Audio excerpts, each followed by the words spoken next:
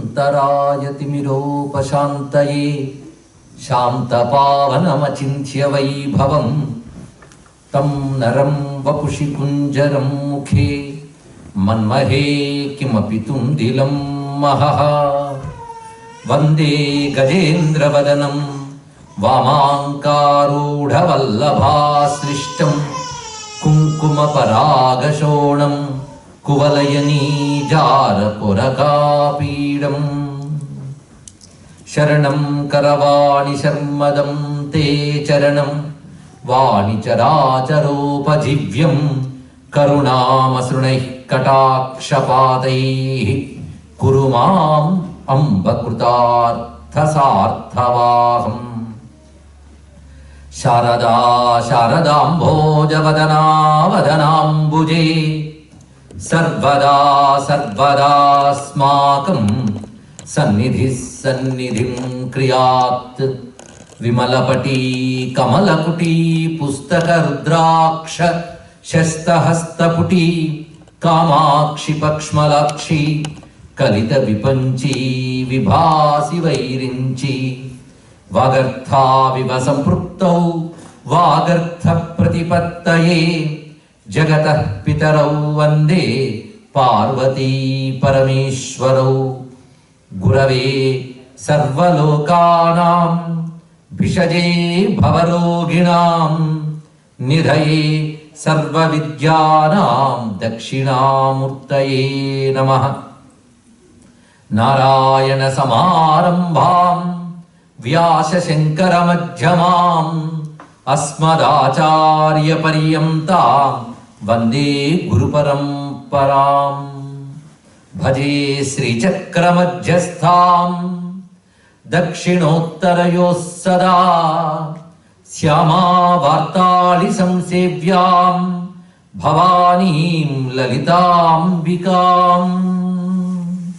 అరుణాం కరుణాతరంగితాక్షీం ధృతపాశాంకుశపుష్పబాణచాపాం అణిమాదిభిరావృతాం మయూఖైః అహమిత్యేవ విభావయే భవానీం.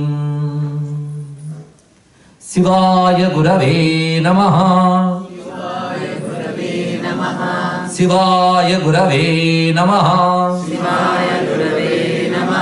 శివాయ గురవే నమః. శ్రీమాత్రే నమః. శ్రీమాత్రే నమః. శ్రీమాత్రే నమః. శ్రీ విష్ణురూపాయ నమః శివాయ.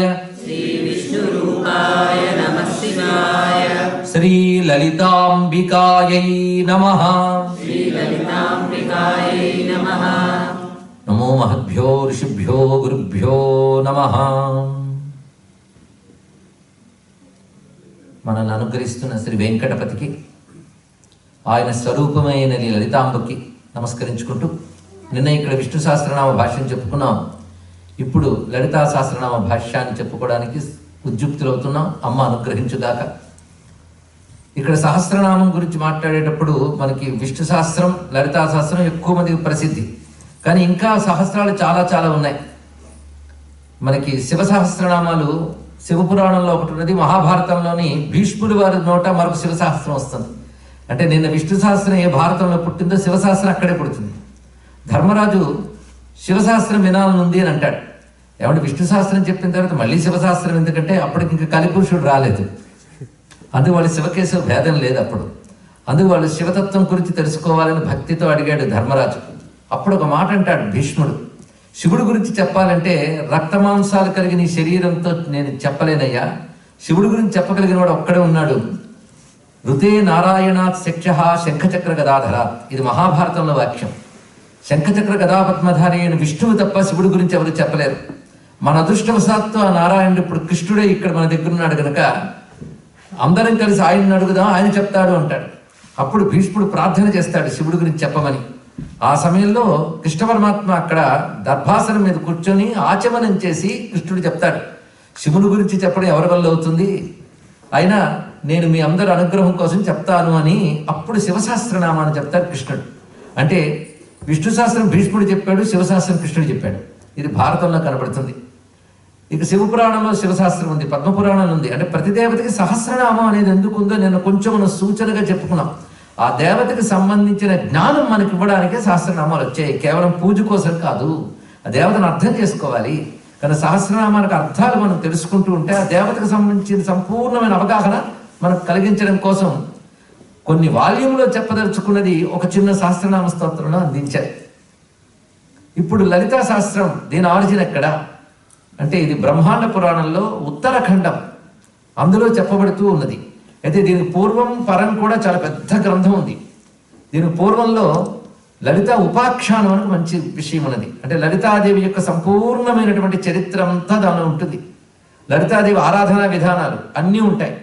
అది అయిన తర్వాత చెప్పబడుతుంది లలితా సహస్రనామ స్తోత్రం. మళ్ళీ దీని తర్వాత కూడా ఇంకా చాలా విషయములు ఉన్నాయి.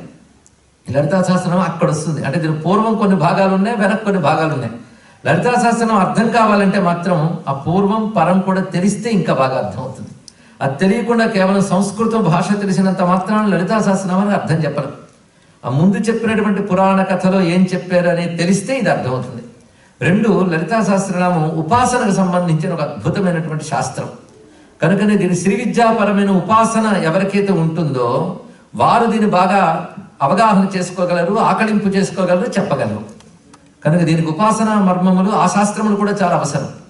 అందుకే మిగిలిన నామాలకి లేని పేరు దీనికి విశేషంగా పేరుంది.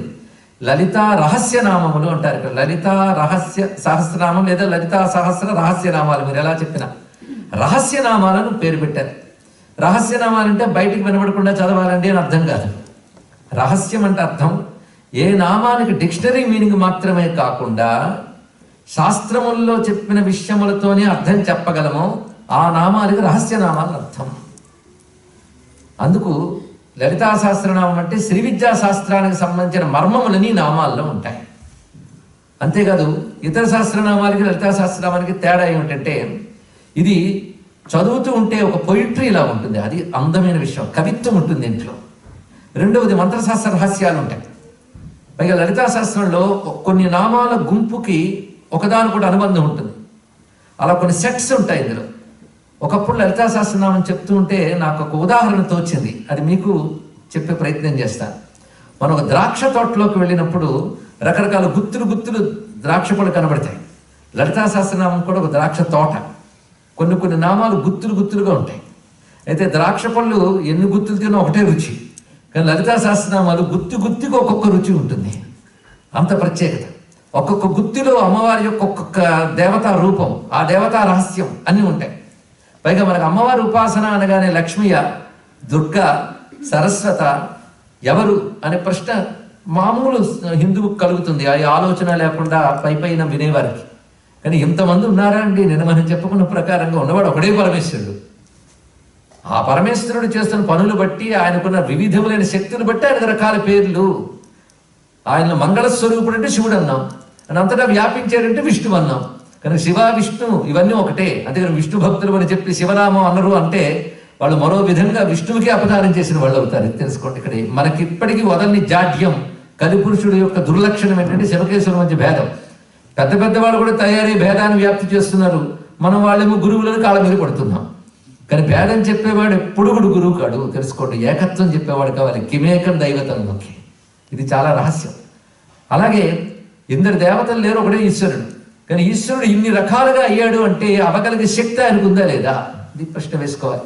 ఈశ్వరుడు ఒక్కడే, కానీ ఇన్ని రకాలుగా కనబడ్డాడంటే అన్ని రకాల శక్తి ఉండాలండి.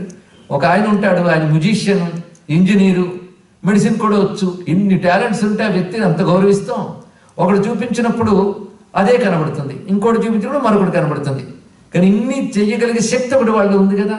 కనుక ఒక్క శక్తి అనేక రకాలుగా వచ్చింది. కనుక ఇప్పుడు మనకి పరమేశ్వరుడు, ఆయన యొక్క శక్తి, ఆ శక్తితో ఆయన చూపించిన అనేక రూపాలు. కనుక అనేక రూపాలకి ఒక్క ఈశ్వరుడికి మధ్యలో ఏముంది చెప్పండి? శక్తి ఉంది. ఆ శక్తి అనేక రూపాలుగా అవుతుంది. కానీ అనేక రూపాలుగా అవగలిగిన శక్తిని మనం అమ్మవారు అన్నాం. ఆ శక్తి ఎవరిదో ఆయన ఈశ్వరుడు అన్నాం. ఈశ్వరుడు అనగానే మళ్ళీ 3 కళ్ళవాడు, త్రిశూలం ఇలాంటి అర్థాల్లోకి వెళ్ళకండి. ఈశ్వరుడు అన్నప్పుడు విష్ణువుకి ఈశ్వరుడు అనే పేరు, శివుడికి ఈశ్వరుడు అనే పేరు. గజేంద్రుడు ఈశ్వరుని శరణంబు వేడిదని అనలేదా? నేను విష్ణు సహస్రంలో శివనామాలు లేవా? కొంచెం ఆలోచన మన తర్వాత తరానికైనా అందివ్వాలండి. కొన్ని తరాలు పాడైపోయి భేదాల వల్ల. సరే, మొత్తానికి ఆ పరమేశ్వరుడు యొక్క శక్తిని మనం అమ్మవారు అన్నాం, ఆ పరమేశ్వరుని అయ్యవారు అన్నాం. కనుక ఆ పరమేశ్వరుడు అనే శక్తి. ఇప్పుడు శక్తి కలవాడు వేరుగా ఉంటాడా? ఇది ప్రశ్న. శక్తి వేరు, శక్తి కలవాడు వేరు కాదు. ఉదాహరణకి సూర్యుని వెలుగు అన్నాం, వెలుగు సూర్యుడు వేరుగా ఉన్నారా? సూర్యుడికి కాంతికి భేదం లేదుగా. కనుక శక్తికి శక్తి కలవానికి భేదం లేదు. కనుక మీ శక్తిని ఆరాధిస్తున్నారంటే ఆయన్ని ఆరాధిస్తున్నట్టే, ఆయన్ని ఆరాధిస్తున్నారంటే శక్తిని ఆరాధిస్తున్నట్టే. అంతేగాని శక్తి వేరు ఆయన వేరు అనుకోరాదు అన్నారు ఇక్కడ. కనుక శక్తిని ఆయన్ని కలిపి మనం చూసి పూజించే విధానం పేరే లలితా సహస్రనామ స్తోత్రం. అయితే ఆ శక్తి ఎన్నెన్ని రూపాలతో వచ్చిందో అన్ని రూపాలు లలితా సహస్రనామంలో ఉన్నాయండి. ఉదాహరణకి మీరు సరస్వతికి ఎన్ని రకాలు ఉండాలి? అన్నీ ఉన్నాయి. సరస్వతి శాస్త్రమయీ గుహాంబా గుహ్యరూపిణి వస్తుంది. లేదా మహాలక్ష్మీర్మృడ ప్రియా కనబడుతుంది. ఇక దుర్లభా దుర్గా దుఃఖహంత్రి సుఖప్రద. లేదండి, మొత్తానికి మగదేవుళ్ళు వేరు, ఆడదేవుళ్ళు వేరు అంటే చిత్రం. ఏ దేవత పేరు వారికి ఉంటుంది కానీ అమ్మవారికి అన్ని దేవతల పేర్లు ఉంటాయి. మీరు ఆలోచించండి, చమత్కారం. ఇంద్రుడు ఉన్నారు, అమ్మవారి పేరు ఐంద్రి. మహేశ్వరుడు, అమ్మవారి పేరు మాహేశ్వరి. విష్ణువు, అమ్మవారి పేరు వైష్ణవి. అంటే నిన్న విష్ణు శాస్త్రమే ఇవాళ వైష్ణవి శాస్త్రం అయిపోయింది మనకి. వైష్ణవి ఆ మగ పేర్లన్నీ మారిపోయాయి చూడండి ఇక్కడ. అంటే ఆవిడే బ్రహ్మ కాదా? సృష్టికర్త్రి. చెప్పండి, ఇక్కడ దళిత చదివిన వాళ్ళు ఉన్నారు, అందుకుంటే ఉత్సాహం. సృష్టికర్త్రి బ్రహ్మరూప, గోప్త్రి గోవింద రూపిణి, సంహారిణి రుద్రరూప, తిరోధానకరి ఈశ్వరి అని వచ్చినప్పుడు బ్రహ్మరూప వైష్ణవి. అలాగే ముకుంద ముక్తి నిలయ, గోప్త్రి గోవింద రూపిణి, నారాయణీ నాదరూప. ఎన్ని కనబడుతున్నాయి? కనుక నారాయణి అన్నగానే నారాయణ నామ అక్కడ ఉన్నది. అలాగే శివ, శాంకరి, శ్రీకరి ఈ మాటలు వచ్చినప్పుడు పూర్తిగా శివనామాలు కనబడుతున్నాయి మనకి ఇక్కడ. అంటే శివుని యొక్క శక్తిని మనం శివ అన్నాం, విష్ణువు యొక్క శక్తిని మనం వైష్ణవి అన్నాం. దీన్ని బట్టి మనం ఇది చదివితే సంపూర్ణంగా సర్వదేవతల ఆరాధన ఇందులో మనకు గోచరిస్తున్నది. అయితే ఎందుకంటే ఇది ఒకటి చాలు కదా అంటే అంత అజ్ఞానం మరొకటి కాదు. మనం ఇది మిరపకాయలు కొనుక్కోవడానికి మార్కెట్కి వెళ్ళాం, చూసి ఎందుకంటే ఒక మిరపకాయలు అమ్మితే చాలు కదా అనకూడదు కదా. నీకు మిరపకాయలు కావాలి కనుక మిరపకాయలు ఒక్కటి చాలు అనుకోండి. ఎందుకండి, అన్ని ఉండాలండి నీకు. అప్పుడు అవి కేవలం మిరపకాయలు ఉంటే ఆ మార్కెట్కి నువ్వు వెళ్ళవు. అన్నీ ఉంటేనే దీనితో పాటు అవి తీసుకుంటాయి. ఎప్పుడే అవసరం వస్తుందో తెలియదు. కనుక మన హైందవ ధర్మం ఏంటంటే మనకి ఎన్ని కావాలో అన్నీ ఇవ్వగలిగినటువంటి శక్తి మన హైందవ ధర్మంలో కనబడుతుంది. అయితే అదే సమయంలో ఎన్ని చూస్తున్నా ఎన్ని ఒక్కటే అనే జ్ఞానం కూడా మనకి ఇస్తున్నాడు ఇక్కడ. ఇన్ని ఒకటే అనే జ్ఞానంతో ఇన్నిటిని ఆరాధిస్తే అది ఏకత్వం వైపు మనకు తీసుకువెళ్తుంది. వీటి అవసరాలన్నీ మనకు ఉన్నాయి. అదేవిధంగా ఒక చిన్న ఉపమానం. ఒక తల్లి పిల్లవాడిని ఎలా తీర్చిదిద్దుతుందో పరిశీలిద్దాం. ఆ పిల్లవాడిని తీర్చేటప్పుడు ఆ పిల్లవాడికి ఆకలేస్తుంది అన్నప్పుడు అమ్మ వడ్డన చేస్తూ ఉంటుంది. అప్పుడు అమ్మవాడికి అన్నపూర్ణ. కాసేపు అయ్యాక వాడు చదువుకుంటాడు, హోంవర్క్ ఏదో చేస్తూ. అప్పుడు ఆ తల్లి వచ్చి పాఠం నేర్పుతుంది. అప్పుడు ఆవిడ సరస్వతి. అలాగే అమ్మ నేను స్కూల్ ఫీజు కట్టాలో ఫలానా కొనుక్కోవాలంటే డబ్బు ఇస్తూ ఉంటుంది. అప్పుడు ఆవిడ మహాలక్ష్మి. తేడా చేస్తే ఒక్కటి ఇస్తుంది. అప్పుడు ఆవిడ కాళీ. అరే నీ బతుకు తీర్చడానికి ఒక తల్లి ఇన్ని వేషాలు వేసిందే, మరి లోకాలని కన్న తల్లి ఎన్ని వేషాలు వేయాలి? ఆ వేషాలు వేసిందంతా ఒకే తల్లి. జ్ఞానం కలగాలి ఇక్కడ. అందుకు ఒక్కొక్క శక్తిని మనం దర్శించి ఒక్కొక్క రూపంతో ఉపాసిస్తున్నామంటే ఎంత అద్భుతమైన జ్ఞానం ఉంది, ఎంత అద్భుతమైన సంస్కారం ఉంది. కొంచెం పాజిటివ్గా ఆలోచిస్తే ఈ తల్లిని పూజించే మతంలో పుట్టినందుకు గర్వించి తృప్తిగా ఈ జన్మించినందుకు నమస్కారం చేసుకుంటామండి భగవంతుడికి మనం ఇక్కడ. అందుకు మీరు అమ్మవారి ఏ రూపం చూడాలని ఇందులో కనబడుతుంది. పైగా ఒక్క అమ్మవారికి ఇన్ని పేర్లు, ఆవిడ యొక్క శక్తి బట్టి ఇన్ని పేర్లు మారుతున్నాయి. పైగా అమ్మవారికి ఉగ్ర రూపాలు ఉన్నాయి, సౌమ్య రూపాలు ఉన్నాయి. అవి లలితా సహస్రనామాల్లో మనకు కనబడతాయి. ఉగ్ర రూపం గొప్పదా, సౌమ్య రూపం గొప్పదా ప్రశ్న వేస్తే ఏం చెప్తామండి? మహాకాళి, మహాగ్రాస, మహాసన, అపర్ణ, చండిక, చండముండాసుర నిషూదని అన్నప్పుడు ఉగ్రత్వం కూడా కనబడుతూ ఉంటుంది. మరి అమ్మవారు ఉగ్రరూపిణా? మరి సౌమ్య, సదాశివ కుటుంబిని అన్నప్పుడు అంత సౌమ్యురాలు ఆవిడ.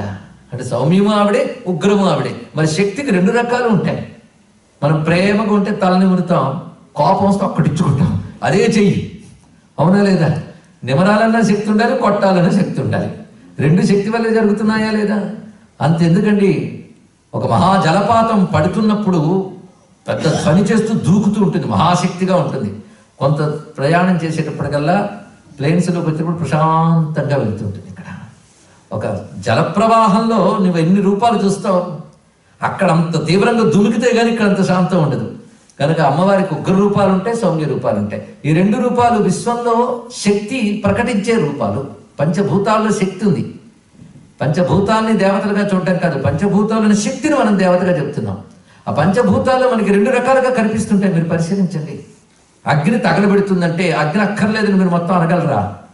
అగ్ని అన్ని దగ్ధం చేసేస్తుందండి. అమ్మో అవునా, అయితే వంట కూడా దొరకదు మనకి, అగ్ని ఉండాల్సిందే. అదేవిధంగా జలం, వాటికి రెండు రూపాలు ఉంటాయి. మీరు పరిశీలించండి, ఉగ్ర రూపం ఉంటుంది, శాంత రూపం ఉంటుంది. గాలికి అంతే. పంచభూతాలను మనం చూస్తుంటాం.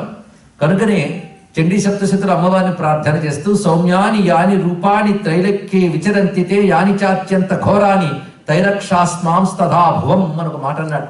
అమ్మా, నీ ఉగ్ర రూపాలు ఏమున్నాయో, నీ శాంత రూపాలు ఏమున్నాయో, ఈ రెండూ కూడా మమ్మల్ని, ఈ ప్రపంచాన్ని కాపాడాలి. చూసారా హిందువుల ప్రార్థన ఎంత గొప్పగా ఉంటుందో. లోకా సమస్త సుఖినో భవంతు, ఎంత గొప్ప ప్రార్థన అండి. మిగిలిన వాళ్ళు ఏమంటారంటే, మా మతంలోకి చేరిన వాళ్ళు మాత్రమే సుఖినో భవంతు, మిగిలిన వాళ్ళు మేము నాశనం భవంతు. ఇది మనకి వాళ్ళకి తేడా. ఇక్కడ మొత్తానికి అందరూ బాగుండాలి. రక్షాస్మాం తదా భువం, మమ్మల్ని కాపాడు, ప్రపంచాన్ని కాపాడుతుంది నీ రెండు రూపాలతో. అంతేగాని నీ సౌమ్య రూపాలే కావాలి, మా ఉగ్ర రూపాలు వద్దని లేదు, రెండూ కావాలి మనకి. ఇక్కడ అంత చక్కటి దర్శనం అండి. ఉగ్రత్వాన్ని సౌమ్యత్వాన్ని కూడా అమ్మ రూపంగా మనం పరిశీలిస్తే రెండు మనల్ని రక్షిస్తాయి. అలాగా అమ్మవారికి ఉగ్రరూప సౌమ్య రూపములు కూడా లలితా సహస్రంలో ఉంటాయి. కానీ అమ్మవారికి సంబంధించిన సర్వ విజ్ఞానం ఇందులో చూపించాలి. మరి అమ్మ ఏ రూపం, వీడమీటుతున్న రూపం గొప్పదా, పద్మాలు పట్టుకుని పద్మంలో కూర్చున్న లక్ష్మి గొప్పదా, సింహవాహనం మీద కూర్చుని అష్టాదశ భుజాలతో ఉన్న తల్లి గొప్పదా, లేక చతుర్భుజాల్లో పాశము అంకుశము అదేవిధంగా చెరకు విల్లు పూలబాణాలు పట్టుకున్న లలితాంబ రూపం ఏ రూపం అండి? అంటే ఇన్ని రూపాలు ఆ తల్లే ధరించింది. ఒక్కొక్క రూపంలో ఒక్కొక్క భావం కనబడుతుంది. కాళీ అనగానే కాళీకో భావం ఉంది. అలాగే మనం అనుకుంటున్న లలిత అనే భావం ఒకటి ఉన్నది. ఈ లలితాదేవి ఉపాసన మనకి అమ్మవారి దశ విద్యల్లో ఒకటి. దశ మహావిద్యలని అమ్మవారి యొక్క ఉపాసనా శాస్త్రంలో 10 ఉన్నాయి. ఈ 10 ఒకటి. ఆ 10 పేర్లు ఒక్కసారి విందాం. వింటే పుణ్యం మనకి, మర్చిపోయినా పర్వాలేదు. అలాగని మర్చిపోయే ప్రయత్నం చేయకండి, గుర్తుపెట్టుకోవడానికి ప్రయత్నించండి. మొదటిది కాళీ, ఆధ్యా విద్య. ఈ ఆర్డర్ ఎందుకు పెట్టారంటే అది చెప్పాలంటే అది ప్రత్యేక ఉపన్యాసం. కానీ లలితని ఇంట్రడ్యూస్ చేయడం కోసం నేను దాని ఆరిజిన్లోకి వెళుతున్నాను. ఇక్కడ కాళీ, తార, త్రిపుర సుందరి, చిన్నమస్త, భైరవి, బగళాత్మిక. ఇలా కాళీ, తార, చిన్నమస్త, భైరవి, త్రిపుర సుందరి, బగళాముఖి, ఆ తర్వాత కమలాత్మిక, భువనేశ్వరి అంటూ మొత్తం 10 విద్యలు ఉంటాయి. ఇందులో 3వ విద్య పేరు త్రిపుర సుందరి విద్య. ఇందులో అమ్మవారు కాళీ రూపం ఆవిడదే. మన పురాణాలు ఏం చెప్తాయంటే ఒకే అమ్మవారు ఇన్ని రూపాలతో కనబడ్డారు. కమలాత్మిక అంటే మహాలక్ష్మి. తార, ఈ తార ఉపాసనే తర్వాత బౌద్ధులు స్వీకరించారు. బుద్ధుడు దేవతల గురించి చెప్పలేదు కానీ బౌద్ధులు మాత్రం ఇప్పటికీ టిబెట్ మొదలైన ప్రాంతాల్లో తార ఉపాసన చేస్తారు. వాళ్ళు ఆ విద్యలు ఆరాధన చేస్తారు. తార అంటే శబ్దరూపం, ఓంకారస్తార అన్నట్లుగా. అలాగే బగళాముఖి, ఇలా అనేక రకాల దేవతలు ఉన్నారు, వాటికి రూపాలు ఉన్నాయి. ఇందులో 3వది త్రిపుర సుందరి. ఆ తల్లి రూపం, ఆ తల్లి విద్య చాలా మనం అందరం ఎక్కువ మంది దక్షిణాదిలో వాళ్ళందరూ దీన్ని ఎక్కువగా ఆరాధన చేస్తూ ఉంటారు. అది క్రమంగా ప్రస్తుతం ఉత్తరాదికి కూడా వ్యాపించింది. లలిత ఉపాసన ఇలాగ దశమహావిద్యలో 3వ ఉపాసనగా చెప్పబడుతుంది. ఈ లలితకి ఎన్ని పేర్లు ఉన్నాయంటే కామేశ్వరి లేదా మహాకామేశ్వరి, రాజరాజేశ్వరి, త్రిపుర సుందరి, లలిత. ఇవి ఆ తల్లి కొన్న పేర్లు. మీకు ఆ పేర్లన్నీ లలితా సహస్రనామంలో కనబడతాయి. ఇక్కడ ఇందులో విశేషించి 10 ఒకటి తీసుకోవడం కాదు, ఏ ఒకటి తీసుకున్నా మిగిలిన 9 అందులో ఉంటాయి. ఇది గ్రహించి, ఎందుకంటే అందరూ అన్నీ చేయలేరు, ఒకటి గట్టిగా చేస్తే చాలు అక్కడ. అందుకే ఉన్న మంత్రాలన్నీ ఓడబీకేసుకుని జపం చేయాలని కూర్చోక్కర్లేదు, ఒక్కటి గట్టిగా పట్టుకుంటే అదే తరింపజేస్తుంది. ఇది చాలా ముఖ్యమైనది. అందులో లలితా విద్య శ్రీ విద్య, దాని పేరు శ్రీ విద్య. ఆ శ్రీ విద్యలో పూజింపబడే లలితకి శ్రీమాత కనుక తల్లి పేరు శ్రీమాత, విద్య పేరు శ్రీ విద్య, యంత్రం పేరు శ్రీచక్రం, మంత్రం పేరు శ్రీమంత్రం. కనుక ఆ తల్లికి మరొక పేరు శ్రీ అని. ఇటువంటి ఆ తల్లి యొక్క నామాలు ఎవరు చెప్పారు అంటే బ్రహ్మాండ పురాణం ప్రకారంగా ఈ మొత్తం ఇంతవరకు లలితాదేవి ఉపాఖ్యానం, లలితాదేవి చరిత్ర అంతా చెప్తున్న ఆయన ఒక్కడే గురువు. అక్కడ ఆయన సాక్షాత్ విష్ణువు యొక్క అవతారమైనటువంటి హయగ్రీవ స్వామి బోధించాడు. ఎవరికి బోధించాడంటే మహానుభావుడు అయినటువంటి బ్రహ్మశ్రీ అయినటువంటి అగస్త్యుల వారికి బోధించాడు ఇదంతా కూడా. అయితే మొట్టమొదటి లలితాదేవి చరిత్ర చెప్తాడు, మంత్రం చెప్తాడు, యంత్రం చెప్తాడు, అన్నీ చెప్తాడు, కానీ సహస్రం చెప్పడు. అప్పుడు అగస్త్యుల వారు అడుగుతారు, స్వామి మీరు నాకెందుకు శాస్త్రం చెప్పలేదు, నిన్ను అర్హుడనైతే అడగండి అని అడిగాడండి. శిష్యుడు గురువు దగ్గర ఎలా మాట్లాడాలో తెలియాలి. అందులో గురువు మంత్రం అడిగాడు, ఇవ్వలేదు. గురువు మీద కోపగించుకునే వాళ్ళు కూడా మధ్య ఉన్నారు. గురువు మీద కోపగించుకునే శిష్యుడు గతులుండవు. ఆయన ఎందుకు ఇవ్వలేదో వాళ్ళకి తెలుస్తాయి. అందుకే అంత వినయంగా అడిగాడు, నేను అర్హుడనైతే నాకు చెప్పండి అని అడిగాడు మహానుభావుడు అగస్త్యుల వారు. అప్పుడు హయగ్రీవ స్వామి ధ్యానం చేశాడు. ధ్యానం చేసి అమ్మవారు చెప్పమన్నారయ్యా చెప్తున్నాను అని అడిగాడు. అంటే ఆవిడ పర్మిషన్ ఉండాలి. అంటూ ఆవిడ ఏమందంటే, మన లోపాముద్రకి భర్త కదా చెప్పు అన్నది. అంటే అగస్త్యుల వారికి గౌరవం దేని వల్ల వచ్చింది, వాళ్ళ ఆవిడ వల్ల. లోపాముద్రాదేవి అమ్మవారి భక్తుల్లో గొప్ప భక్తురాలు. లోపాముద్రార్చిత లీలాక్లుప్త బ్రహ్మాండ మండల అంటున్నాం కదా, ఆ లోపాముద్రార్చిత ఆవిడ. అందుకు లోపాముద్రాపతి గనక అని చెప్పు అన్నది. అప్పుడు ఆయన లలితా సహస్రనామాన్ని బోధించినట్లుగా మనకి పూర్వపీఠికలో కనబడుతున్న అంశం. అయితే దీన్ని బట్టి లలితా సహస్రనామం ఎవరు చెప్పారు? హయగ్రీవ స్వామి చెప్పారు. కానీ హయగ్రీవ స్వామి అంటాడు, లలితా సహస్రనామం ఎక్కడి నుంచి వచ్చిందో ఆయన ఆలోచన చెప్పాడు. ఇప్పుడు అసలు ఆలోచనకు వెళ్ళబోతున్నాం మనం. ఇక్కడ లలితా సహస్రనామం అమ్మవారు ఒకప్పుడు మణిద్వీపంలో కూర్చుని ఉండగా అనేక బ్రహ్మాండాలకు చెందిన బ్రహ్మ విష్ణు రుద్రులు అందరూ వచ్చారు అక్కడ. అంటే ఎన్ని బ్రహ్మాండాలు ఉన్నాయో ప్రతి బ్రహ్మాండంలో సృష్టి స్థితిలయ్యే జరుగుతున్నప్పుడు పరమేశ్వరుడి శక్తి ప్రతి బ్రహ్మాండంలో 3 రూపాయలు అవుతుంది కదా. అనేక బ్రహ్మాండాల్లో ఉన్న వాళ్ళందరూ అక్కడికి వచ్చారు. ఇన్ని బ్రహ్మాండాల్లో వ్యాపించిన ఏకశక్తి ఏదో ఆవిడ లలితగా కూర్చున్నది మణిద్వీపంలో. ఈవిడికే దేవి భాగవతం భువనేశ్వరి అని పేరు. ఆవిడే లలిత. ఆవిడ కూర్చుని ఉంటే ఒక్కసారి ఆవిడ చూసినది, వచ్చిన వాళ్ళల్లో దేవతలు ఉన్నారు, ఋషులు ఉన్నారు, సిద్ధ పురుషులు ఉన్నారు. వాళ్ళ తపశ్శక్తి చేత అమ్మ అనుగ్రహానికి నోచుకుని ఆ మణిద్వీప సభలో కూర్చోగలిగారు. చింతామణి గృహంలో అక్కడ అమ్మవారి సభలో కూర్చొని ఏమి సంకల్పం చేశారో కానీ తల్లి నుంచి 8 కిరణాలు వచ్చాయండి. రేస్ 8 కిరణాలు వచ్చాయి. అందరూ ఆశ్చర్యపోయి చూస్తున్నారు. ఆ వచ్చిన కిరణాలు క్రమంగా దేవతా రూపం ధరించాయి. 8 రూపాలు.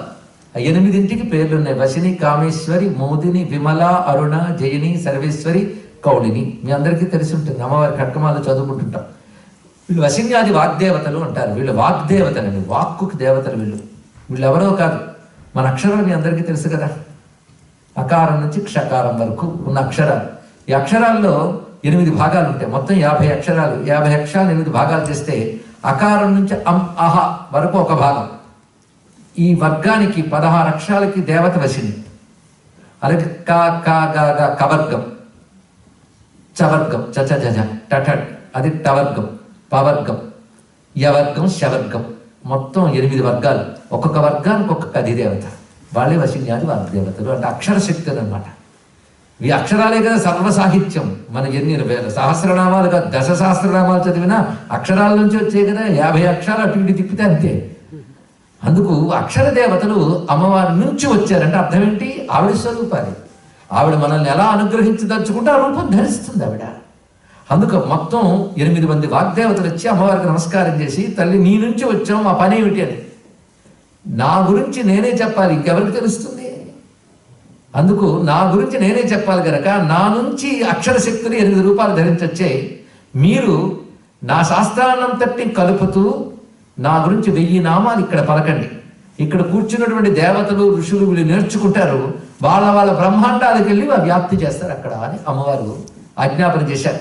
అప్పుడు వశిన్యాది దేవతలు అమ్మవారికి నమస్కారం చేసి ప్రారంభించి చెప్పిన నామాలే లలితా సహస్రనామాలు. దీన్ని బట్టి లలితా సహస్రనామం ఎవరి వల్ల వచ్చింది? వశిన్యాది వాగ్దేవతల వల్ల వచ్చింది. మానవులు రచన చేస్తే పౌరుషేయం అని అర్థం.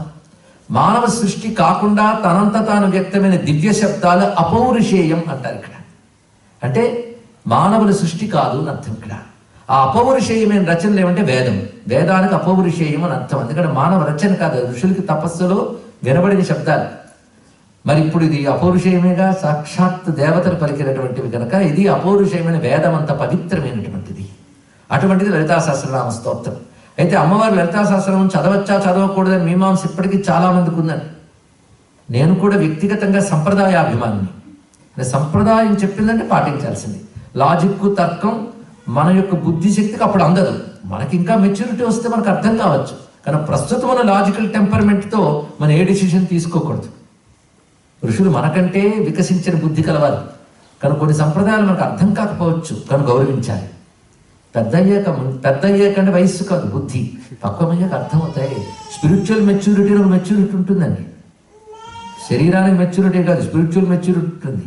మనకు ఆ మెచ్యూరిటీ వచ్చిందో లేదో తెలియదు, మెచ్యూరిటీ ఉంటే తెలిసేది, అది వేరే విషయం. మెచ్యూరిటీ లేకుండానే నేనేదో మేధావిని అనుకుని తర్కాలు చేసి నేను గొప్పవాడిని అనుకోవద్దు. ప్రశ్నించడానికి అజ్ఞానం చాలు, అర్థం చేసుకోవడానికి జ్ఞానం కావాలి, తెలుసుకుంటున్నాను. అది ప్రశ్నించే వాళ్ళందరూ మేధావులు కారండి. కానీ ఈ రోజుల్లో క్వశ్చనింగే పెద్ద మేధాశక్తి అనుకుంటున్నాం, కానీ వాటి చెప్తే అర్థం చేసుకోగలిగినటువంటి బుద్ధి కూడా ఉండాలి కదా. పైగా భగవద్విజ్ఞానం సోషల్ సైన్స్ కాదు, ఫిజిక్స్ కాదు, అది ఇంద్రియాలకు అతీతమైనది, మెటీరియల్ కంటే ఎబోవ్, అది బియాండ్. దాన్ని అర్థం చేసుకుంటే అనేక శాస్త్రాలు ఉంటాయి, ఉపాసనా శాస్త్రాలు ఉంటాయి, మంత్రశాస్త్రాలు ఉంటాయి, యోగ శాస్త్రం ఉంటుంది, ధర్మశాస్త్రం ఉంటుంది, ఇన్ని కలబోసుకు దేవతా విజ్ఞానం ఉంటుంది ఇక్కడ. అలాంటి యోగ శాస్త్రం, మంత్రశాస్త్రం, ధర్మశాస్త్రం, అన్ని శాస్త్రాలు కలబోసు లలితా శాస్త్రాలు ఉన్నాయి. కానీ లలితా శాస్త్రం బాగా నోటుకొచ్చి ఎప్పుడైనా ప్రశాంతంగా మనం కూర్చున్నప్పుడు ఒక్కొక్క నామాన్ని ఆలోచన చేస్తూ ఉంటే మనం ఆరాధించవలసిన దేవత అందులోనే ఉంది, ఎలా ఆరాధించాలో అనేటటువంటి ప్రక్రియ కూడా అందులోనే ఉంది. ఎవరిని అడగక్కర్లే, అందులోనే చెప్పేస్తాడు. అంత చక్కగా లలితా సహస్రనామం ఒక శాస్త్రంలా తయారు చేశారు. నేను విష్ణు సహస్రనామం ఒక శాస్త్రమే, లలితా సహస్రనామం ఒక శాస్త్రం. అంతేకాదు, ఇందులో అమ్మవారి యొక్క శ్రీ విద్యకు సంబంధించిన స్వరూపాలు ఉన్నాయి. ఆవిడ ఆ మణిద్వీపంలో వసిన్యాది వాగ్దేవతల చేత పలికించినప్పుడు ఏ లలితా రూపం ఉన్నదో ఆ లలితా రూపమే ఇందులో దేవత, అది దీనిలో ప్రత్యేకత. అంతేకాదు, అంతకుముందు లలితోపాఖ్యానంలో ఏ నామరూపాలు లేని తల్లి ఒక రూపం ధరించి వచ్చి భండాసురుడు అనే రాక్షసుని సంహారం చేసింది, ఆవిడ పేరు లలిత. ఆ కథంతా 32 అధ్యాయాల్లో చెప్తాడు మహానుభావుడు హైగ్రీవ స్వామి. ఆ 32 అధ్యాయాల కథ ఇందులో మొదట చెప్పినటువంటి ఒక కొన్ని శ్లోకాల్లో పూర్తి చేశాడండి ఇక్కడ. అంటే ఒక చిన్న వాక్యంలో అక్కడ చెప్పిన ఘట్టం అంతా ఉంటుంది. ఇది ఎంత అద్భుతమైన విషయం చూడండి ఇక్కడ. అంటే ఆ కథ కానీ వినేస్తే పుస్తకం మర్చిపోయినా పర్వాలేదు, ఈ వాక్యాలు చదువుతుంటే గుర్తుకొస్తుంటుంది ఇక్కడ. అందుకు దీని ప్రత్యేకత ఏంటంటే కొన్ని నామాల్లో అమ్మవారి కథ ఉంది, కొన్ని నామాల్లో అమ్మవారి రూపం ఉంది, కొన్ని నామాల్లో అమ్మవారిని ఆరాధించవలసిన పద్ధతులు ఉన్నాయి. ఇలా ఒక్కొక్క నామాలు గుర్తులో ఒక్కొక్కటి పెట్టాడు. అంతే కదా, కొన్ని నామాల్లో మన జాతకాలు బాగు చేయగలిగిన శక్తి ఉంది. కనుక కొన్ని నామాలు మనం ప్రత్యేకంగా మంత్రంగా తీసుకుని జపం చేసుకోవచ్చు. ప్రత్యేకించి కొందరు అలా చేస్తూ ఉంటారు. ఉదాహరణకి ఒక నామాల గుంపు ఉంది, భవదావ సుధా వృష్టి పాపారణ్య దవానలా దౌర్భాగ్యతూల వాతూల జరాధ్వాంతర విప్రభ భాగ్యాబ్ధి చంద్రికా భక్త చిత్త కేకి ఘనా ఘన రోగ పర్వత దంభోళి మృత్యుదారు కుఠారిక. ఈ భవదావ సుధావృష్టి నుంచి మృత్యుదారు కుఠారిక వరకు ఒక గుత్తి, ఒక బంచ్. అది బయటకు తీస్తే మన మొత్తం జాతకంలో మనల్ని బాధించే ఎన్నెన్ని రకాల బాధలు ఉంటాయో ఆ భావాలు అంటారు వాటిని. అవన్నీ చెప్పి వాటిని తొలగించగలిగే శక్తి ఒక్కొక్క నామంలో పెట్టాడు. అందుకు దానిని కానీ పారాయణ చేసుకున్నప్పటికీ కూడా అనేక రకాల ఇబ్బందుల నుంచి బయటకు రావచ్చు. అదేవిధంగా వ్యాధి అపమృత్యు బాధలు ఉన్నప్పుడు సర్వవ్యాధి ప్రశమని సర్వమృత్యు నివారిణి, ఇలా కొన్ని నామాలు ఉన్నాయి. అవి చేసి బాగుపడ్డ వాళ్ళు నేటికి ఉన్నారు. నేను ఆ ఉదాహరణలు చెప్పాలంటే నాకు 1 వారం రోజులు కావాలి. ఎందుకంటే ఈ ప్రవచన ప్రయాణంలో అనేక ఊళ్ళల్లో లలితమ్మ గురించి విస్తారంగా చెప్పే భాగ్యం అమ్మవారు కల్పన చేశారు. అది కేవలం భాష్య గ్రంథాలు చదివి చెప్పడమే కాకుండా గురువుల దయ వల్ల ఆ తల్లిని శ్రీచక్రాన్ని ఉపాసన చేస్తూ వాటిని ఉపనిషత్తులతో వేదములతో సమన్వయిస్తూ అర్థం చేసుకుంటూ ఉంటే ఆ తల్లి స్ఫురింపజేసిన భావమే ప్రవచనాల రూపంలో అందించడం జరిగింది. అలా అందిస్తూ వెళుతూ ఉంటే అనేక మంది వారి అనుభవాలు చెప్తుంటే ఆశ్చర్యం కలుగుతుందని. ఎముకలు బాధపడితే దానికి కొన్ని శ్లోకాలు, రక్తానికి కొన్ని శ్లోకాలు, మాంసానికి కొన్ని శ్లోకాలు, ఇలా మన శరీరంలో 7 ధాతువులను ఉంటాయి, 7 ధాతువులు. ఆ 7 ధాతువుల్ని కంట్రోల్ చేసే ఎనర్జీ ఎక్కడున్నదో ఆ ఎనర్జీ అమ్మవారి రూపం. ప్రధానంగా ఆత్మరూపంగా మనలో ఈశ్వర శక్తి ఉన్నప్పటికీ కూడా మన శరీరంలో పంచభూత వ్యవస్థ ఉంది, సిస్టమ్.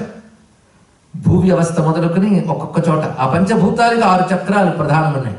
మొదట 5 చక్రాలు పంచభూతాలు, 6వ చక్రం మనస్సు. గట్టిగా మాట్లాడితే 6 తప్ప మరొకటి లేదు, మన బతుకు అవునా లేదండి. పంచభూతాలు, మనస్సు, వీటితో నడుస్తుంటాం. ఈ 6టిని కంట్రోల్ చేసే పాయింట్స్ 6. అంటే యోగ శాస్త్రంతో లింక్ ఉంది లలితాదేవికి. యోగ శాస్త్రం, అందుకే భారతదేశంలో యోగ శాస్త్రం, మంత్రశాస్త్రం, ధర్మశాస్త్రం, జ్యోతిష్ శాస్త్రం ఇవి ఒకదానితో ఒకటి ఇంటర్లింక్.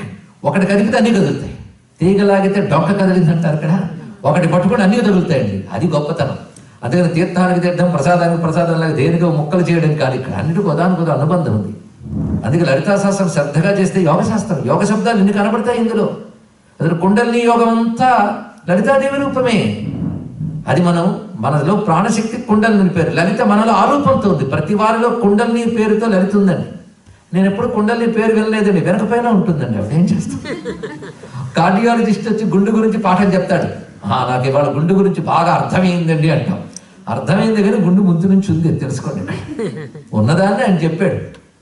అలాగే కుండలిని యోగం అది ఇప్పుడు మనం చెప్తే చాదస్తం అనుకుంటాం. ఎందుకంటే తన మతం మీద గౌరవం లేని వాడిని హిందూ అంటారట. అన్నానే అనుకోదు. వాడి మతం మీద వాడు డౌట్, వాడికి గౌరవం ఉండదు. వాడికి బోల్డ్ ఎక్స్ప్లెనేషన్ ఇస్తే అప్పుడు చేస్తాడు. ఆయువు అయిపోతుందండి. చిన్నప్పుడు అమ్మ క్యారెట్లు పెడుతుంది, అన్ని పెట్టాక అప్పుడు వాడు బలవంతుడు అవుతాడు. అలాగే తల్లి పాలిస్తుంది. అంతేగాని ఆ తల్లి పాలల్లో విటమిన్స్ అన్ని తెలుసుకుంటూ అవుతాడు వాడు. తాగిన తర్వాత తెలుస్తుంది. కొన్ని అంతే, చేసిన తర్వాత తెలుసుకోండి. ఇక్కడ అన్ని తెలుసుకుని చేస్తా ఉంటే ఆయువు అయిపోతుంటుంది. ఇక్కడ వాటి గురించి అర్థం చేసుకోవడానికి కూడా మెచ్యూరిటీ రావాలిగా. అది చేస్తే కానీ రాదు. అన్ని చదివేస్తే వస్తాయి అనుకోవద్దు, చెయ్యాలండి. లడ్డూ గురించి పేపర్ చదివిస్తే రుచి తెలుస్తుందా? కానీ సాధన చేస్తేనే సమాధానం లభిస్తుంది. గుర్తుపెట్టుకోండి, సాధనకి సమాధానం, క్వశ్చన్కి సమాధానం కాదు. సాధన కోసం ప్రశ్నించు. అందుకు ఆయన కనబడ్డారండి, డౌట్స్ అడుగుదామని దూకేయడం కాదు. సాధకుడికి సమాధానం ఉంటుంది కానీ కాలక్షేప ప్రశ్నలకు సమాధానం ఇవ్వకూడదండి. చాలా తప్పది. టైంపాస్ క్వశ్చన్స్ కూడదు, సాధన కావాలి. మొత్తానికి భగవతత్వం ఇన్ని రకాలుగా కుండలిని రూపంతో ఇన్ని రూపాలు ఉంటుంది. అవన్నీ లలితా సహస్రనామాల్లో మనకు కనబడతాయి. యోగ శాస్త్ర పరంగా కూడా అన్వయం కనబడుతుంది. ఇలాగా ఎన్ని రకాలుగా లలితా శాస్త్రం సమకూర్చారంటే, మహానుభావుడు భాస్కర్ రాయల వారైనా ఒక ఆయన ఉన్నాడు. ఆయన స్త్రీ విద్యలో సిద్ధపురుషుడు. ఎంత ఉపాసన చేశాడో మహానుభావుడు. ఆయన పిలిస్తే ఏ దేవతైనా పలుకుతుంది, అంత గొప్పవాడు. ఆయన ఒకసారి ఒక శిష్యుడికి రోగం వస్తే తొలగించమని సూర్యుడికి ఉపాసన చేశాడు. కాశీక్షేత్రంలో కూర్చొని సూర్యుడు వచ్చి అంటాడు, వాడు ప్రారంభం బలంగా ఉందయ్యా, తొలగించడం మహా కష్టమని. నువ్వు తొలగించకపోతే నేను చెప్పిస్తాను జాగ్రత్తన్నాడు. ఈ రోజుల్లో అలాంటి వాళ్ళు కనబడతారా? దేవతను నిలదీయగలిగాడు ఉపాసనతో, ఊరికినే కాదు. అలాంటి మహానుభావుడు. ఆయన లలితా సహస్రనామానికి గొప్ప భాష్యం రాశాడు, సౌభాగ్య భాస్కరం అనే పేరుతో. ఆయన పూర్వం కూడా నారాయణ భట్టు అని మహా ఉపాసకుడు ఉన్నాడు. ఆయన భాష్యం రచించాడు. ఇవి కాకుండా మనం వేదములు కానీ, ఉపనిషత్తులు కానీ, పురాణాలు కానీ అన్ని చదువుకుని లలితా సహస్రం చదివితే, ఒకవేళ అమ్మ దయ తలచితే వాటిలో ఉన్నవి కూడా స్ఫురిస్తాయి. వాటితో సమన్వయింపబడుతుంది. కనుక ఉపనిషత్తుల్లో ఉన్నవి కూడా వేదంలో ఉన్నాయి, మన లలితలు ఉన్నాయి. లలితా శాస్త్రంలో ఉపనిషత్తులు, ఇది ఒక రీసెర్చ్ చేయించండి. అది చేయాలంటే ఉపనిషత్తులు చదవాలి. చదివితే ఏ ఉపనిషత్తు పార్ట్ లలితా సహస్రనామాలు ఏ నామంలో ఉందో చెప్పచ్చు. ఇక్కడ తైత్తిరీయ ఉపనిషత్తు స్వాత్మానంద విభూత బ్రహ్మాజ్ఞానంద సందతి దగ్గర కనబడుతుంది. రంజని రమణి రస్య, ఈ రస్య రసజ్ఞ రస్యవదహి వచ్చినప్పుడు చాందోగ్య ఉపనిషత్తు కనబడుతుంది. కేనోపనిషత్తు ఒక చోటు కనబడుతుంది. కానీ ఉపనిషత్తులు కూడా ఈ నామాల్లో ఉన్నాయి. కనుక వేదాంతం గురించి తెలుసుకోవాలి అంటే లలితా శాస్త్రం చాలు. సర్వ వేదాంత సంవేద్య సర్వోపనిషదుద్ఘుష్ట శాంచతీత కళాత్మిక. ఎంత వేదాంత శాస్త్రం అక్కడ పెట్టాడు, ఫిలాసఫీ. కానీ లలితా శాస్త్రం యోగ శాస్త్రం, మంత్రశాస్త్రం, జ్యోతిష్ శాస్త్రం, ధర్మశాస్త్రం, వేదాంత శాస్త్రం, 5 శాస్త్రాలు ఉన్నాయండి ఇక్కడ. ఆ శాస్త్రాలు అన్నీ కలిపితే ఏ ఉపాసన చేసినా మనకు 5 కలుస్తాయని విషయం తెలుస్తుంది. అందుకే బాగా తెలిసి చేస్తూ ఉంటే ఎంత ఆనందం కలుగుతుందో, ఎంత అనుభూతి కలుగుతుందో.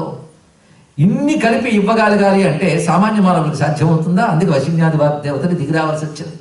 అది దర్శనం చేసి ఇచ్చినవాడు సాక్షాత్తు జ్ఞానానందమయం దేవన్ నిర్మల స్ఫటికాకృతం ఆధారం సర్వ విద్యానాం హైగ్రీవ ఉపాస్మహే. హైగ్రీవ స్వామి చెప్పాడు. చిత్రం ఏంటంటే, అమ్మవారి మంత్రానికి దక్షిణామూర్తి గురువు, అమ్మవారి విద్యలో ఉన్న టెక్నికల్ నాలెడ్జ్ బోధించిన గురువు హైగ్రీవుడు. చూడండి, దక్షిణామూర్తి శివుడి యొక్క గురుమూర్తి, హైగ్రీవుడు విష్ణువు యొక్క గురుమూర్తి. వీళ్ళిద్దరు పని ఏమిటంటే వేదాంత విద్య చెప్పడం. అలాంటిది వాళ్ళిద్దరూ కలిసి మనకి ఇచ్చారు అమ్మవారిని. అంటే వాళ్ళు ఏ జ్ఞానం చెప్పారో ఆ జ్ఞానమే లలితా శాస్త్రం, ఆ జ్ఞానమే అమ్మవారు. స్పష్టమైంది కదా. కానీ వాళ్ళు గురువులు. అందుకే దక్షిణామూర్తి రూపిణి అని మనకు కనబడుతుంది లలితా నామాల్లో. దక్షిణామూర్తి రూపంగా వచ్చిన విద్య పేరు శ్రీ విద్య. శ్రీ విద్యకు శివుడు దక్షిణామూర్తి రూపం ధరించి ఉపదేశం చేశాడండి. ఇక్కడ ఒక్కొక్క విద్య ఇవ్వడానికి శివుడు ఒక్కొక్క రూపం ధరించాడు. ఎందుకంటే అమ్మవారి విద్యకు శివుడే గురువు. అదే శివాయ గురవే నమః, ఆయనే గురువుగా ఇస్తాడు. అందుకు అమ్మవారి విద్యనంతటి ఆయన ఉపదేశించాడు. ఏ రూపం ధరించాడు? దక్షిణామూర్తి రూపం ధరించి ఉపదేశించాట. దక్షిణామూర్తి వేదాంతమే చెప్తాడని అందరికీ తెలుసు. మరి ఆయన ఇచ్చిన విద్య అంటే వేదాంతమేగా. అందుకే సర్వ వేదాంత సంవేద్య సర్వోపనిషత్కృష్ట శృతి సీమంత సింధూరీకృత పాదాబ్జ ధూళిక సకలాగమ సందోహ శుక్తి సంపుట మౌక్తిక.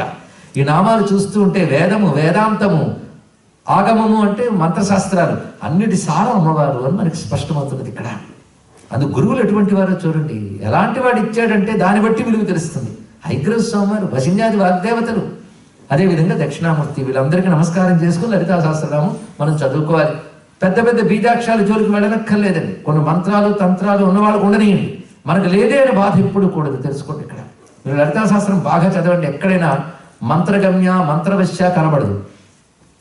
భక్తి ప్రియ భక్తివశ్య, ధ్యానగమ్య జ్ఞానగమ్య, నామపారాయణ ప్రీత. ఎంత సులభం అండి. ఇక్కడ భక్తిగా చేసుకోండి, ప్రేమగా చేసుకోండి, ధ్యానం చేయండి, జ్ఞానం చేయండి. ఎందుకంటే ఇవేవీ లేకుండా మంత్రం ఉందనుకోండి అహంకారం వస్తుంది. మంత్రాలే ఉపాసన అనుకుంటే అజ్ఞానం అని తెలుసుకోండి. మంత్రాలు లేకుండా మోక్షం పొందిన వాళ్ళు లక్షల మంది ఉన్నారు. ఇక్కడ మంత్రం చేసిన వాళ్ళకి ఏవో పై పై సిద్ధులు వస్తాయి, కానీ అమ్మవారి అనుగ్రహం రాదు. అమ్మవారి అనుగ్రహం భక్తి కావాలి, శ్రద్ధ కావాలి, అమాయకమైన నిష్కపటమైన మనస్సు ఉండాలి. అది ఉంటే అమ్మవారు తప్పకుండా దొరుకుతారు. కానీ మంత్రాలు లేవని బాధపడద్దు. మంత్రాలు ఉన్న వాళ్ళు కూడా ఒక మంత్రం సరిగ్గా చేయకుండానే ఆ మంత్రం వస్తే బాగుండు, ఈ మంత్రం వస్తే బాగుండు అంటారు. వాళ్ళకి ఇది రాదు అది రాదు తెలుసుకుంటారు. అందుకే మంత్రాదులు రావడం మంచిదే, కానీ భక్తి లేకపోతే అహంకారానికి దోహదం అవుతాయి. అదే భక్తిగాని ఉంటే మంత్రం కలిస్తే మంచిదే. మంత్రం లేకపోయినా భక్తితో అమ్మవారు దొరికిపోతారు. ఒకవేళ మన భక్తికి మంత్రం అవసరమైతే అమ్మవారు వచ్చి ఉపదేశిస్తారండి, అందరూ సందేహం లేదు. ఇక్కడ ఆ తల్లి చూసుకుంటుంది. కానీ మన మంత్రం లేదు అంటే అవసరం లేదని కూడా అర్థం కావచ్చు. అర్హత లేదనే కాదు, అవసరం లేదని కూడా ఆవిడ ఇవ్వదలుచుకుంది. మనకేం తెలుసు. ఇక్కడ అమ్మపై భక్తి కలగడం అన్నిటికంటే కష్టం అండి. మేము ఈ జీవితంలో చాలా మంది ఉపాసకులను చూస్తుంటాం. వాళ్ళకి అమ్మ గురించి చెప్తే కళ్ళ నీళ్ళు రాదు, మనసు స్పందించదు, ఒళ్ళు పులకించదు. భక్తి లేదు, కానీ మంత్రం మాత్రం చేస్తారు. భక్తి లేనప్పుడు ఏం లాభం అండి ఇక్కడ. అలాగే లాభం లేదని అంకాం. మంత్రం చేయగా చేయగా పాపం పోయి తర్వాత జన్మలేనని భక్తి వస్తుంది. తెలుసుకోండి. ఇక్కడ అందుకు భక్తి చాలా గొప్పది. అమ్మపై భక్తి చాలా విశేషం. అలాంటి భక్తితోనే అమాయకంగా అమ్మకి దండం పెట్టి చెప్తున్నామే తప్ప చెప్పగలిగి చెప్పట్లేదు. తెలుసుకోండి. ఇక్కడ ఆ తల్లి పాదాలు పట్టుకుంటే ఆ తల్లిని వెలుగిస్తే వెలుగుతో మాట్లాడగలమే తప్ప మనం ఎవరైనా చెప్పగలం ఆ తల్లి గురించి? కనుక ఇందులో ఉపనిషత్ శాస్త్రం ఉంది, వేదాంత శాస్త్రం అన్నీ చెప్పబడుతున్నాయి. ఇంత అద్భుతమైన నామాలు వశిన్యాది వాగ్దేవతలు ఒక సంపూర్ణమైన విజ్ఞానంగా మనకు అందించారు. ఇక్కడ ఇందులో సారాంశం పరిచయం చేయడమే. నామనామానికి అర్థం చెప్పడం మొదలు పెడితే, ఒకవేళ మీరు ఆసక్తిగా వినడం మొదలు పెడితే నేను ఇక్కడ కూర్చోవాలి. ఇంకా అంత ఉన్నది. ఎందుకంటే 1000 నామాలకు భాష్యం రోజుకి 2 గంటలు కొట్టని చెప్తే పగలంతా అమ్మవారిని ఉపాసన చేసి రాత్రి ప్రవచనం చెప్తూ ఉంటే 42 రోజులు 1000 నామాలు పరిపూర్ణంగా చెప్పడం జరిగిన విషయం ఇక్కడున్న కొందరికి తెలుసు. వాళ్ళందరూ శ్రద్ధగా విన్నవాళ్ళు కొంతమంది ఉన్నారు ఇక్కడ. వాళ్ళు మిగిలిన వాళ్ళకి తెలియజేయవచ్చు. ఎందుకంటే సుమారు 20 ఏళ్ల నుంచి ఆ అమ్మనామాలు చెప్పుకుంటూనే జీవించే భాగ్యం నాకు లభించింది గురువుడి దయ వల్ల. కనుక ఒక్కొక్కసారి ఒక్కొక్క అర్థం కూడా నూతనార్థములు శాస్త్రబద్ధమైన స్ఫురిస్తూ ఉంటాయి. అంత విశేషమైనటువంటి శాస్త్రం. ఇందులో చెప్పేటటువంటి అమ్మవారి రూపాలు ఎన్ని ఉంటాయో చూద్దాం. ఇది కొంచెం పెద్దవాళ్ళు కూడా ఆలోచనా పరులు ఉన్నారు కనుక కొంచెం అర్థం చేసుకోండి. మనం ఒక దేవతను ఆరాధన చేస్తున్నాము అంటే అందులో 4 పొరలు ఉంటాయండి. లేయర్స్ అని అంటారు కదా, 4. ఉదాహరణకి ఒక లేమ్యానికి కూడా ఒక దేవత అనగానే ఒక రూపం స్ఫురిస్తుంది. హిందూయిజంలో ఒకనొక అవేర్నెస్ ఉన్న సామాన్యుడికి కూడా ఒక దేవత పేరు చెప్పగానే ఒక రూపం స్ఫురిస్తుంది. అవునా లేదా? రామ అనగానే అప్పుడే కోదండం, వెంకటేశ అంటే ఒక రూపం, శివ అంటే ఒక రూపం. ఒక దేవతకు ఒక రూపం వెంటనే స్ఫురణకు వస్తుంది. ఇది సామాన్యుడికి కూడా తేలిగ్గా వస్తుంది కనుక ఇది తేలిగ్గా అందరికీ అందేటువంటి రూపం. కనబడేదని నేను అనట్లేదు, ఒక భావనకు వస్తుంది. భావనకు వస్తుంది కానీ విగ్రహం కూడా చేసేసుకోవచ్చు దాన్ని. ఈ రూపాన్ని స్థూల రూపం అని అంటారు. ఒక రూపం అది మనకి చాలా అనుకూలంగా ఉంటుంది ధ్యానం చేయడానికి. అందమైన పాదాలు, పాదముల వదులు శిరస్సు వరకు ఆ దేవతా రూప వర్ణన అది భక్తుడికి ఆనందం కలిగిస్తుంది. దేవత ఎదురుగా ప్రత్యక్షమైన అనుభూతి కూడా కలుగుతుంటుంది భావించేవాడి బట్టి. విశ్వాసంతో అమ్మ ఉనికిని నమ్మినవాడు భావిస్తే అనుభూతి కూడా చక్కగా వస్తుంది. ఈ మొదటగా మనం చూసేటువంటి కరచరణాది అవయవాలతో ఉన్న రూపం పేరు స్థూల రూపం అంటారు, అంటే గ్రాస్. ఈ రూపం లోపల మరొక రూపం ఉంటుందండి. ఆ రూపం పేరు సూక్ష్మ రూపం అంటారు. అదేమిటంటే మంత్రం. ఇది ఒక్కటి శ్రద్ధగా వెళ్ళిన మొత్తం లలిత మీకు తెలిసిపోతుంది. సూక్ష్మంగా ఉన్నటువంటి రూపం పేరు మంత్రం, అంటే మనం అనుకున్నటువంటి సౌండ్స్. కనుక అమ్మవారి యొక్క ఆకృతి రూపం మొదటిది. రెండవ రూపం శబ్ద రూపం. దేవత అంటే nothing but the energy of a Mantra. Definition of దేవత, గాడ్ గా దేవత. దేవత అంటే the energy of a sound. మంత్రాలు ఎన్ని ఉన్నాయి, దేవతలు ఎంత ఉంటారంటే ఇక్కడ అది ఎన్ని మంత్రాలు ఉన్నాయి అన్ని దేవత. నమశివాయ అనగా నా శబ్దంలో ఒక దేవత ఉంటుంది, ఆ దేవత రూపం శివుడు. నమో నారాయణాయ ఆ మంత్రంతో ఒక శక్తి పుడుతుంది. నిన్న దాని గురించి కొంచెం మననం చేశాం కదా మనం. అలాగా అమ్మవారి రెండవ రూపం ఏంటంటే శబ్ద రూపం. ఇప్పుడు నేను చెప్తున్న కాన్సెప్ట్ హిందూ మతంలో ఏ దేవతను ఉపాసించినా ఇది కామన్. కనుక మొదటిది ఆకృతి రూపం, రెండవది శబ్ద రూపం, మూడవది కుండలిని రూపం. నేను డీటెయిల్స్ తర్వాత చెప్తాను. మూడవది కుండలిని రూపం. ఈ కుండలిని ప్రతి వాళ్ళలో ఉంటుంది. ఇప్పుడు మీరు కూర్చొని ధ్యానం చేశారు, మంత్రం చేశారంటే ఎక్కడి నుంచి తెచ్చుకున్నారు? గురువు ఇచ్చాడు సరే, జపం ఎక్కడ జరుగుతుంది? నీ లోపలేగా. నీ శ్వాసతో శబ్దం కలుస్తుంది. ఆ శ్వాస రూపంలో తిరుగుతున్నదేది ఆ ప్రాణశక్తి ప్రతి వారిలో తిరుగుతుంది. దాని పేరు కుండలిని. కనుక అమ్మవారి యొక్క మూడవ రూపం కుండలిని. ఇక్కడ ఒకదానికంటే ఒకటి మనకు అందడం కష్టం. రూపం అనగానే తేలిగ్గా అర్థమవుతుంది. మంత్రం అంటే దానికంటే కొంచెం కష్టం కానీ పర్వాలేదు. దానికంటే కొంచెం క్లిష్టం అదేమిటంటే కుండలిని. అంటే ఒకదాని కూడా సూక్ష్మం అయిపోతుంది. సూక్ష్మం అంటే అర్థం ఏంటంటే ఇంద్రియాలతో పట్టడానికి కష్టమైనది. సూక్ష్మం అంటే ఇది అర్థం. ఉదాహరణకి ఆకాశాన్ని పట్టుకోగలరా? పట్టణం సూక్ష్మం. వాయువుని పట్టలేరు.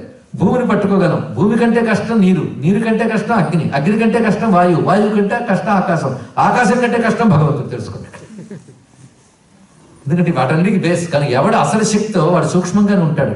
ఇప్పుడు నేను మైకుని పట్టుకోగలను, అక్కడ కెమెరాని పట్టుకోగలను, కానీ రెండిట్లో వ్యాపించిన విద్యుత్ శక్తిని పట్టలేము. తెలుసు కదా. కనుక సూక్ష్మంలోకి వెళుతున్న కొద్దీ పట్టు చిక్కడం కష్టం.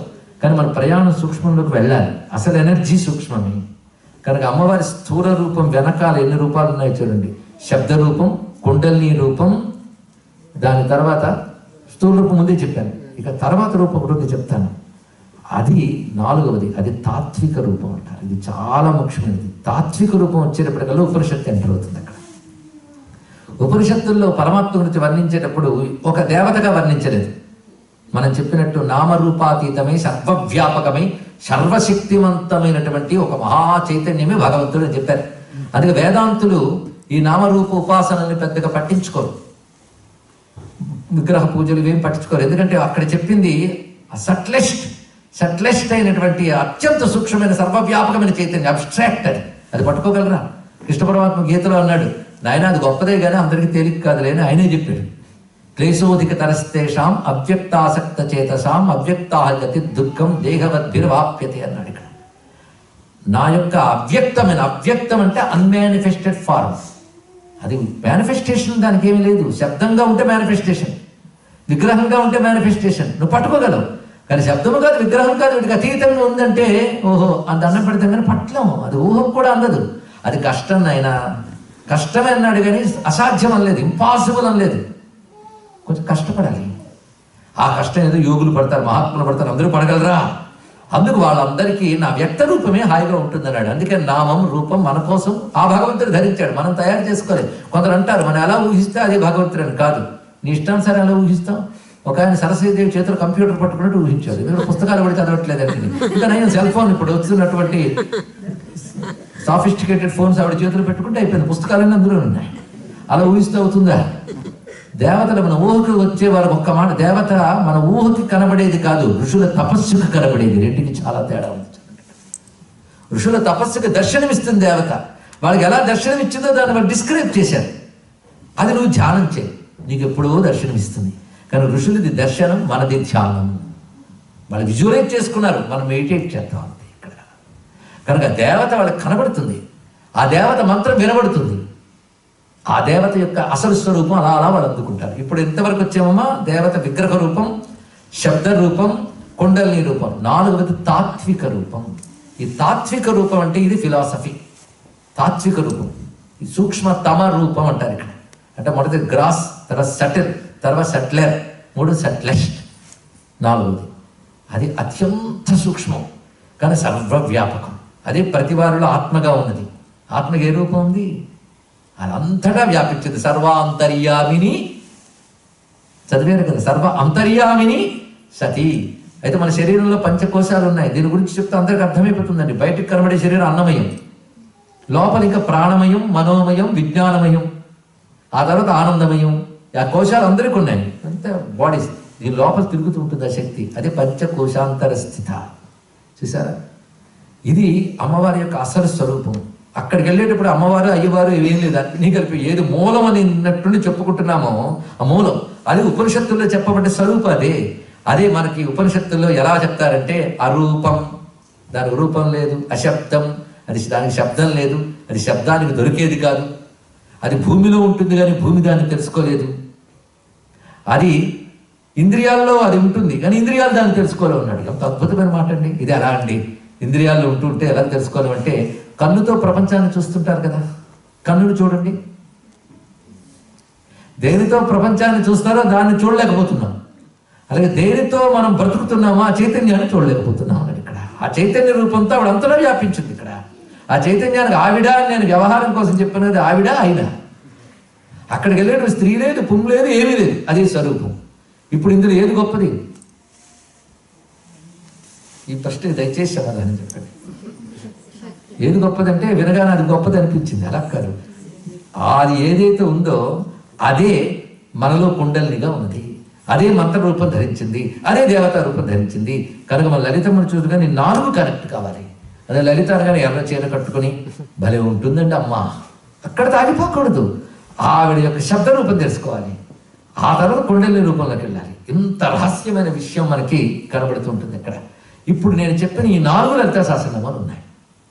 ఎక్కడున్నాయో మీకు లలిత వచ్చు గనక నేను కొంచెం వివరించి చూపిస్తాను. సరిగ్గా అమ్మవారి రూపవర్ణన ఎక్కడ మొదలైంది అంటే ఉజ్జద్భాను సహస్రాభ చతుర్బాహు సమన్విత నుంచి అమ్మ రూపం మొదలు పెట్టాడండి. ఆవిడ ఎలా ఉన్నదంటే ఉదయిస్తున్న సూర్యులు ఎర్రగుంటారు కదా, అలాంటివి 1000 మంది ఒక చోట ఉదయిస్తే ఎలా ఉంటుందో అలా ఉంటుంది. 1000 మందిని ఊహించుకోండి.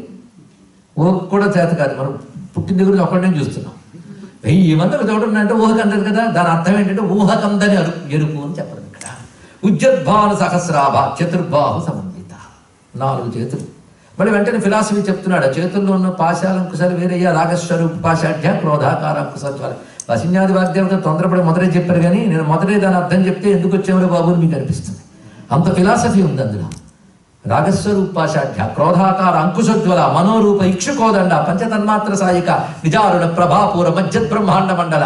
అమ్మ యొక్క శరీరం నుంచి ఎర్రని కాంతులు వస్తున్నాయి. ఊహించుకోవచ్చు, మీరు ధ్యానం చేయొచ్చు, మెడిటేట్ చేయొచ్చు. ఆ రూపాన్ని చదువుతూ ఉంటే అర్థం తెలిస్తే రూపం అమ్మ నుంచి ఎర్రని కాంతులు వస్తున్నాయట. ఆ ఎర్రని కాంతుల్లో ప్రపంచమంతా వెలిగిపోతుంది. అంటే అర్థం ఏంటి? కనబడే ప్రతి వస్తువులో అమ్మ వెలుగుంది. వెలుగుండడం వల్ల అది పనిచేస్తుంది. నిజ అరుణ ప్రభాపూర మధ్యత్ బ్రహ్మాండ మండల. ఏమి పోయిట్రీ అండి ఇక్కడ. అమ్మవారి యొక్క ఎర్రని కాంతులలో ఈ బ్రహ్మాండ మండలాలు మునిగిపోతున్నాయి అన్నాడు. బ్రహ్మాండం అనగానే గుండ్రని ఆకారాలు ఉన్న బ్రహ్మాండాలు. ఒక్కొక్క బ్రహ్మాండంలో ఎందరు జీవులు ఉన్నారో.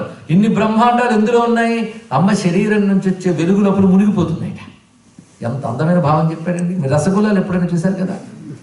రసగుల్లాలు మనకి చక్కెర పానకంలో వేస్తాం. ఒట్టి గొల్ల తింటారు ఆవిడైనా గొల్లే. అదే రసగుల్లా కావాలి అంటే దాన్ని మనం ఏం చేస్తాం? ఒక చక్కెర పానకం లోపల వేస్తాం. చక్కెర పానకంలో గులాబ్ జాములు తిరుగుతూ ఉంటే, గులాబ్ జాములు కానీ రసగుల్లాలు కానీ తిరుగుతుంటే ఎలా ఉంటుందండి? అప్పటి బయట లోపల కూడా రసం ఉంటుంది. అలాగే అమ్మవారు ఆ చక్కెర రసంలాగుంటే బ్రహ్మాండాలు గుల్లహల్లాగా ఉన్నాయి ఇక్కడ. ఆ గులాబ్ జాముల్లాగా. కానీ వాటి లోపల బయట ఉన్నదేమిటి? రసమే. అది లేకపోతే ఎవడైనా తింటాడా? అలాగే బ్రహ్మాండాలన్నీ కూడాను ఆ గులాబ్ జాముల్లో ఉంటే అమ్మవారి చక్కెర పానకల్లా లోపల బయట నిండిపోయి ఉన్నారు అన్నాడు. అదే చిదేక రసరూపిణి. ఆ రసమే చైతన్యం. ఆ చైతన్యం మనలో ఉంది, మన చుట్టూ ఉన్నది. ఎంత అద్భుతమైన భావన చూడండి అక్కడ. భావనకి అంత గొప్పగా మెచ్చుకోవాలి. అందుకే ప్రిజుడిస్ లేకపోతే నాస్తికుడు కూడా అద్భుతంగా ఉందని దండం పెడతాడు. అంత అద్భుతమైన జ్ఞానం ఉందండి మనకి ఇక్కడ. నిజారుణ ప్రభాపూర మధ్యత్ బ్రహ్మాండ మండల. ఇదిగో ధ్యాన ప్రక్రియ. అంటే ధ్యానానికి కూర్చున్నప్పుడు అమ్మవారి శరీరం నుంచి వచ్చే ఎర్రని కాంతులతో అంతా వెలిగిపోతున్నట్టు భావన చేస్తే దానికి ఒక ప్రయోజనం ఉంది. ఒక్కొక్క ధ్యానానికి ఒక ప్రయోగం ఉంది. ఇప్పుడు మనకు రకరకాల యోగాలు వస్తున్నాయి. పాశ్చాత్యుడు పట్టుకున్నాడు కనుక మనకి దాని మీద గౌరవం. అది ఇంకా భారతదేశంలో ఉంటే మనకి విశ్వమంతా కూడా గౌరవం ఉండేది కాదని నాకు తెలుసు. మరి పాశ్చాత్యులు పట్టుకుని దాని వ్యాపార స్థాయికి దించి యోగాను ఎక్సర్సైజ్ కింద తీర్చేశారు. యోగ విద్య వేరు, మనం అనుకుంటున్న యోగా వేరు. అక్కడ సెలూన్స్ అయితే ఏదైపోయి యోగా. ఎంతో బాధాకరమైన అంశం అది, మనకు తెలియట్లేదు. ఎందుకంటే అసలు ఏమీ తెలియని కుర్రకారికి యోగా చాలా బాగుంది అనుకుంటున్నారు. అసలు యోగ శాస్త్రం ఎంత గొప్పదో. కొన్నాళ్ళు పోతే మనం అన్ని గొప్పవని వాళ్ళు చెప్తారు, ఈ లోపల కొన్ని జనరేషన్స్ పోతాయి మనకి. కానీ వాడు చెప్తేనే యాక్సెప్ట్ చేస్తాం అనుకుండా ముందే మనం తెలివితేటలు తెచ్చుకుని ఉంటే ఇవన్నీ కాపాడుకునే వాళ్ళమే. ఇవాళ యోగా గొప్పదన్నారు, మొన్నటి వరకు వాటిని కూడా అవహేళన చేసిన వాళ్ళే. అలాగే అన్నీ ఒప్పుకుంటారండి. అందుకే మహానుభావుడు వివేకానంద ఒక మాట చెప్పాడు, సైన్స్ డెవలప్ అవుతున్న కొద్దీ గొప్ప మతం రుజువు చేయబడేది హిందూ మతం మాత్రమే అని చెప్పాడు. గుర్తుపెట్టుకోండి. ఇక్కడ ఇలా అంత అద్భుతమైనటువంటి యోగా ఏమిటి అన్నీ ఉన్నాయి, అంత విశేషం ఇందులో కనబడుతుంది ఇక్కడ. అందుకే ఒక్కొక్క ధ్యానం చేసినప్పుడు ఆ ధ్యానం చెయ్యగానే మనలో ఒక ఎఫెక్ట్ వస్తుంది. ఇది ఒక యోగం. సరస్వతి రూపం చిన్నప్పటి నుంచి అమ్మా నాన్న మనకు చెప్పారు, ఒక్కసారి కొంచెం ధ్యానం చేయండి, తప్పకుండా మైండ్ మీద దాని ప్రభావం ఉంటుంది. అలా ఒక దేవతా రూపం ధ్యానం చేస్తే తప్పకుండా దానికి ఒక ప్రయోజనం ఉంటుంది. దీనికే రూపధ్యాన యోగం అనకు యోగం. దాని గురించి చెప్పాలని పెద్ద ప్రవచనం. ఇందులో రూపధ్యానం చేస్తున్నాం మనందరం. దీని ప్రభావం ఎంతో బాగుంటుంది చూడండి. ముందు అమ్మవారి శరీరం నుంచి వచ్చిన వెలుగులు అన్ని తడిసిపోతున్నట్లు భావించాను.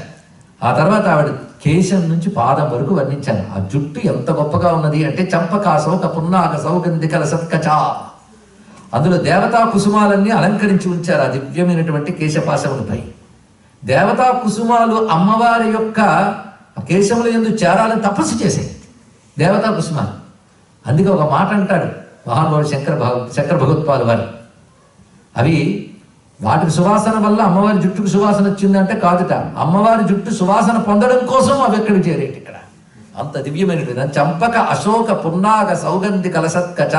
ఆ తర్వాత కిరీటం కురువింద మణిశ్రేణి కనత్ కోటీర మండిత, పద్మరాగమణులు పొదిగిన బంగారు కిరీటం పెట్టుకుంది ఆ తల్లి. ఆ తర్వాత అమ్మవారి యొక్క అద్భుతమైనటువంటి నుదురు పాలభాగం అష్టమీ చంద్ర విభ్రాజ దళిక స్థల శోభిత. అష్టమి నాడు చంద్రుడు ఎలా ఉంటాడో అలా ఉందిట. తెలుసుగా పాడ్యమ నుంచి పుణ్యం వరకు తిథులు పిల్లలకి తెలుసా? అది చెప్పండి. అష్టమి చంద్రుడు ఎలా ఉంటాడో అలా ఉంది సరిగ్గా. అష్టమీ చంద్ర విభ్రాజ దళిక స్థల శోభిత ముఖచంద్ర కళంకావ మృకనాభి విశేషిక. అంత అందమైన ముఖంలో చంద్రుడికి మచ్చ కూడా అందమే అన్నట్లుగా ముఖం పైన నుదుటిపై కస్తూరి తిలకం దిద్దుకుంది ఆ తల్లి. అది మృగనాభి అంటే కస్తూరి. ఆ తిలకం దిద్దుకున్నది. ఇక వదనస్వర మాంగళ్య గృహతోరణ చిల్లిక. కనుబొమ్మలు ఎలా ఉన్నాయంటే అమ్మవారి ముఖం సౌందర్యము మంగళము రెండూ ఉన్నాయి. ఆ సౌందర్యము మంగళము రెండిటి ఇల్లులా ఉంది ఆ మొహం. మరి ఇల్లు అంటే గుమ్మం ఉండాలిగా, దానికి తోరణం ఉండాలిగా. ఆ తోరణంలా ఉన్నాయి అమ్మవారి కనుబొమ్మలు. ఏమి కవిత్వం చూడండి. అదే ఆ పొయిట్రీ అంత బ్యూటిఫుల్. అందుకు అద్భుతమైన మన మాట. ముఖచంద్ర కళంకావ మృగనాభి విశేషిక వదనస్వర మాంగళ్య గృహతోరణ చిల్లిక భక్తలక్ష్మీ పరివాహ చలం మీనాభలోచన. మీనాక్షి పేరు ఎంత చక్కగా పెట్టారు. అమ్మవారి ముఖంలో సౌందర్యం ప్రవహిస్తోంది అన్నాడు. ఎంత అందమైన భావం అండి ఇక్కడ. సౌందర్యం ప్రవహిస్తోంది. అక్కడ ప్రవహించడం అంటే స్టాగ్నెంట్ కాకుండా ఫ్లో అని అర్థం. స్టాగ్నెంట్ అయితే బాగుంది, ఫ్లోలో ఎప్పుడు తాజాదనం ఉంటుంది. అవునా కదా? ఫ్లో వాటర్ ఎప్పుడు ఫ్రెష్. అమ్మవారి ముఖం సౌందర్యం ఎప్పుడు తాజాగా ఉంటుంది. అందుకే సౌందర్యం ప్రవహిస్తుంది ముఖంలో. మరి సౌందర్యం ప్రవహిస్తూ ఉంటే ప్రవాహంలో ఈదుతున్న రెండు చేపల్లాగా ఉన్నాడు రెండు కళ్ళు. ఎంత అద్భుతంగా దర్శించారో చూడండి ఇక్కడ. భక్తలక్ష్మి పరివాహ చలన్ మీనాభలోచన నవచంపక పుష్పావ నాసాదండ విరాజిత. అమ్మవారి యొక్క నాసాదండం. ఆ తర్వాత నాస ఆభరణం. అది ఎలా ఉంటే తారాకాంతి తిరస్కారి నాసాభరణ భాసుర. నక్షత్రకాంతిని కూడా ఓడించగలిగేటువంటి ముక్కెర పెట్టుకుంది తల్లి. కదంబ మంజరి క్లుప్త కన్నపూర మనోహర. కడిమి పూల గుత్తులు అలంకరించుకుంది. అవి చెవుల్లోంచి వేలాడుతున్నాయి ఇక్కడ. తాటంక యుగళీభూత తపన ఉడుప మండల.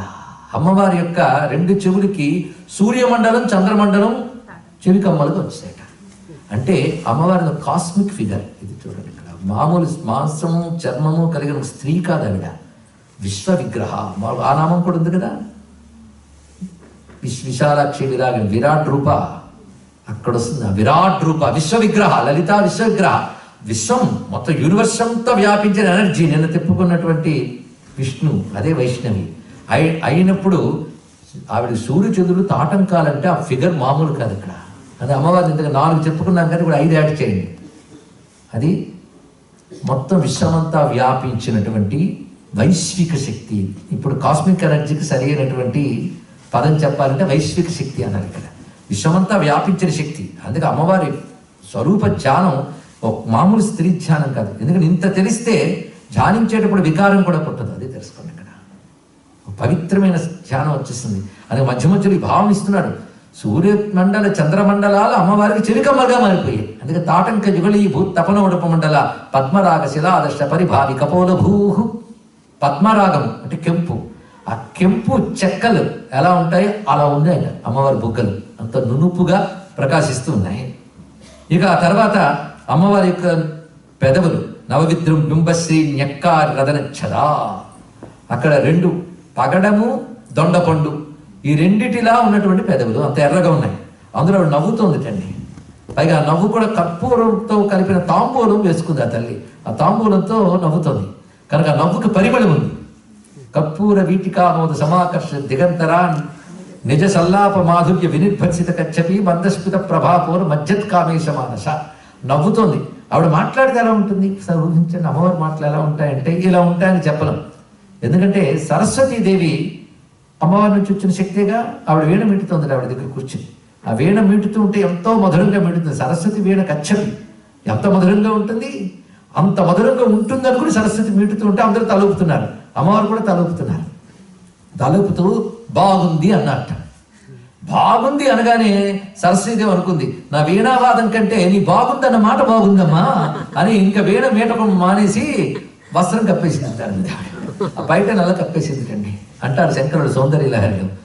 అందుకే కచ్చపి వీణ కంటే గొప్పగా ఉంది. నిజ సల్లాప మాధుర్య వినిర్భత్సిత కచ్చపి. ఇక చిరునవ్వు ఉన్నదే ఆ చిరునవ్వుగా శివుడు పడిపోయాడు. మందస్మిత ప్రభాపూర మజ్జత్ కామేశ మానస. ఎలా పడిపోయాడు? మునిగిపోయాడు. కొంచెం తేలితే పైకైనా వస్తాడు. మునిగిపోయాడు.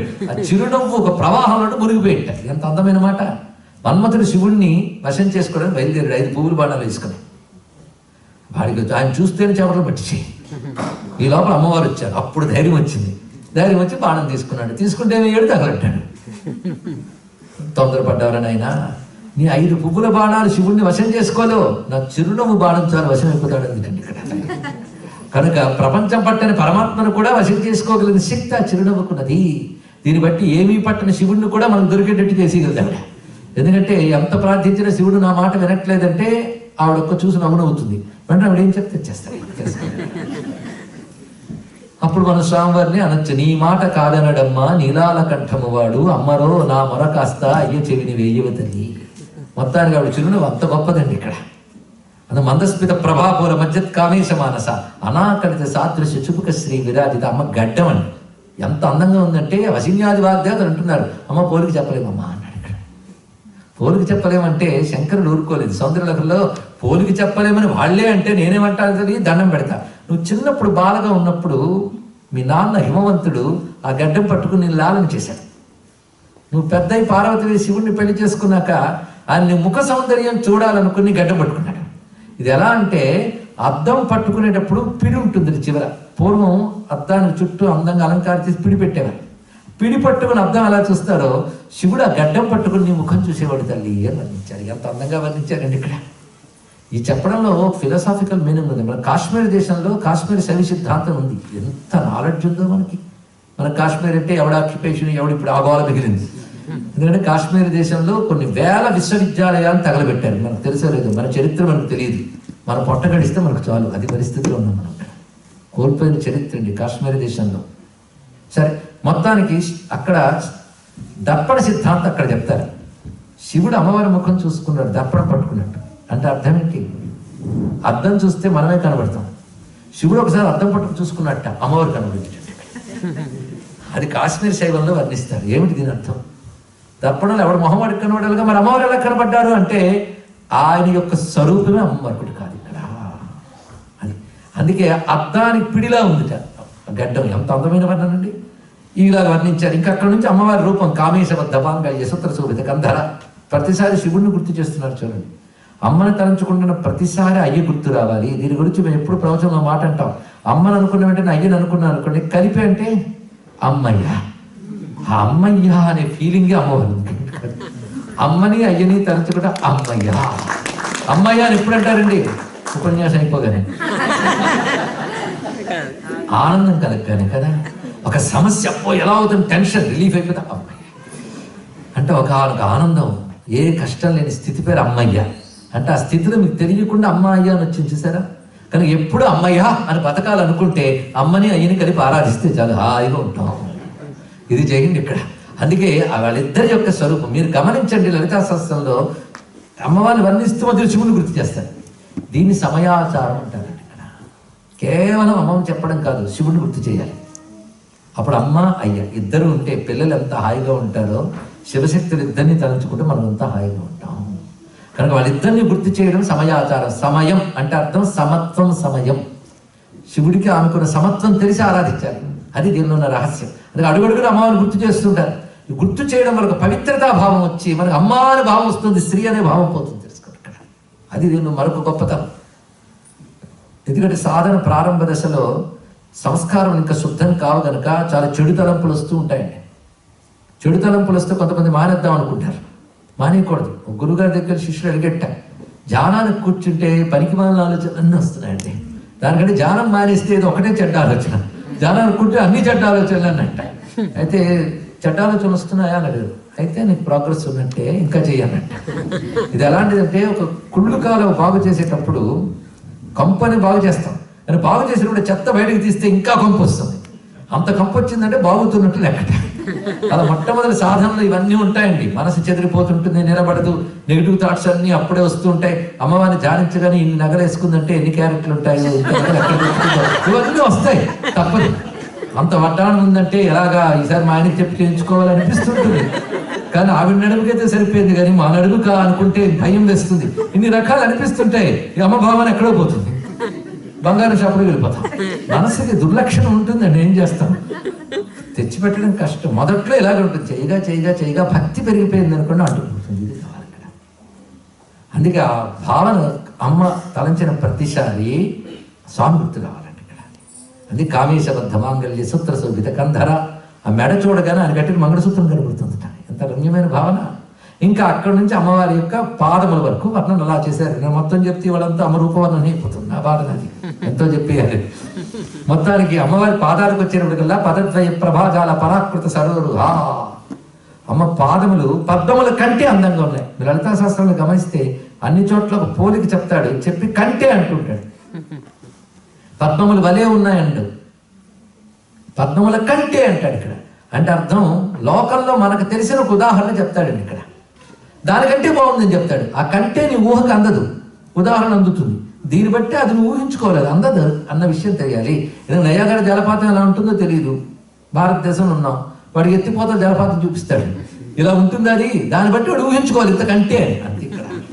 ఆ కంటే అని చెప్పడంలో అలౌకికం అని అర్థం ఇక్కడ. అలౌకికం కంటే కంటే మాటకు అర్థం అలౌకికం. పదద్వయ ప్రభాదాల పరాకృత సరోరుహ సింజాణిమణి మంజీర మండిత శ్రీ పదాంబుజ. అమ్మవారు కనబడ్డమే కాదు, అనుగ్రహించడం కదిలేట. ఆ కదలగానే ఆ తల్లి కాలి మువ్వలు మోగేయండి. ఎంత రమ్యంగా ఉన్నాయంటే, మన తెలుగులో కవి ఉన్నాడు కూచిమంచి తిమ్మ కవి. అది అందంగా అమ్మవారి గురించి ఒక పద్యం రాశాడు. అందులో అంటాడు, తొలి పల్కు గిల్కుటం తెలుకల ఎలనాగా అన్నాడు. ఇక్కడ అన్ని తెలుగు కదా, మనకు అర్థం కాదు, తెలుగు వాళ్ళం కదా. తొలి పలుకు గిలుకుటం తెలుగు, తొలి పలుకు అంటే వేదములు, వేదనాదాల మంజీరాలు మోగుతున్నాయట. అటువంటి మంజీరనాదంతో అమ్మవారు వచ్చారు. ఆ సౌందర్యం ఎంత ఉన్నదయ్యా అంటే, పదద్వయ ప్రభాగాల పరాకృత సరోరుగా చింజాడమండి మంజీర మండిత శ్రీ పదాంబుజ మరాళీ మందగమన. నడక ఒక హంస నడకలా వచ్చింది అందంగా.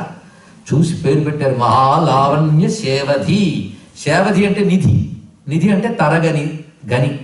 లావణ్యం మహాలావణ్యానికి నిధి వంటిది. లలితానామానికి అర్థం అండి ఇక్కడ. మహాలావణ్యానికి నిధి వంటిది.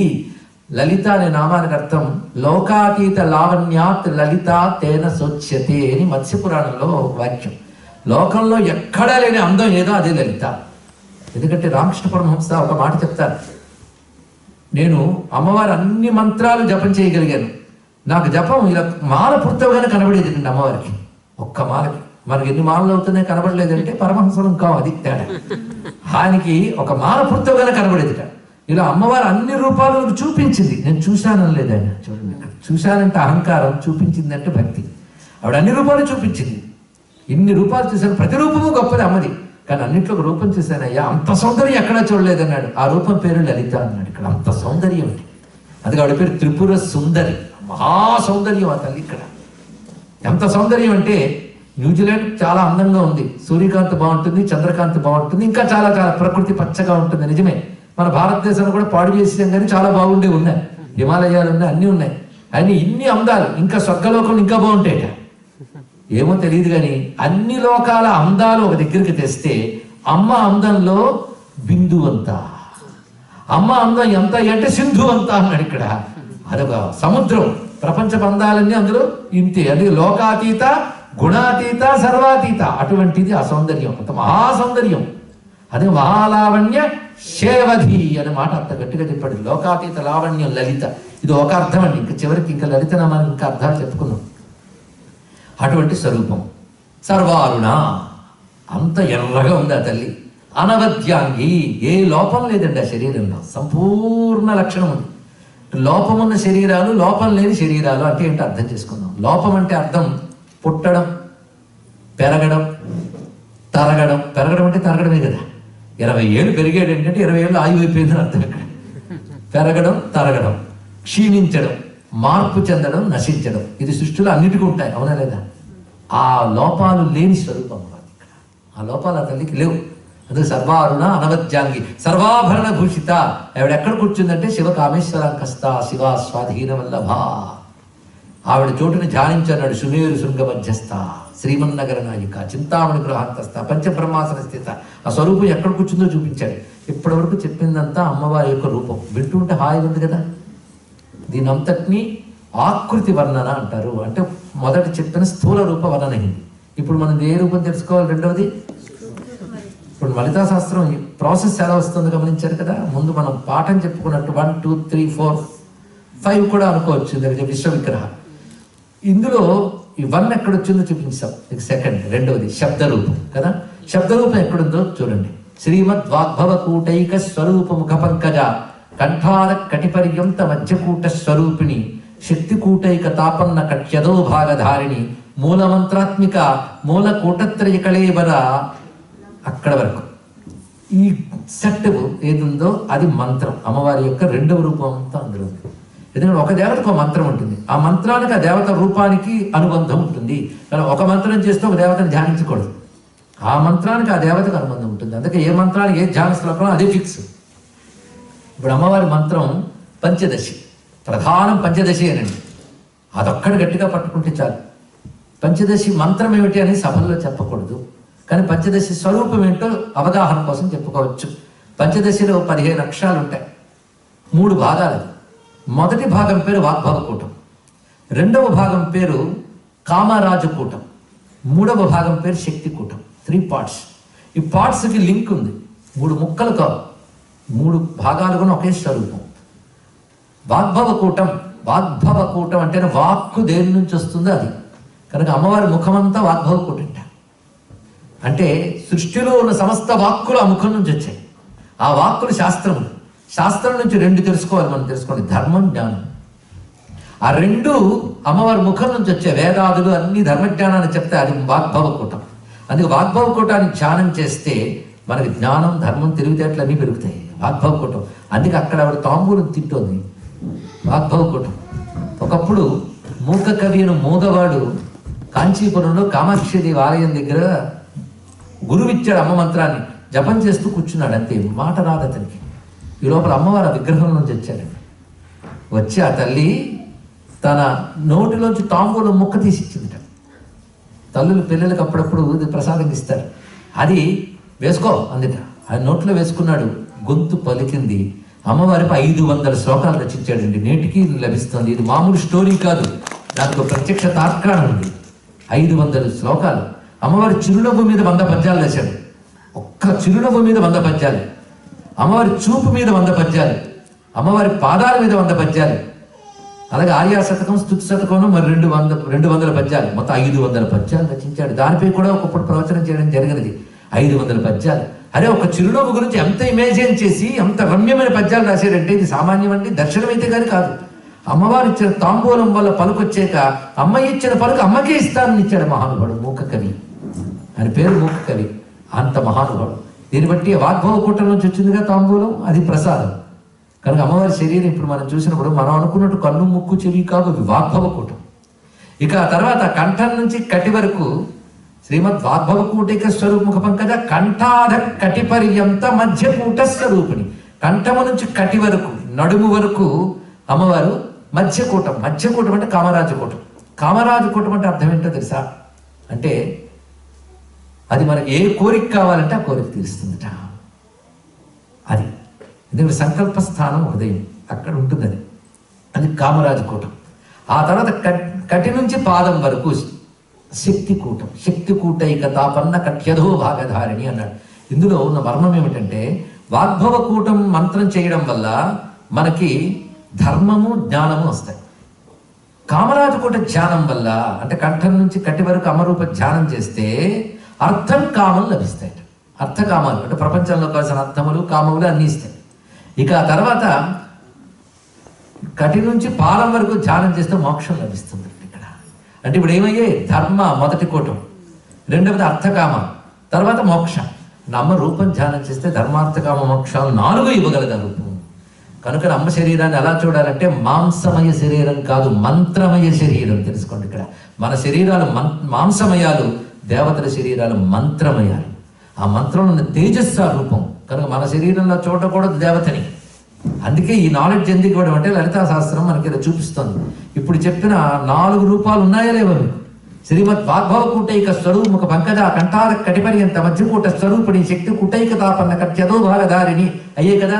మొత్తానికి మూల మంత్రం ఏది ఉందో అదంతా రూపం. మూల మంత్ర ఆత్మిక, మూల మంత్రమే స్వరూపంగా కలిగినది. మూల కూటత్రయ కళేబర. కళేబరం అంటే దేహం. దేహం మూల కూటములు 3టితో కూడినటువంటిది. మూల కూటత్రయ కళేబర. అయిపోయింది కదా. ఇప్పటి వరకు మనం అమ్మవారి 2 రూపాలు చెప్పుకున్నాం. స్థూల రూపం, సూక్ష్మ రూపం అంటే ఆకృతి రూపం, రెండవది మంత్ర రూపం. 3వ రూపంలోకి వెళ్తున్నాయి. ఏమిటది? కుండలిని. చక్కగా మీరు ఒక పాఠం వింటున్నట్టు వింటున్నారు. అదే కావాలండి. ఎప్పుడు వీటిని పురాణ కాలక్షేపం కాదు. మన అన్నిటికీ పురాణం అని వస్తాయి. నేను పురాణం లలితా శాస్త్రం కొంచెం అర్థం చేసుకుని ప్రయత్నం చేద్దాం. 3వది ఏంటి? కుండలిని. కుండలిని ప్రతి వాళ్ళు ఉంటుందని తెలుసు కదా. ఇది ఎలాంటిదంటే మీరు ఇల్లు కన్స్ట్రక్ట్ చేసుకుంటున్నప్పుడు ఎక్కడ ఏ ఎలక్ట్రికల్ ఎక్విప్మెంట్ పెట్టుకోవాలో ప్లాన్ చేసుకుని దాన్ని బట్టి వైరింగ్ చేస్తారు. అవునా లేదా? ఫ్రిడ్జ్ ఎక్కడ, ఏసీ ఎక్కడ, ఇది ఎక్కడ, అది ఎక్కడ, అన్ని ఇక్కడ ఇళ్ళ గురించి కాదు, ఎక్కడైనా అంతే. అలా పెట్టుకుని వైరింగ్ చేసి మొత్తం సెట్ చేసేస్తారు ఇల్లుని. అప్పుడు ఎలక్ట్రికల్ కనెక్షన్ ఇస్తారు. ఇవ్వగానే అవన్నీ వర్కౌట్ అవుతాయి. అలాగే మన దేహ నిర్మాణం అయ్యాక ఆయా ఇంద్రియాలు తయారైన తర్వాత ఈశ్వర శక్తి అనే కరెంట్ వచ్చి బ్రహ్మరంధ్రంలో ప్రవేశిస్తుంది. వెంటనే ఇవన్నీ యాక్టివేట్ అయిపోతుంటాయి. ఇదే మనందరిలోని విద్యుత్. అయితే మనం దాంతో పనిచేసేస్తున్నాం, కానీ ఇదంతా పనిచేయడానికి కారణం ఏంటో తెలుసుకునే ప్రయత్నం చేయాలి. దాని అసలు చోటు ఇది. అక్కడ నుంచి బయలుదేరి మన శరీరంలో మొత్తం వైరింగ్ అంటే నాడీ మండలం. ఈ నాడీ మండలంలో మెయిన్ వైర్ ఏంటంటే సుషుమ్న. అది ఎక్కడ ఉంటుందంటే వెన్నుపాము మధ్యలో ఉంటుంది. అక్కడ ఆ సుషుమ్న నుంచి ఆ ఎనర్జీ ఫ్లో అవుతుంటుంది. Flow of energy. ఫ్లోకే సంస్కృతంలో లహరి అని పేరు. ఎనర్జీనే శరీరానికి సౌందర్యం. ఎనర్జీ తీసేస్తే ఏమైనా బాగుంటుందండి ఇక్కడ? ఎందుకంటే శవానికి మీరు ఎంత అద్భుతమైన సూట్ కట్టినా అందంగా ఉంటుంది. చైతన్యమే సౌందర్యం. ఒప్పుకుంటారా లేదా? కనుక అమ్మవారి సౌందర్యం అంటే చైతన్యం. కానీ శరీరం అంతా సౌందర్యం. మరిది ఫ్లో కదా. అందుకే సౌందర్య లహరి అన్నారు శంకర భగవత్పాదులు. మనం తెలుసుకోండి, flow of energy, flow of consciousness, అదే సౌందర్య లహరి. మన శరీరం అంతా ఆ చైతన్యం ఉంది. మన శరీరం అంతా జ్ఞానం ప్రవహిస్తోంది. అదే అమ్మ. ఇది తెలిసి ఎక్కడికి వెళ్తారు? మీలో ఎలా ప్రవహిస్తుందో అంతటా అది. అప్పుడు నిజారుణ ప్రభావం ఇంకా మీకు అర్థమవుతుంది ఇక్కడ. కనుక కుండలిని అంటే ఇప్పుడు ఏమర్థమైంది? ఆ చిదేక రసరూపిణి. అది సరిగ్గా మన సహస్రారం నుంచి మూలాధారం వరకు ప్రతి వాళ్ళలోనూ ఆ కుండలిని ప్రవహిస్తూ ఉంటుంది. అయితే సామాన్యుల్లో కుండలిని ప్రవహిస్తుంది, మహాత్ముల్లో కూడా ఉంటుంది. అంటే సామాన్యుల్లో కుండలిని ఎర్త్ని ప్లేన్లో ఉంటుంది, అంటే క్రిందకి ఉంటుందట. క్రిందకి కానీ ఉంటే అది ఎలా అంటే పాము 3.5 చుట్లు చుట్టుకుని ఎలా ఉంటే ఎలా ఉంటుందో అలా ప్రతివాడికి మూలాధారంలో నిద్రించి ఉంటుందండి. మనం చూస్తున్న చాలామంది అసలు దేవుడి గురించి ఆలోచించకుండా, భగవంతుడి గురించి ఆలోచించకుండా, అసలు వీటికి పైన మరొకటి ఉందని ఆలోచన లేకుండా ఇదే ప్రపంచం బ్రతికే వాళ్ళందరిలో కుండలిని నిద్రిస్తోందని అర్థం. కాస్త సాధన చేయడం మొదలెడితే కాస్త మేల్కోవడానికి అవకాశం ఉందని అర్థం. ఇది విడిచిపెట్టి అదే ప్రధానమైన వారు జీవిస్తారో వాళ్ళు బాగా మేల్కొందని అర్థం.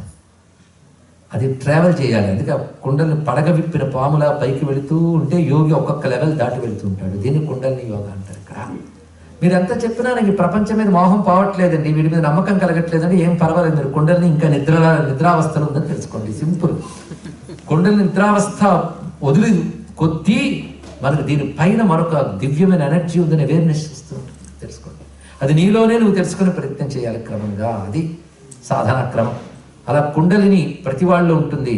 ఈ కుండలిని యోగా మీద జాన్ వుడ్రాఫ్ అనే ఒక ఆయన, ఎందుకంటే ఇక్కడ పిల్లలకి ఎలా హిందూయిజం చెప్పాలని చాలా మందికి సమస్య. ఎందుకంటే వాళ్ళు ఇక్కడ పుట్టారు కనుక సాధారణంగా హిందువుకి తన మతం మీద గౌరవం ఉండదు ఎక్కడ పుట్టినా. ఇది నేను బాగా అబ్జర్వ్ చేశానండి. ఇక్కడే కదా, ఎక్కడైనా మన భారతదేశంలో కూడా వాడికి తన మతం మీద గౌరవం ఉండదు. ఇతర మతాల వాళ్ళు టోపీ పెట్టుకుని వెళ్తున్నా లేదా ఆదివారం వెళ్తూ ఉన్నా వాడు చాలా ట్రూ క్రిస్టియన్ అండి, ట్రూ ముస్లిం అని వీడు రెస్పెక్ట్ చేస్తారు. కానీ వీడు ట్రూ హిందువులో ఉండడు. మరి హిందువులో బొట్టు పెట్టుకెళ్తే నవ్వుతాం. వాళ్ళు చేస్తే మాత్రం ట్రూ అంటాం. అవునా లేదు చెప్పండి. దిగజారుతనం ఎక్కువ మన వాళ్ళకి. రెస్పెక్ట్ ఉండదండి. అక్కడ వేదాలు చదివేసినట్టే, భగవద్గీత చదివినట్టే, ఒక శ్లోకం తప్పులు లేకుండా చదవలేడు. వాడు విమర్శిస్తాడు భగవద్గీతని, కృష్ణుడిని, రాముణ్ణి. రామాయణం చదవడు. రాముడు సీతను అనుమానించాడు. ఎక్కడ అనుమానించాడు? చదవలేదు సరిగ్గా. ఇలాగా నోటుకొచ్చినట్టు మాట్లాడే వాళ్ళు ఈ మధ్య మన భారతదేశంలో ఎక్కువైపోయారు. వాళ్ళ కోసం డిబేట్లు పెడుతూ ఉంటే పరాయి మతాల మోచేతి నీళ్లు తాగుతున్న ఛానల్స్ పుస్తకాలు రాసి పారేస్తుంటారు. మన అలాగా అవి చదవలేదు కనుక ఇవే చదివి ఇవే కరెక్ట్ అనుకుంటుంటారు. దౌర్భాగ్యం. మా లాంటి వాళ్ళకి అవకాశం వస్తే టైం ఉండదు, వచ్చింది బాధ. ఏం చేస్తాం? మొత్తానికి కుండలిని గురించి జాన్ వుడ్రాఫ్ అనే ఆయన 19th centuryలో భారతదేశానికి వచ్చి శ్రీ విద్య మీద సాధన చేశాడండి. ఇక్కడ కేవలం కుండలిని తీసుకొని సర్పెంట్ పవర్ అనే బుక్ రాశాడు. వీలైతే వెళ్ళండి, మీ పిల్లలకి చెప్పండి, వాళ్ళకి రెస్పెక్ట్ వస్తుంది హిందూయిజం మీద. వాళ్ళు రాశారు. ఈ మధ్య కాలంలో ప్రస్తుతం కూడా ఉన్నాడు శాంటఫే, న్యూ మెక్సికోలో డేవిడ్ ఫ్రాలే ఆయన వామదేవ శాస్త్రిని పేరు మార్చుకున్నాడు. Sanskrit scholar, Vedic scholar. ఆయన దశమహావిద్యల మీద పుస్తకం రాశాడు. ఆయన జపం చేసి అమ్మవారిని చూశానన్నాడు మహానుభావుడు. చూడండి ఇక్కడ జాన్ వుడ్రాఫ్ సౌందర్య నగర్లో మొదటి భాగానంతరిగా అనువాదం చేశారు ఇంగ్లీష్లో. శ్రీ విద్య శ్రీచక్రం మీద అద్భుతమైనటువంటి కామెంటరీ రాశాడు ఆయన.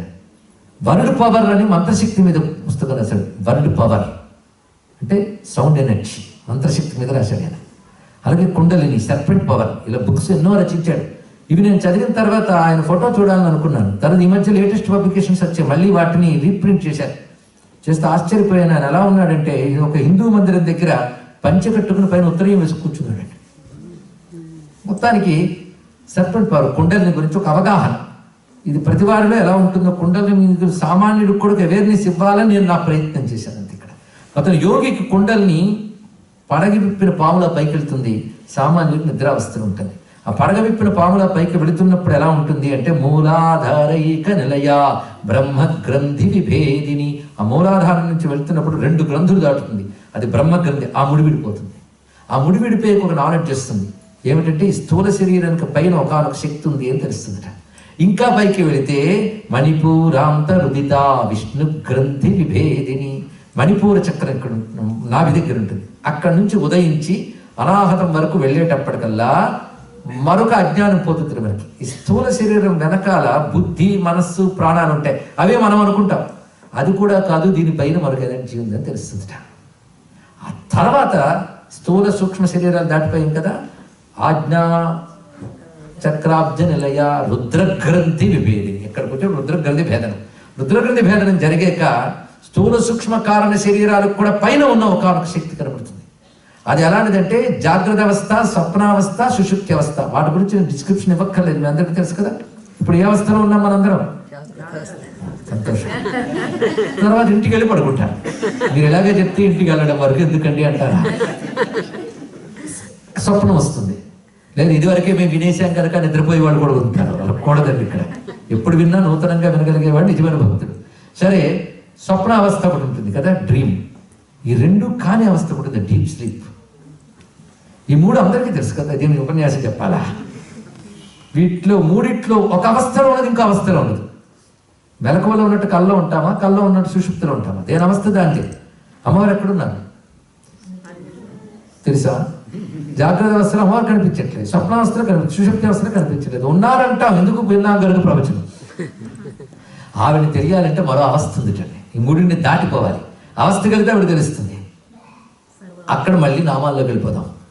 విశ్వరూపా జాగరిణి స్వపంతి తైజసాత్మిక సుప్త ప్రాజ్ఞాత్మిక తుర్య సర్వావస్థా వివర్జిత. ఈ 2 నామాల్లో మాండుక్యోపనిషత్తు అంతా చెప్పాడు. ఇక్కడ ఎంత విషయం చూడండి. ఇక్కడ మెలకువలో ఉన్నప్పుడు కూడా మనలో ఈశ్వర చైతన్యం ఉంది కనుక నువ్వు మెలకువలో ఉన్నావు, అంతే కదా.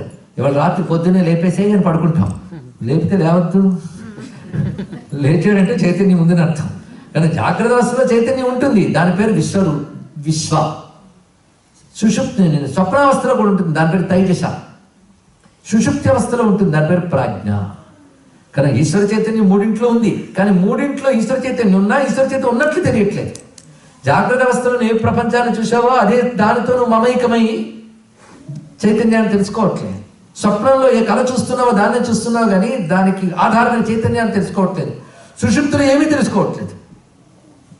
3 ఉన్న శక్తిని తెలుసుకోవాలి అంటే 3 పై అవస్థ ఉంటుందిట, దాని పేరు సమాధి. ఈ శబ్దం ప్రపంచం మొత్తం మీద కేవలం హిందూ మతంలో మాత్రమే ఉందని గర్వంగా చెప్తున్నాను నేను. ఇక్కడ యోగ శాస్త్రంలో పతంజలి చెప్పాడు సమాధి స్థితి అంటే 3 దాటిపోయిన స్థితి. అది ఎలా ఉంటుందంటే సాధన చేస్తూ తెలుస్తుంది. యమనియమాసన ప్రాణాయామ ప్రత్యాహార ధారణ ధ్యాన సమాధి పతంజలి చెప్పాడు. ఇప్పుడు ఆ మాట అంటే యూత్ కూడా కనెక్ట్ అవుతారు. పతంజలి యోగా అంటే ఇప్పుడు క్రేజ్ ఒకటి ఉంది కదా, క్రేజే, స్టడీ లేదు, అది వచ్చిన బాధ. సరే, సమాధి స్థితి అంటే అదండి. ఇక్కడ ఆ స్థితికి వెళితే ఈ 3 అవస్థలు దాటిపోతాం.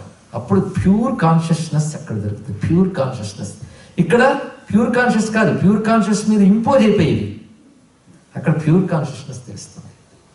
ఆ ప్యూర్ కాన్షియస్లోకి నువ్వు వెళ్ళిపోయాక అప్పుడు మరి నిద్రపోవా, అప్పుడు ప్రపంచంతో చూస్తావు, కానీ ఈ ప్రపంచం చూస్తూ నీకు ప్యూర్ కాన్షియస్నెస్ గుర్తుండదు కానీ కనబడుతుంది. ఆ అవస్థ పేరు అవస్థ అనకూడదు, సర్వావస్థ వివర్జిత. దాని పేరు తురియా అన్నారు. తురియా మీరు చదువుతున్న లలితాశాస్త్రం ఏం చెప్తున్నాను, మా ఫిలాసఫీ చెప్తున్నాను, కోపం ఇచ్చుకోవద్దు. కనుక ఆవిడ ఎక్కడున్నారు అక్కడున్నారు. అది తెలియడం కోసం కుండలిని రూపంలో మనం సాధన చేస్తూ ఒక్కొక్క అవస్థ దాటుతున్నాం. స్థూల శరీరం జాగ్రత్త అవస్థ, సూక్ష్మ శరీరం స్వప్నావస్థ, కారణ శరీరం సుషుప్తి అవస్థ. ఇక్కడికి భేదనం అయిపోగానే పైన సహస్రారం దగ్గర అసలు శక్తి ఉందన్నాం కదా, అక్కడికి చేరుకోగానే శివశక్తులు తప్ప మరొకటి ఏమీ లేదు. అది తెలియగానే కలిగే ఆనందం ఒక అమృతంలా శరీరంలో నాడీ మండలాలంతా తడుపుతుంటాడు. అందుకే యోగి మనకంటే 1000 ఏళ్ళు బ్రతుకుతాడు, మనకంటే వజ్రకాయంతో ఎందుకుంటాడంటే మనకంటే ఎక్కువ తింటాడని కాదు, ఆయన శక్తిని పొందుతాడు. అలాంటి యోగులు భారతదేశంలో ఉన్నారు నేటికి. ఎందుకంటే అది కుండలిని యోగ యొక్క ప్రక్రియ. అయితే మనం అలా చేసేద్దామని ట్రై చేయకండి, మహాప్రమాదం. ఎందుకంటే సరైన గురువు శిక్షణ లేకుండా కుండలిని పుస్తకాలు చదివి చేస్తే మహా డేంజర్. అందులో ఈ రోజుల్లో వ్యాపార గురువులు చాలా ఎక్కువైపోయారు. కనుక అన్ని విడిచిపెట్టి మనలో కుండలినిగా అమ్ముందని భక్తిగా దండం పెడితే ఆవిడ చూసుకుంటుంది, మనకి ఎందుకోవాలా. సరే, మొత్తానికి ఆ తల్లి మనలో ఈ రూపంలో ఉంది. అందరిలో కిందకి ఫాలో అవుతుంది, యోగిలో పైకి వెళుతుంది. పైకి వెళ్తే తెలుస్తుంది అంతే. అందుకే ఆ మొత్తం కుండలిని విద్యనంతటిని ఎలా పెట్టాడు చూడండి. ఈ కుండలినిలో పంచభూతాలు మనస్సు ఎన్నయ్యాయి? 6 కదా. పంచభూతాల్లో ఒక్కొక్క భూతానికి ఒక్కొక్క చక్రంట.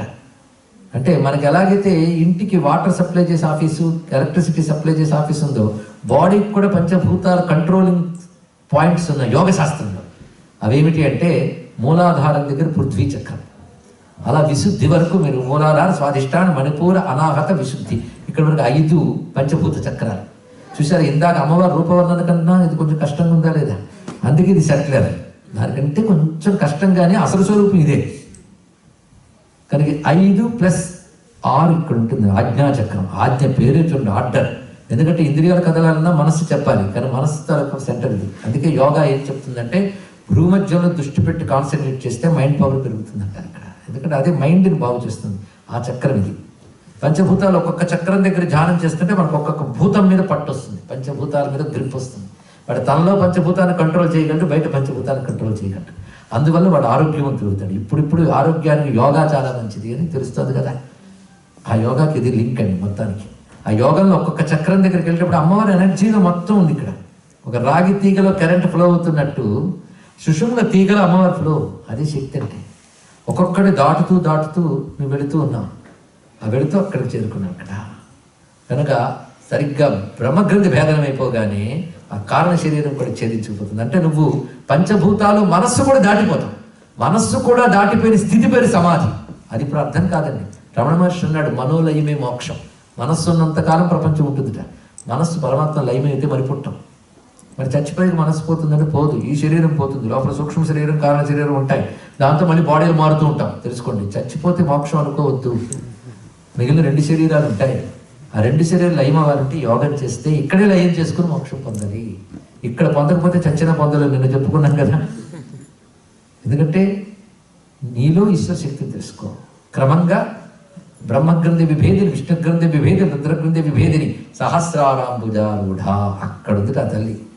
అక్కడికి వెళ్ళేటప్పటికల్లా సుధాసారాభివర్షిని, అమృతధార కురిసినట్టు కురుస్తుందట. యోగికి ఎక్స్పీరియన్స్ అవుతుందండి, మనకు కాదు. మనం జస్ట్ థియరిటికల్గా వింటున్నాం, ప్రాక్టికల్గా వాళ్ళు చూస్తారు. సుధాసారాభివర్షిని ఆ తల్లి ఎలా ఉన్నదంటే మొత్తం ఈ శరీరంలో ఆ వెన్నుపూస, ఆ వెన్నుపూస మధ్యలో సన్నని సుషుమ్నానాడు, దాని మధ్యలో ఆవిడదుట. అది మెటీరియల్ కాదు కదా అర్థం చేసుకోవడానికి, అది ఎనర్జీ ఫ్లో, చిదేకర స్వరూపిణి. అది ఎలా ఉంటుందంటే బిసతంతు తనీయసి. బిసతంతు, బిస అంటే తామర తూడు, తెలుస్తుంది కదా, తామర పువ్వు తూడు ఉంటుంది. తామర తూడులో దారం ఎలా ఉంటుందో అంత సన్నగా ఉంటుంది, అలా ఉంటుంది అమ్మవారి లోపల. దీన్ని బట్టి ఎంత బండ శరీరంలో అదొక్కటే సన్నగా సుకుమారంగా ఉందా లేదా, కానీ ఇంత శరీరానికి ఎనర్జీ అదే కనుక అంత సుకుమారంగా ఉంది కనుక సుకుమారంగా ఉంటే లలిత అనాలి, ఆవిడ సుకుమారి, తెలిసింది కదా. అంత సుకుమారి, బిసతంతు తనీయసి. ఆ బిసతంతు తనీయసిగా ధ్యానం చేయడం చాలా గొప్ప విషయం. ఏది సూర్యుడికి చంద్రుడికి అగ్నికి కూడా వెలిగిస్తుందో అది మనలో బిసతంతు తనీయసిగా ఉంది. అది మనలో ఉన్న ఎలక్ట్రికల్ ఎనర్జీ, అదే చిదేకర స్వరూపిణి, ఆ బిసతంతు తనీయసి. ఇందులో ప్రపంచంతో సంబంధం ఉంటే కులం, ప్రపంచం దాటిపోతే అకులం. కులం అంటే సమూహం. ఇప్పుడు చెప్పిన 6 చక్రాలకి కులం అని పేరు. స్వాధిష్టానం, మూలాధార, స్వాధిష్టానం, మణిపూర, అనాహత, విశుద్ధ, ఆజ్ఞ, 6ంటికి కులం అని పేరు. సహస్రానికి అకులం అని పేరు. ఇప్పుడు మీరు రండి, కులాంగన, కులాంతస్థ, కౌళిని, కులయోగిని.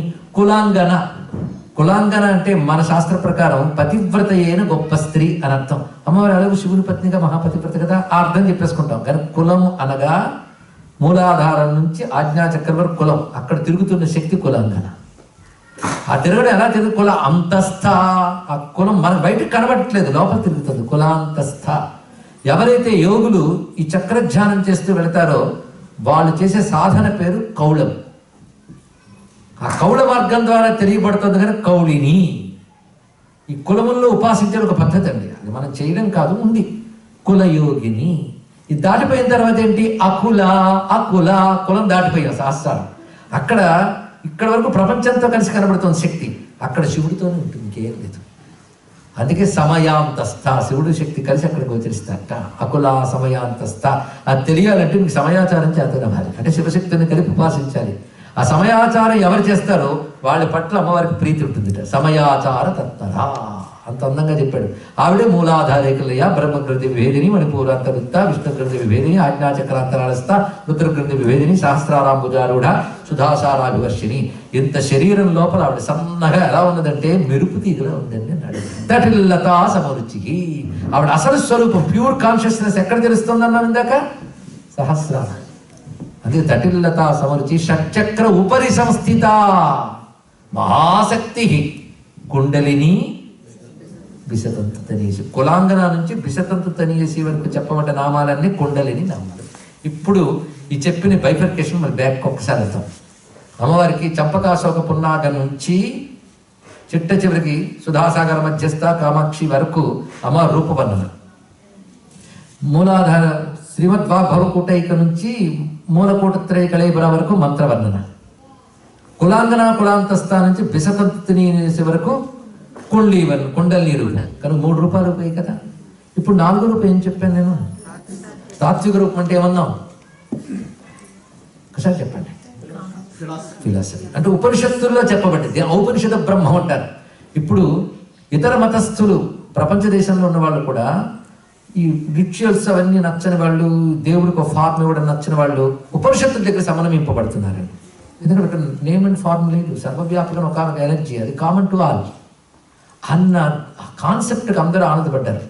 మనం ఏంటంటే ఆ స్వరూపమే ఇందులో ఉందని ధ్యానం చూపిస్తున్నాం. ఇప్పుడు అమ్మవారి యొక్క ఆ రూపం ఎక్కడుంది అది చూద్దాం.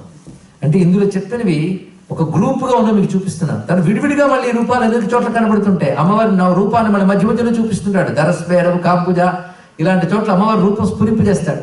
కుండల్ని కూడా అక్కడక్కడ స్ఫురింపజేస్తాడు, మంత్రం కూడా స్ఫురింపజేస్తాడు. మళ్ళీ విడివిడిగా అక్కడక్కడ ఉంటుంది, కానీ గ్రూప్గా ఉన్న చోట నేను చూపిస్తున్నాను. ఇప్పుడు అమ్మవారి యొక్క తాత్విక రూపం చూద్దాం. అది ఎంత ఆనందంగా ఉంటుందో. శాంభవి శారదారాధ్య చదవండి. శరత్చంద్రుని భావన శాతోదరి శాంతిమతి. అక్కడ నుంచి శాంతిమతి తర్వాత నామాలు ఏంటమ్మా? నిరాధార నుంచి ఒక్కసారి చదవండి అందరూ తెలిసిన వాళ్ళు. నిరాధార నిరంజన నిర్లేప నిర్మల నిత్య నిరాకార నిరాకుల నిర్గుణ నిష్కళ శాంత నిష్కామ నిరుపప్లవ నిత్యముక్త నిర్వికార నిష్ప్రపంచ నిరాశ్రయ నిత్యశుద్ధ నిత్యబుద్ధ నిరవజ్జ నిరంతర నిష్కారణ నిష్కలంక నిరుపాధి నిరీశ్వర. ఇక్కడ దాకా వద్దాం. ఇవన్నీ నిశ్శబ్దాలు, అవునా లేదు? నిశ్శబ్దం అయితే సౌండ్ చేస్తే అంటే నిహి అనే పదంతో ప్రారంభమవుతున్నాయి అని అర్థం. నిహి అంటే ఏమీ లేదు అని చెప్పడం. ఏమిటి లేదు? నిరాధార, ఆవిడికి ఏ ఆధారం లేదు అన్నాడు. అంటే ఆధారం అక్కర్లేదు అని అర్థం. ఆధారం లేదు. మనకు అన్ని ఆధారాలు కావాలి. ఆధారం లేకుండా మనం ఉండలేము. మనందరికీ ఆవిడ ఆధారం, ఆవిడికి ఏది ఆధారం అక్కర్లేదు. నిరాధార. నిరంజన, అంజనం అంటే పూత. అమ్మవారిని కప్పేదేమీ లేదు, ఆవిడెవరూ కప్పలేదు. నిరంజన. నిర్లేప, లేపనం అన్నా అదే అర్థం. నిర్లేప నిర్మల, ఏ మాలిన్యం లేదు. వీటి అర్థాలు తెలుసుకోండి. రూపం ఎక్కడైనా కనబడుతుందో చెప్పండి దయచేసి. వర్ణిస్తున్నది ఏంటి? నిరాధార నిరంజన నిర్లేప నిర్మల నిత్య, ఎటర్నల్. నిర్లేప నిర్మల నిత్య నిరాకార. అరే ఇందాక చంపకాశోకాన్ని ఎంత ఆకారం వర్ణించి ఇప్పుడు ఏం చెప్పాడు? నిరాకారం. చూసారా హిందూ మతం గొప్పతనం?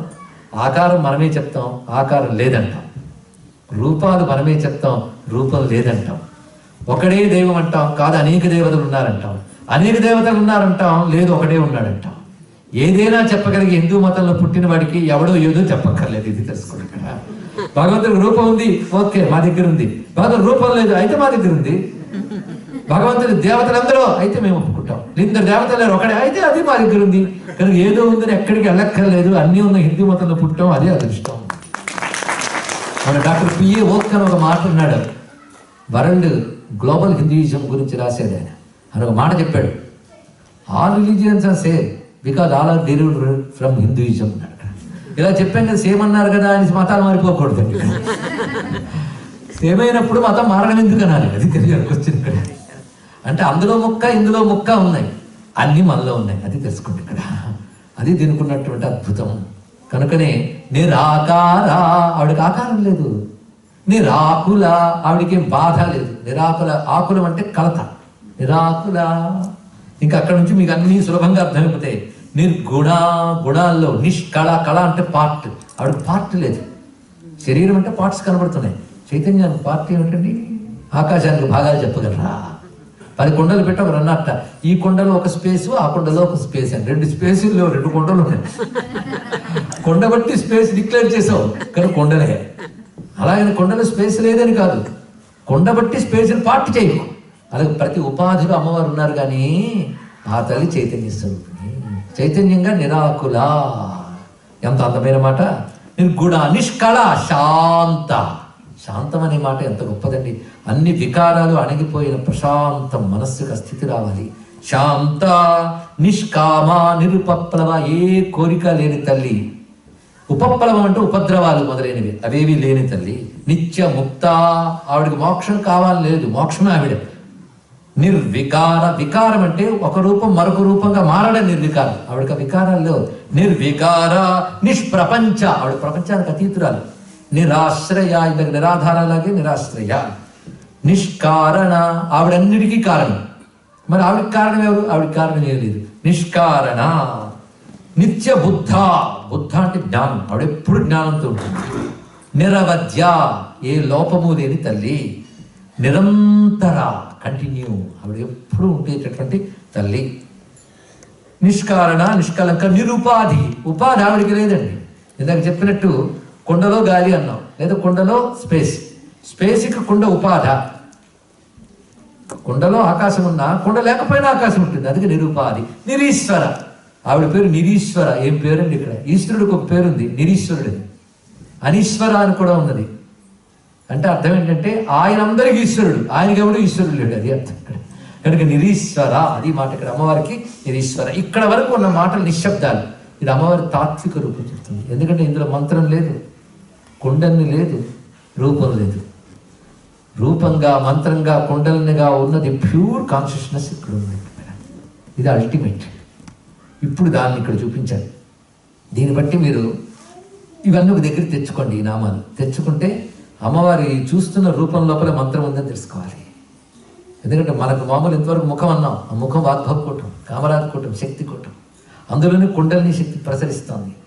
అందులో మూలంగా ఈ నిరాకారం తత్వం ఉంది. అంటే అమ్మవారిని దండం పెట్టగానే 4 కరెక్ట్ అయ్యాయి. ఇది తెలుసుకోవాలి ఇక్కడ.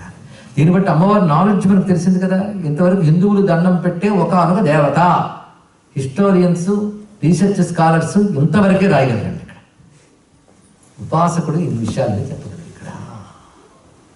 అందుకు ఈ విషయం అంతా ఇప్పుడు మనకు అర్థమైంది కదా. ఇది అమ్మవారి అసలు రూపం. దీన్ని బట్టి లలితా సహస్రం అమ్మవారి యొక్క కంప్లీట్ స్వరూపాన్ని మనకి ఇస్తుంది. సంపూర్ణ స్వరూపాన్ని ఇచ్చింది ఇక్కడ. ఇదిగో రూపంగా ధ్యానించు, మంత్రంగా జపించు, కుండలినిగా యోగం చేయి, ఆవిడ తత్వరూపంగా జ్ఞానంతో గ్రహించు.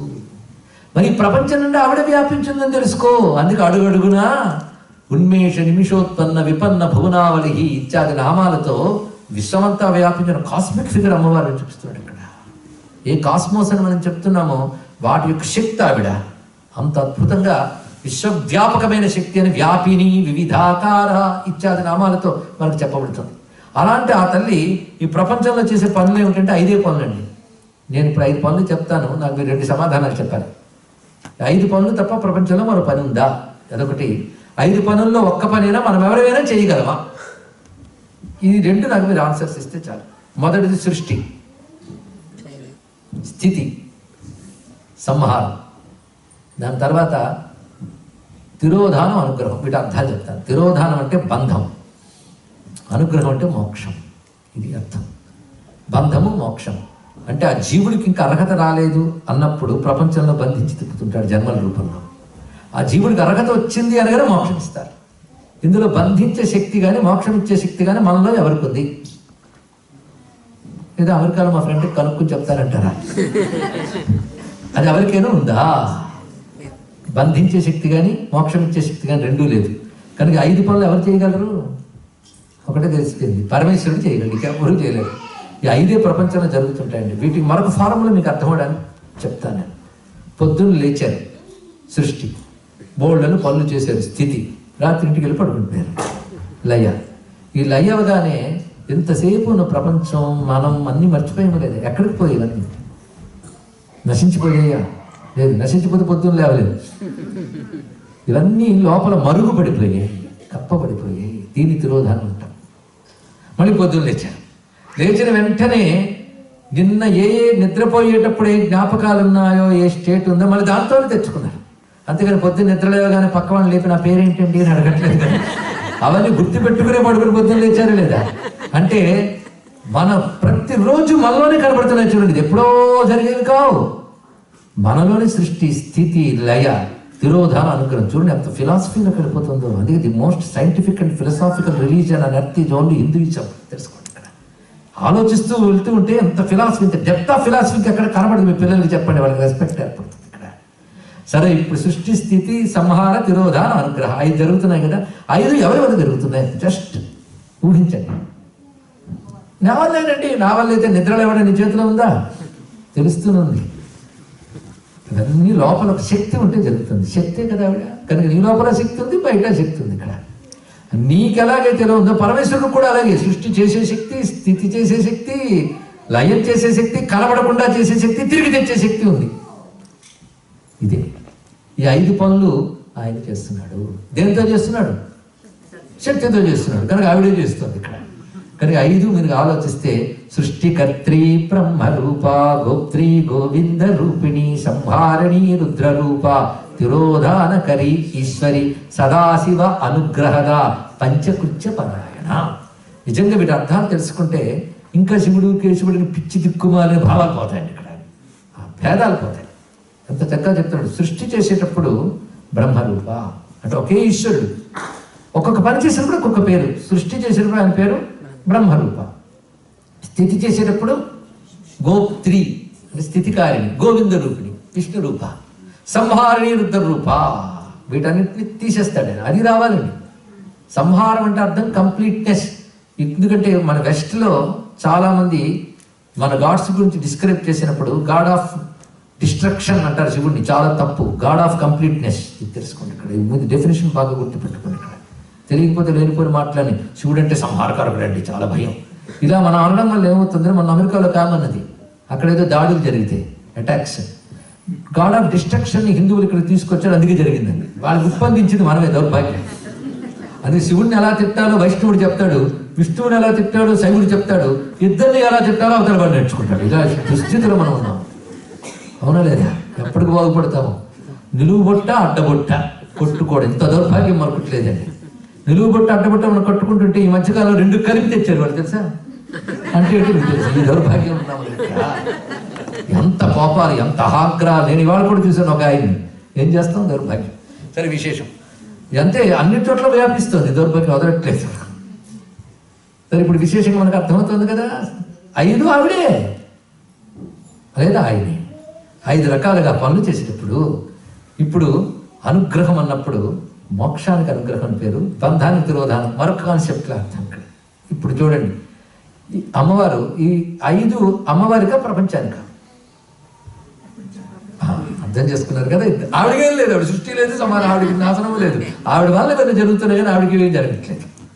ఇవన్నీ ఎవరి వల్ల జరుగుతున్నాయో ఆవిడ మీరు ప్రార్థన చేస్తున్నారు కనుక సృష్టి, స్థితి, సంహారం, తిరోధానం ఈ 4 ప్రపంచానికి సంబంధించినవి. మోక్షం 5 కనుక ఈ 4 మంచం కోళ్ళల్లా ఉన్నాయి. పైన ఉన్నటువంటి బల్ల అనుగ్రహం. మొత్తం ఇక్కడ బల్ల పెట్టారు కదండి, ఇదంతా వుడ్డేనే. కింద కోళ్ళు వుడ్డే, పైన బల్ల వుడ్డే.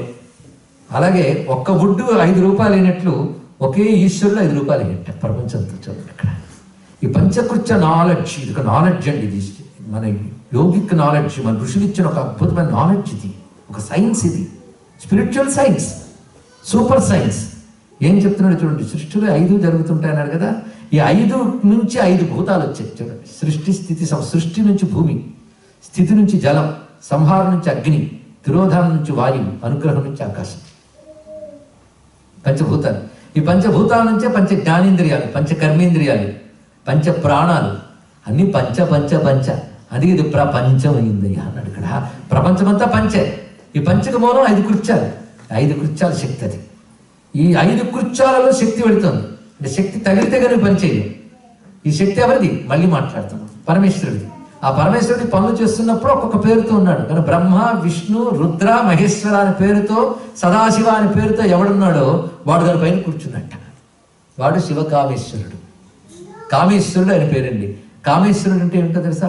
కామం అనే మాటకి విష్, డిజైర్, వాంట్, మీరు ఏదైనా చెప్పండి. ఇక్కడ కామం అన్నా సంకల్పం అన్నా చెయ్యాలనుకోవడం, అది సంకల్పం, అదే కామం. దీని ఇచ్ఛాశక్తి అంటారు. మీరు ఇక్కడ దాకా వచ్చారు అంటే రావాలనుకున్నారు, అవునా లేదా? రావాలనుకోకపోతే ఇక్కడ దాకా వస్తారా? కనుక ఒక పని జరగడానికి ముందు ఉండాల్సింది ఏంటండి? సంకల్పం. సంకల్పం లేకపోతే రాదు. అమ్మ పిల్లాడికి భోజనం పెట్టింది అంటే ఆవిడ వంట వండడం చేతనముంది అనమాట కదా. వంట వండే జ్ఞానం ఉంది, వంటడానికి సరుకులు ఉన్నాయి, వండే శక్తి ఉంది. 3 వచ్చేసాయి, 3 శక్తులు. ఈ 3 శక్తుల కంటే ముందు ఒకటి ఉండాలి, వండాలని బుద్ధి. అది లేకపోతే ఏదీ లేదు. కనుక ఇప్పుడు అన్నిటికంటే ఉండవలసింది ముందేది? సంకల్పం. ముందున్న దాన్ని ఆది అంటారు. కనుక ఆదిశక్తి అంటే సంకల్ప శక్తి. సంకల్పం అంటే కోరిక, అదే ఇచ్ఛాశక్తి. ఇచ్ఛకు మరొక పేరే కామం. ఇప్పుడు అర్థం కదా. కామ అనగానే మనం లౌకికార్థంలో నెగిటివ్ మీనింగ్స్ చేస్తాం. కామం అంటే చెయ్యాలనే ఒక ఇచ్ఛ, అదే ప్రపంచానంతా నడిపిస్తుంది, లేకపోతే నడవదు. నెగిటివ్ పర్సన్స్కి నెగిటివ్గా, పాజిటివ్ పర్సన్ పాజిటివ్గా అదే కామం పనిచేస్తుందా లేదా? అది సృష్టి చేయాలనుకున్నప్పుడు పరమాత్మకు కూడా సృష్టి చేయాలనుకున్నాడు ఆయన, అనుకుంటే కదా చేశాడు. కనుక ఈశ్వరుడు సృష్టి మధ్యలో అనుకోవడం వరకు పని ఉంది. కనుక పరమేశ్వరుడు మొట్టమొదట ఒక్కడైన వాడు ఎన్నో అవ్వాలి అనుకున్నట్ట, అనుకోగానే ప్రపంచం తయారైందట. ఎంత అందమైన ఫార్ములా చూడండి. దీన్నే మన వాళ్ళు ఏకోహం బహుశ్యాం అని ఉపనిషత్తు చెప్పింది. దానికి మరొక చోట స అకామయత బహుశ్యాం ప్రజాయేయ ఉపనిషత్తు. ఇంకో చోట స ఐక్షత బహుశ్యాం ప్రజాయేయ 2 మాటలు ఉన్నాయి. స అకామయత, అకామయత అంటే కామించాడు. ఏమని? ప్రపంచాన్ని సృష్టి చేయాలనుకున్నట్ట. అనుకుంటూ ఐక్షత అంటే చూశాయట. చూడటంతో జరిగిపోయింది. చూడటం అంటే కళ్ళు తెరవడం. మనం పొద్దున్న కళ్ళు తెరిచామంటే పన్ను మొదలెట్టామని అర్థం. కానీ పరమాత్మ కూడా ఒక్కసారి కళ్ళు తెరిచాడు. తెరవగానే సృష్టి మొదలు పెడుతుంది. ఐక్షత అని ఒక చోట అన్నాడు, కామ ఒక చోట అన్నాడు. ఈ క్షణం అంటే చూపు. కళ్ళు తెరిచి కళ్ళు మూయడం. కళ్ళు తెరిస్తే సృష్టి, నిలిపితే స్థితి, మూస్తే లయ. ఒకసారి అమ్మవారి ముందు భక్తుడు నిలబడి పరిశీలిస్తున్నట్ట. ఎప్పటికీ కన్నురెప్ప పడట్లేదు అమ్మవారికి, అలా చూస్తుంది ఆవిడ. రెప్పవి దేవతలు రెప్పలు పడవటండి. నేను చూస్తున్నాడు, అమ్మ నేను ఎంత ప్రయత్నిస్తున్నాను కన్ను రెప్ప వేస్తావేమోనని, కానీ రెప్ప వేయట్లేదు తల్లి. ఎందుకమ్మా అంటే నవ్వింది ఆవిడ. నేను రెప్పేస్తున్న ఉండవరని. ఇది ఎలాంటిదంటే మనం ఒక రెప్పపాటు కాలంలో సూక్ష్మజీవులు చాలా పోతాయి. దేవతలు రెప్ప వేసే లోపల మనందరం పోతాంట. బ్రహ్మదేవుడు రెప్ప వేసే లోపల దేవతలందరూ పోతారు. అమ్మవారు రెప్ప వేసే లోపల బ్రహ్మ దేవతలందరూ పోతారట. అదే మనం ఎప్పుడు చూసినా ఆవిడ రెప్పలు వేయకుండా చూస్తూ ఉంటుంది. ఎంత కష్టం అండి. కంటి మీద రెప్ప లేకుండా కాపాడుకున్నాడు అంటారు తెలుగులో. ఇక్కడ కొందరు పెద్దవాళ్ళు వాళ్ళ అమ్మలన్న మాట గుర్తొస్తుంది. మీ పిల్లలకు తెలియలేండి, బాధ లేదు. కంటి మీద రెప్ప వేయకుండా కాపాడేవారు కదా, అలా కాపాడుతుందండి తల్లి.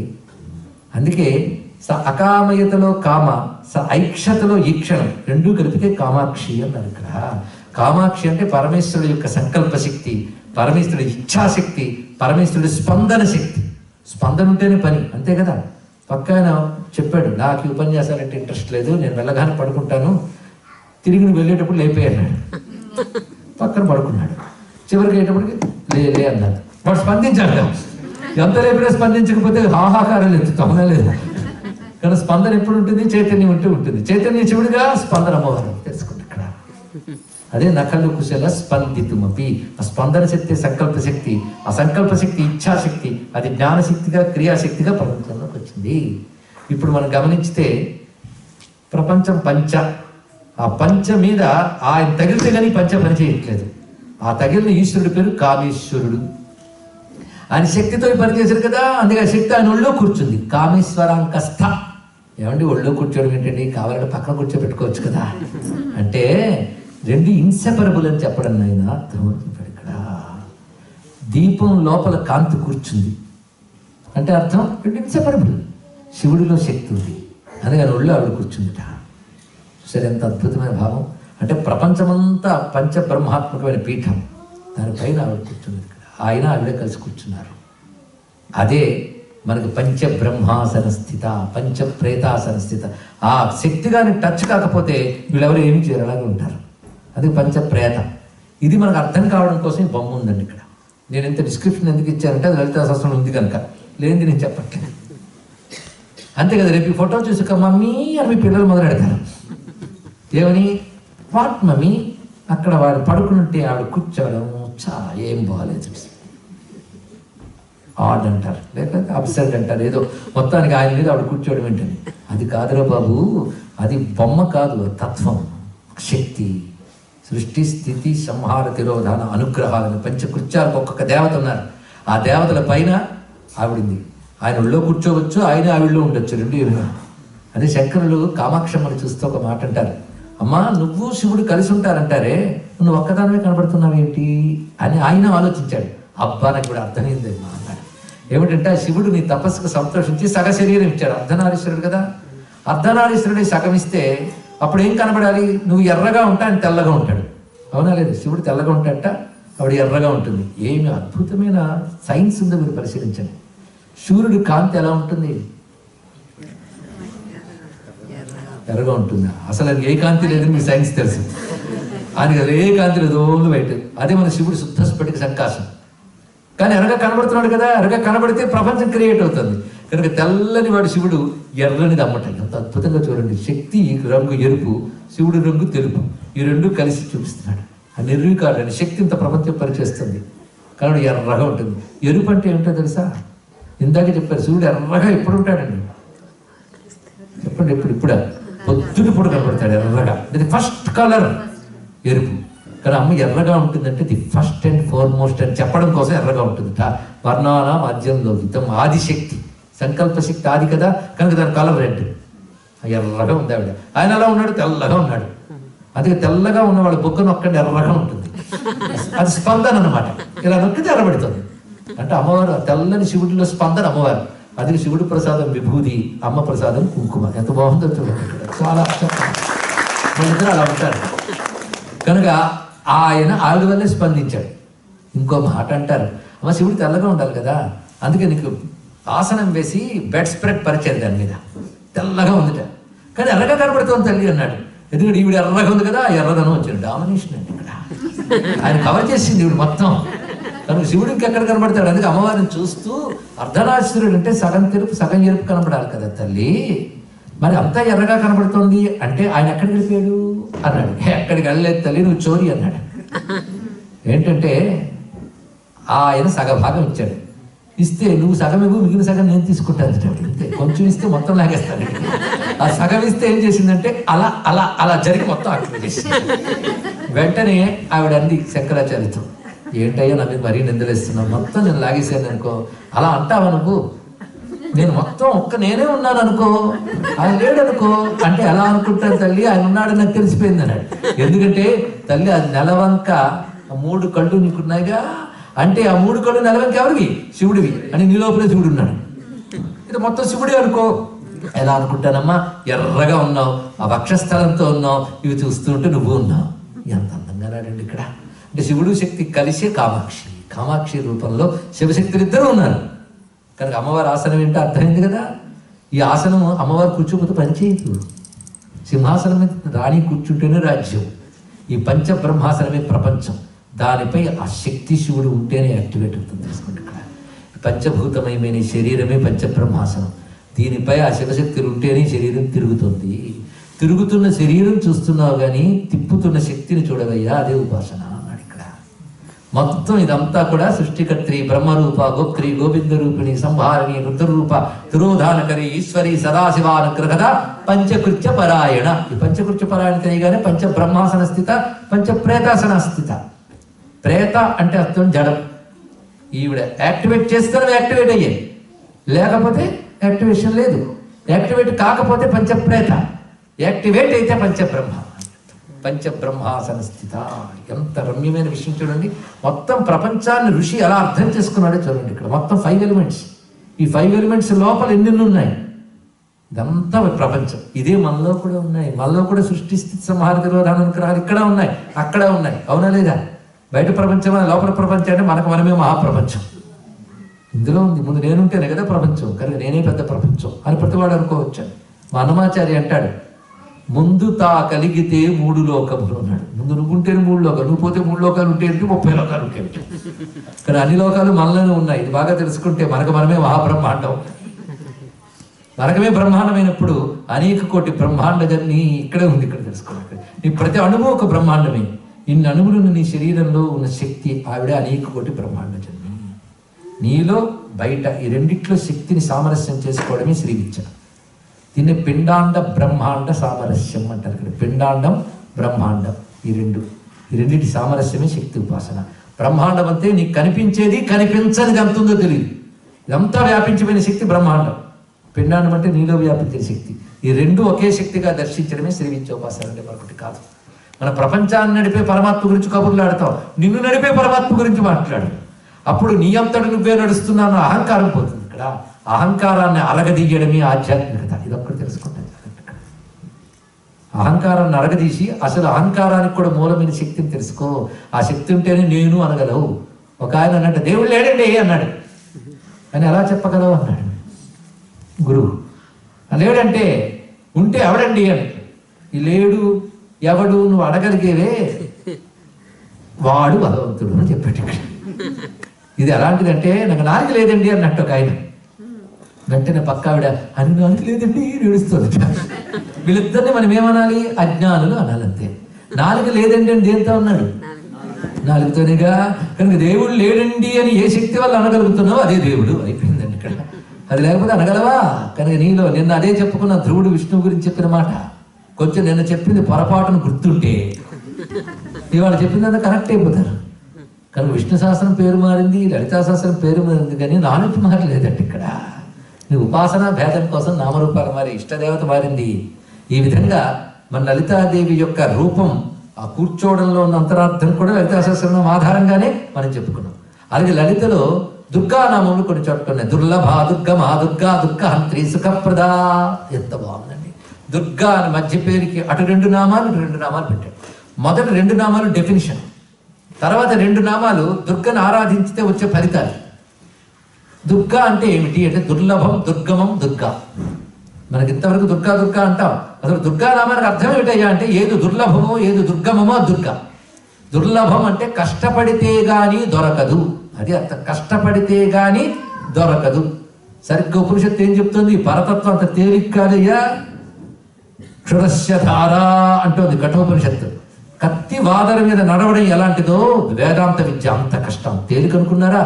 మన వాళ్ళు అనుకుంటారు ఆఫ్టర్ రిటైర్మెంట్ నేను ఇంకా భగవంతుడి గురించే వెళతాను. ఏం వెళతాం? ఇప్పుడు సాధించలేకపోతే ఎప్పుడు సాధించలేవు. బుద్ధి బాగా పనిచేసేటప్పుడు, ఇంద్రియాలు బాగా ఉన్నప్పుడే సాధన చేయాలి. ఆఫ్టర్ రిటైర్మెంట్ ఎక్కే గుమ్మం దిగే గుమ్మం హాస్పిటల్స్. తెలుసుకోండి, ఇక్కడ ఇంకేం లేదు ఇక్కడ. కనుకనే దంతంబులు పడనప్పుడే, తనువునం దారువుడు ఉన్నప్పుడే, కాంతాసంగము రోగినప్పుడే, జరాక్రాంతంబు కానప్పుడే, వింతల్ మేన చలించినప్పుడే, కురులు వెల్వెల్ల కానప్పుడే, చింతింపన్వలి నీ పదాంబుజమునన్ శ్రీకాళహస్తీశ్వర అని కూర్చుటి.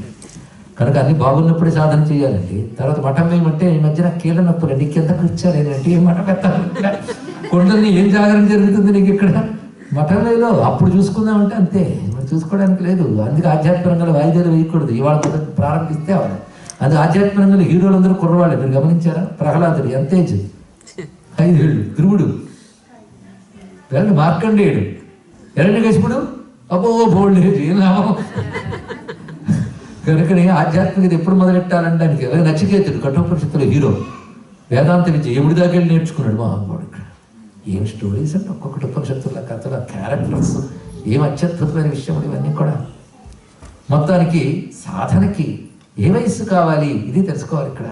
అందుకే దుర్గా, దుర్లభము, దుర్గం అంత తేలిక కాదు.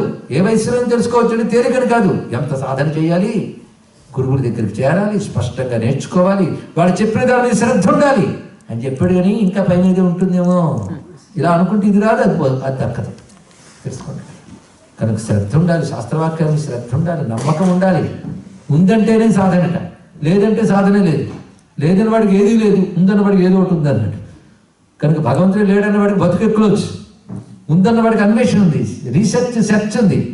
ఎక్కడో హైదరాబాద్లోనో అమలాపురంలోనూ కూర్చొని అమెరికా లేదనుకుంటే ఎవడేం చెప్తాడు? ఇక్కడ అమెరికా లేదంటే చచ్చా ఉందయ్యా నేను వెళ్ళొచ్చండి ఎవడు చెప్పొచ్చాడు అన్నాడు. వాడికి ఏం చెప్తాను చెప్పండి? ఇక్కడ లేదు అమెరికాలో తీసుకున్న ఫొటోస్ అంటే అది బొంబాయిలో తీసేదేమో, అమెరికా అని గ్యారంటీ అంటే వాడికి ఏం చెప్తాను మీరు చెప్పండి? ఇక్కడ అలాగే అమెరికా వెళ్ళొచ్చిన వాడు అమలాపురంలో ఉన్నవాడికి అమెరికా ఉందని నచ్చ చెప్పడానికి ఎంత కష్టపడాలో భగవంతుడిని తెలుసుకున్నవాడు భగవంతుడిని నమ్మని వాడికి చెప్పడానికి అంతే కష్టపడతాడండి ఇక్కడ.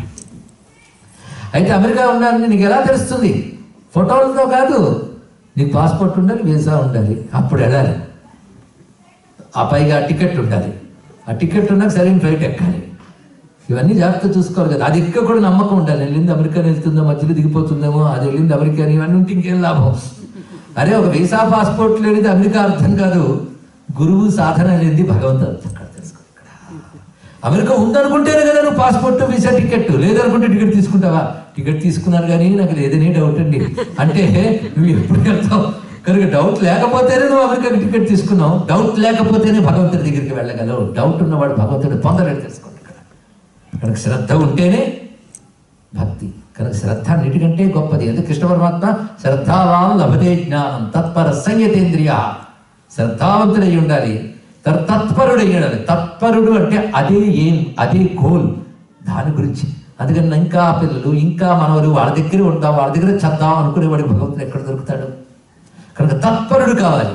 తన సంయతేంద్రియ, ఇంద్రియాన్ని నిగ్రహించాలి, కుదుటుగా కూర్చోవాలండి. మనమే కూర్చోలేం, మనస్సు ఎక్కడ కూర్చోబెట్టగలం? అరే కడవలో నీళ్లు పట్టుకుని తిరుగుతూ ఉన్నంతకాలం బురదే ఉంటుంది. కడవను దగ్గర కుదురుగా పెట్టు, కొంతసేపటికి కదులుతున్న నీళ్ళు స్టేబుల్ అవుతాయి. అప్పుడు కొంతసేపు తేట పడుతుంది, బురద కిందకు దిగుతుంది, తేట నీరు పైకి వస్తుంది. కొండలో నీరు తేట పడాలనే కుదురుగా కూర్చోబెట్టాలి. మనస్సు తేట పడాలంటే ఎంత కుదురుగా ఉండాలో చూడండి. అది ఎప్పుడు సాధ్యమవుతుంది? ఇంద్రియాలను కంట్రోల్ చేయాలి. సంయతేంద్రియ, ఇంద్రియ నిగ్రహం లేకుండా, ఒక ప్రాణాయామం లేకుండా, ఒక ధ్యానం లేకుండా, పెద్దలు చెప్పింది విచారణ చేయకుండా భగవంతుడు తెలియబడడు. ఇవేవీ చేయకుండా కబుర్లు చెప్పేవాళ్ళు కబుర్లకే పరిమితం. సాధన చేయాలి. అందుకే సంగీతేంద్రియ భగవద్గీతలో స్వామి చెప్పినదే. అప్పుడు జ్ఞానం లబ్ధ్వా పరాశాంతి అచిరేణ అధిగచ్చతి. అప్పుడు జ్ఞానం లభిస్తుందయ్యా, అప్పుడు నువ్వు శాంతిని పొందుతావు. జ్ఞానం రావడానికి మార్గాలు చూపించాడు కదా. శ్రద్ధ లేదు, నాశనం అయిపోతావు, జాగ్రత్త అన్నాడు కృష్ణ పరమాత్మ. నేనల్లే అజ్ఞశ్చ అశ్రద్ధ ధానశ్చ సంశయాత్మ వినశ్యతి అని చెప్పాడు. చూడండి ఇక్కడ శ్రద్ధ ఉండాలా, కుదురుండాలా. వీటితో అమ్మవారు తెలియబడతారు, సాధనతో తెలియబడతారు. సాధన లేకపోతే పొందడం మహా కష్టం. అందుకే మహా కష్టం అన్నాం కదా, దాన్ని దుర్లభం అన్నారు ఇక్కడ. కనుక పరమాత్మని పొందడం మహా కష్టం, కనుక దుర్లభ. ఎవరెస్ట్ శిఖరం ఫోటో చూడడం సులభమే, ఎక్కడ మహా కష్టం. కష్టపడితే దొరుకుతుంది, అందుకు దుర్లభ అన్నాడు. పైగా అంతు పట్టదు, దుర్గమం. కబుర్లు చెప్పుకుంటాడు దొరుకుతుందండి. ఉపనిషత్తు చెప్తుంది నాయమాత్మ ప్రవచనం లభ్య. కబుర్లకు దొరకదు, సాధన చేయాలి. అంతు పట్టదు, నీకు ఇదని తేల్చలేవు. అది మెటీరియల్ నాలెడ్జ్ అయితే టక్కని చెప్పగలవు, అది అబౌవ్ బియాండ్. అటువంటిప్పుడు ఏం చెప్పగలం? దుర్లభ, దుర్గమ, అంతు పట్టదు. కనుక దుర్లభమైనది, దుర్గమైనది ఎవరు? దాని పేరు దుర్గా, అంటే పరాశక్తి. నిజమే, ఆ దుర్గాదేవిని ఆరాధిస్తే మాకేం ప్రయోజనం అంటే 2 ప్రయోజనాలు ఉన్నాయి. దుఃఖహంత్రి, సుఖప్రద. ఇది బాగుంది, దుఃఖం పోగొడుతుంది, సుఖం ఇస్తుంది. ఎంత బాగుందండి. దుర్లభ, దుర్గమ, దుర్గా, దుఃఖహంత్రి, సుఖప్రద. నిజమే. అయితే నేను పూజించచ్చు అనమాట. నువ్వు దుష్టుడు అయితే మాత్రం చేయలేవునైనా. దుష్ట దూరా, ఎవడి మనస్సులో ఎప్పుడు దుర్వాసనలు, పాప సంస్కారాలు ఉంటాయో వారికి అమ్మవారు దూరం. తెలుసుకోండి. ఇక్కడ మరి అంతటా ఉంటారని మీరే చెప్పారు కదండి, దూరం అని మీరే చెప్తున్నారా అంటే, అద్దాల్లో సూర్యుడు ప్రతిఫలిస్తాడు కదా, అద్దం నిండా బురద పోయింది కనిపిస్తాడా? అప్పుడు బురద పూసిన అద్దానికి సూర్యుడు దూరం అవునా లేదా? అలాగే పాపం నిండిన చిత్తానికి భగవంతుడు దూరం. అందుకే వాళ్ళకి అమ్మవారి గురించి వినవయ్యా అని విసుకొస్తుంది, చిరాకు వస్తుంది, అటు ఇటు తిరుగుతుంటారు. అంటే పాపం అవుతుందన్నమాట మనసులో. కనుక దుష్ట దూరా, ఈ మాట చెప్పాక ఇంకా నేను అమ్మవారిని పూజను అర్హుణ్ణి కానండి అని దుఃఖం కలుగుతుందిట. అప్పుడు ఆవిడ అలా అన్నావా? అయితే నాకు కావలసిన దుష్టత్వం ఉంది తల్లి, నేను ఎలా పొందుతానని నీకు బాధ కలిగితే ఆ దుష్టత్వం, దురాచారం అమ్మవారు తీసేస్తారు. దురాచార శమని తర్వాత నామం ఎంత అందంగా చెప్పారండి. దురాచార శమని. నేను కలియుగంలో దురాచారం కావాల్సినంత ఉంటుంది, మనలో కొంత, మన చుట్టూ కొంత. మనలో దురాచారం పోగొట్టుకోవడానికి ప్రయత్నిస్తున్నా, చుట్టూ ఉన్నది వచ్చి పడుతుంటుంది. అవునండి, నేను చాలా మంచివాడిని కానీ మా చుట్టూ ఉన్న వాళ్ళంతా దుష్టు అని వెంటనే అంటాం. అలా ఎవరికి వాడు పట్టుకుంటాడు. కానీ మనలో కొంత దోషం, బయట కొంత దోషం, రెండూ తప్పదండి ఇక్కడ. అయితే కలియుగంలో మరీ ఎక్కువ. అందుకే అమ్మని కానీ ఆరాధిస్తే దురాచార శమని, దురాచారాన్ని పోగొడుతుంది, దోషవర్జిత. అయితే మన బురద తీయాలంటే ఇంకోటి బురద అంటుకుంటుంది, కానీ అమ్మవారు మన దురాచారం తీసిన వాడికి ఏ దోషం అంటదు. అందుకే దురాచార శమని, దోషవర్జిత. చూశారు ఎంత అందమైన ఆ నామాల కూర్పు, చూడండి ఎంత అందంగా ఉంది. దుర్లభ, దుర్గమ, దుర్గా, దుఃఖహంత్రి, సుఖప్రద, దుష్ట దూర, దురాచార శమని, దోషవర్జిత. ఎంత అందమైన నామాల కూర్పు.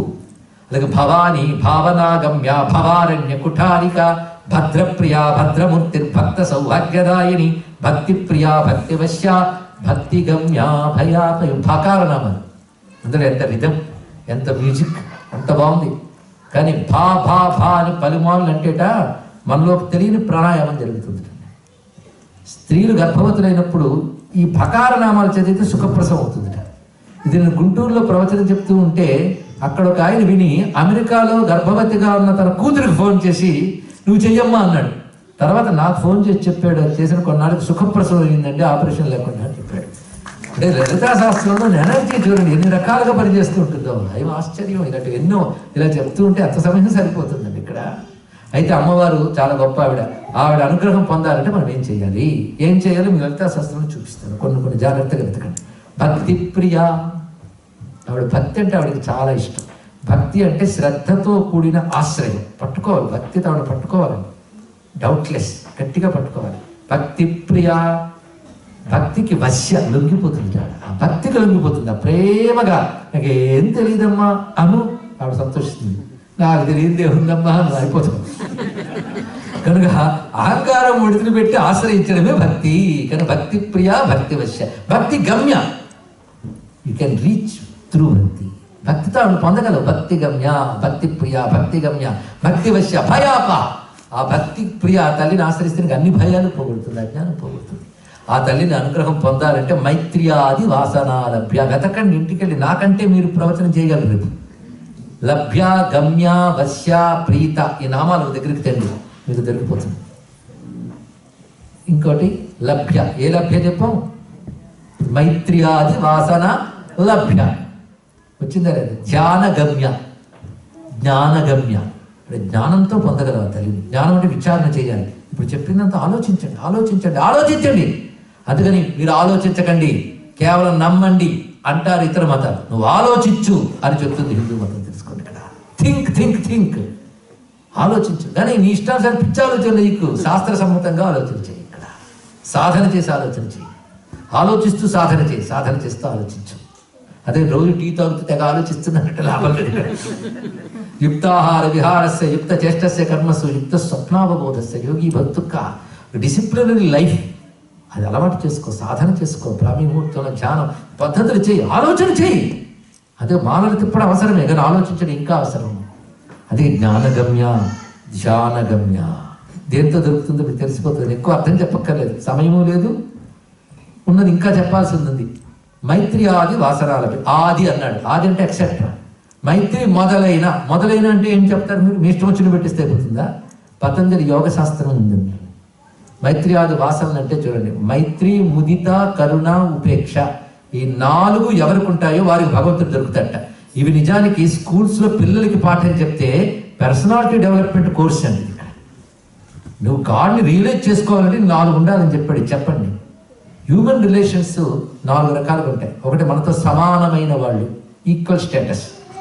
రెండవది మనకంటే గొప్పవాళ్ళు, సుపీరియర్. రెండవది మనకంటే తక్కువ వాళ్ళు, ఇన్ఫీరియర్. 3 అయ్యాయా? ఇంకోటి ఉంది, మనం అంటే గిట్టని వాళ్ళు. అవునండి, వాళ్ళ సంఖ్య ఎక్కువ. ఎందుకయ్యా? మనం అంటే గిట్టని వాళ్ళు ఉండొచ్చు, కానీ మనకి గిట్టని వాళ్ళు ఉండకూడదు. తెలుసుకోండి. మనకు ఎవరి శత్రువు ఉండకపోతే చాలు.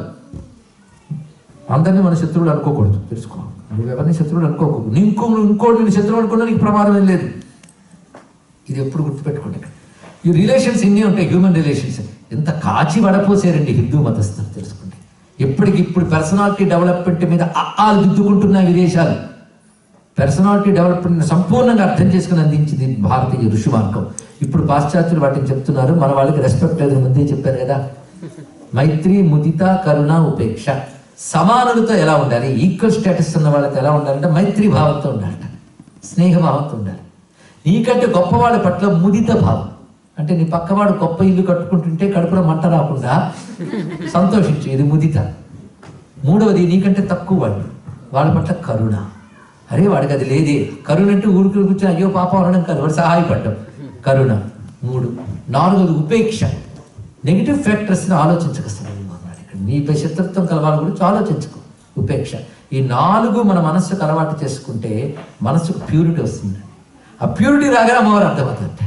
అందుకే మైత్రి ఆది వాసనాలభ్య. చూసారా, ఆధ్యాత్మిక సాధన అంటే జపమాలలు తిప్పడం కాదు. ఈ మైత్రి ఆది వాసనాలభ్య కూడా అలవాటు చేసుకోవాలి. అలాగని జపాలు చెయ్యొద్దని చెప్పే నేను కొత్తగా చెప్పకండి, అది కూడా బాధగా. ఇది కలవాలి అంటున్నాం. కనుక క్యారెక్టర్ అవసరం, వే ఆఫ్ లైఫ్ అవసరం.